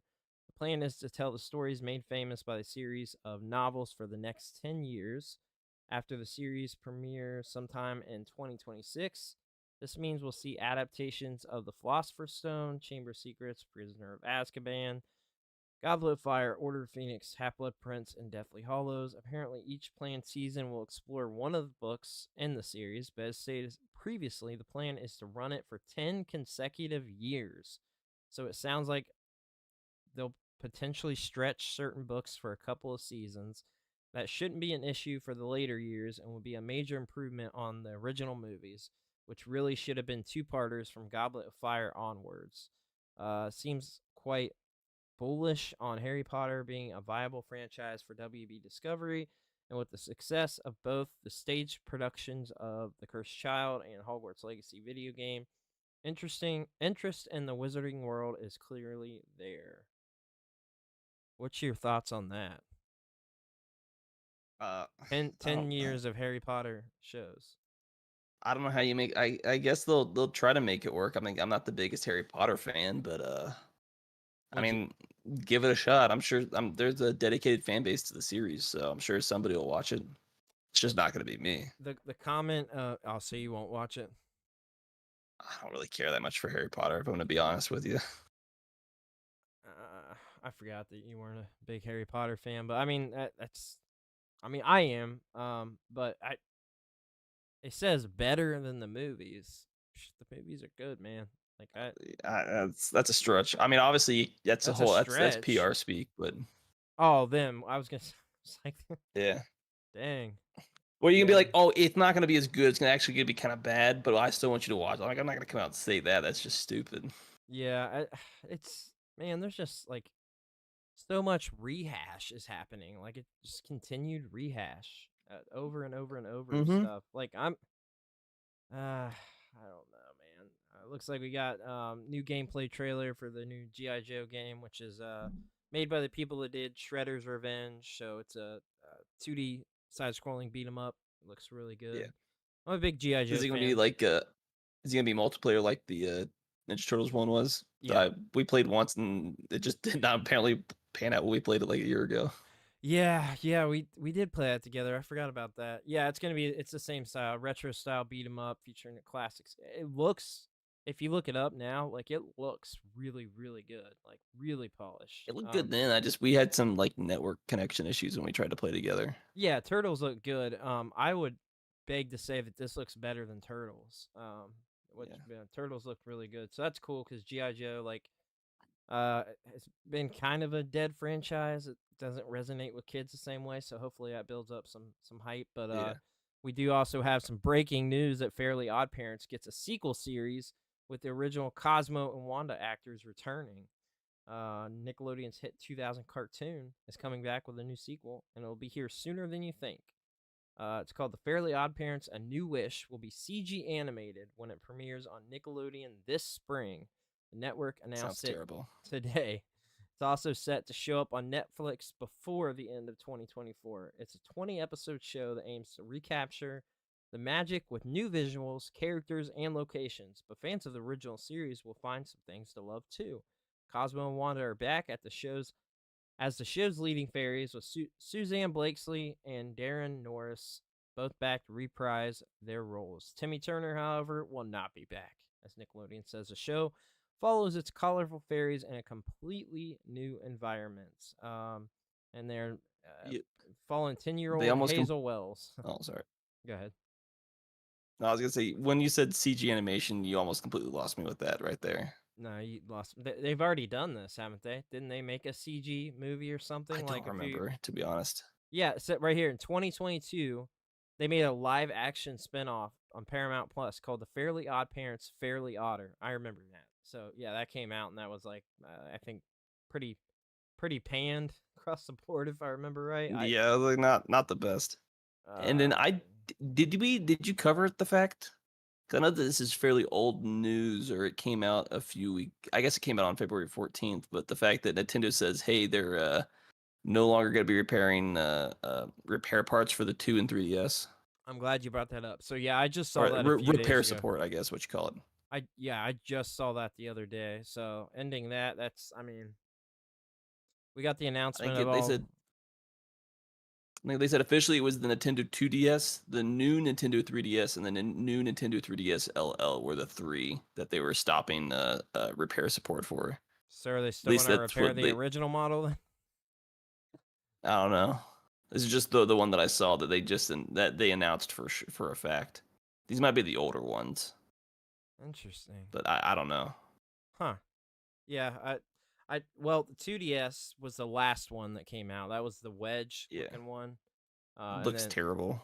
The 2DS XL is the one that I have. I've been trying to find a new 3DS forever because there are games that I have the I have the new 3DS X. It's either the new 3DS or was there an XL for the 3DS? New 3DS? Yeah. Then that's the one that I had. Was the new 3DS XL. I've been trying to find one because there are games I actually do want to play in 3D, like Super Mario 3D Land. There's games that are like really good in 3D. The 2DS has the better screen, but it's not 3D. So like it has a bigger, wider screen and it uses a better IPS display. But it doesn't do 3D, so that's part suck. But did you know you'll be able to play Doom on a robotic lawnmower? You can mow some grass and virtual demons. Is that what we're? So we're going from instead of can I play Skyrim on my fridge to we can play Doom on a lawnmower? It's a robotic lawnmower. In a press release, Why do I need to play? They made a whole Doom on press it, though? press release about it. It says robotic lawnmower company, I don't know how to pronounce it, Husqvarna, revealed that id Software's 1993 first-person shooter will be playable on its Nira products for a limited time beginning in April. Owners of the lawnmower can sign up now to play it when the software update goes live on April 9th. Oh my god. This is holy crap. There's like a whole trailer for it and everything.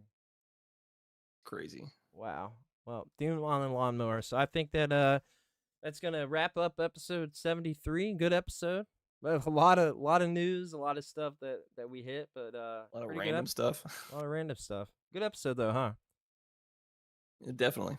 Yeah. So appreciate everybody that watched live and appreciate all the audio listeners. It's been great. And we've been having a good time here recently. Love the refresh of the show. So we appreciate all of you guys watching. We do have our Patreon link in the description, as well as our link to Buzzsprout where you can subscribe as well. All the social media is in the links. Keep up to date with everything. You can check out our link tree that has everything on it. And yeah, I think that'll wrap up the show. Appreciate everybody watching, listening, and all of the above. Everybody have a great week. We'll see you later.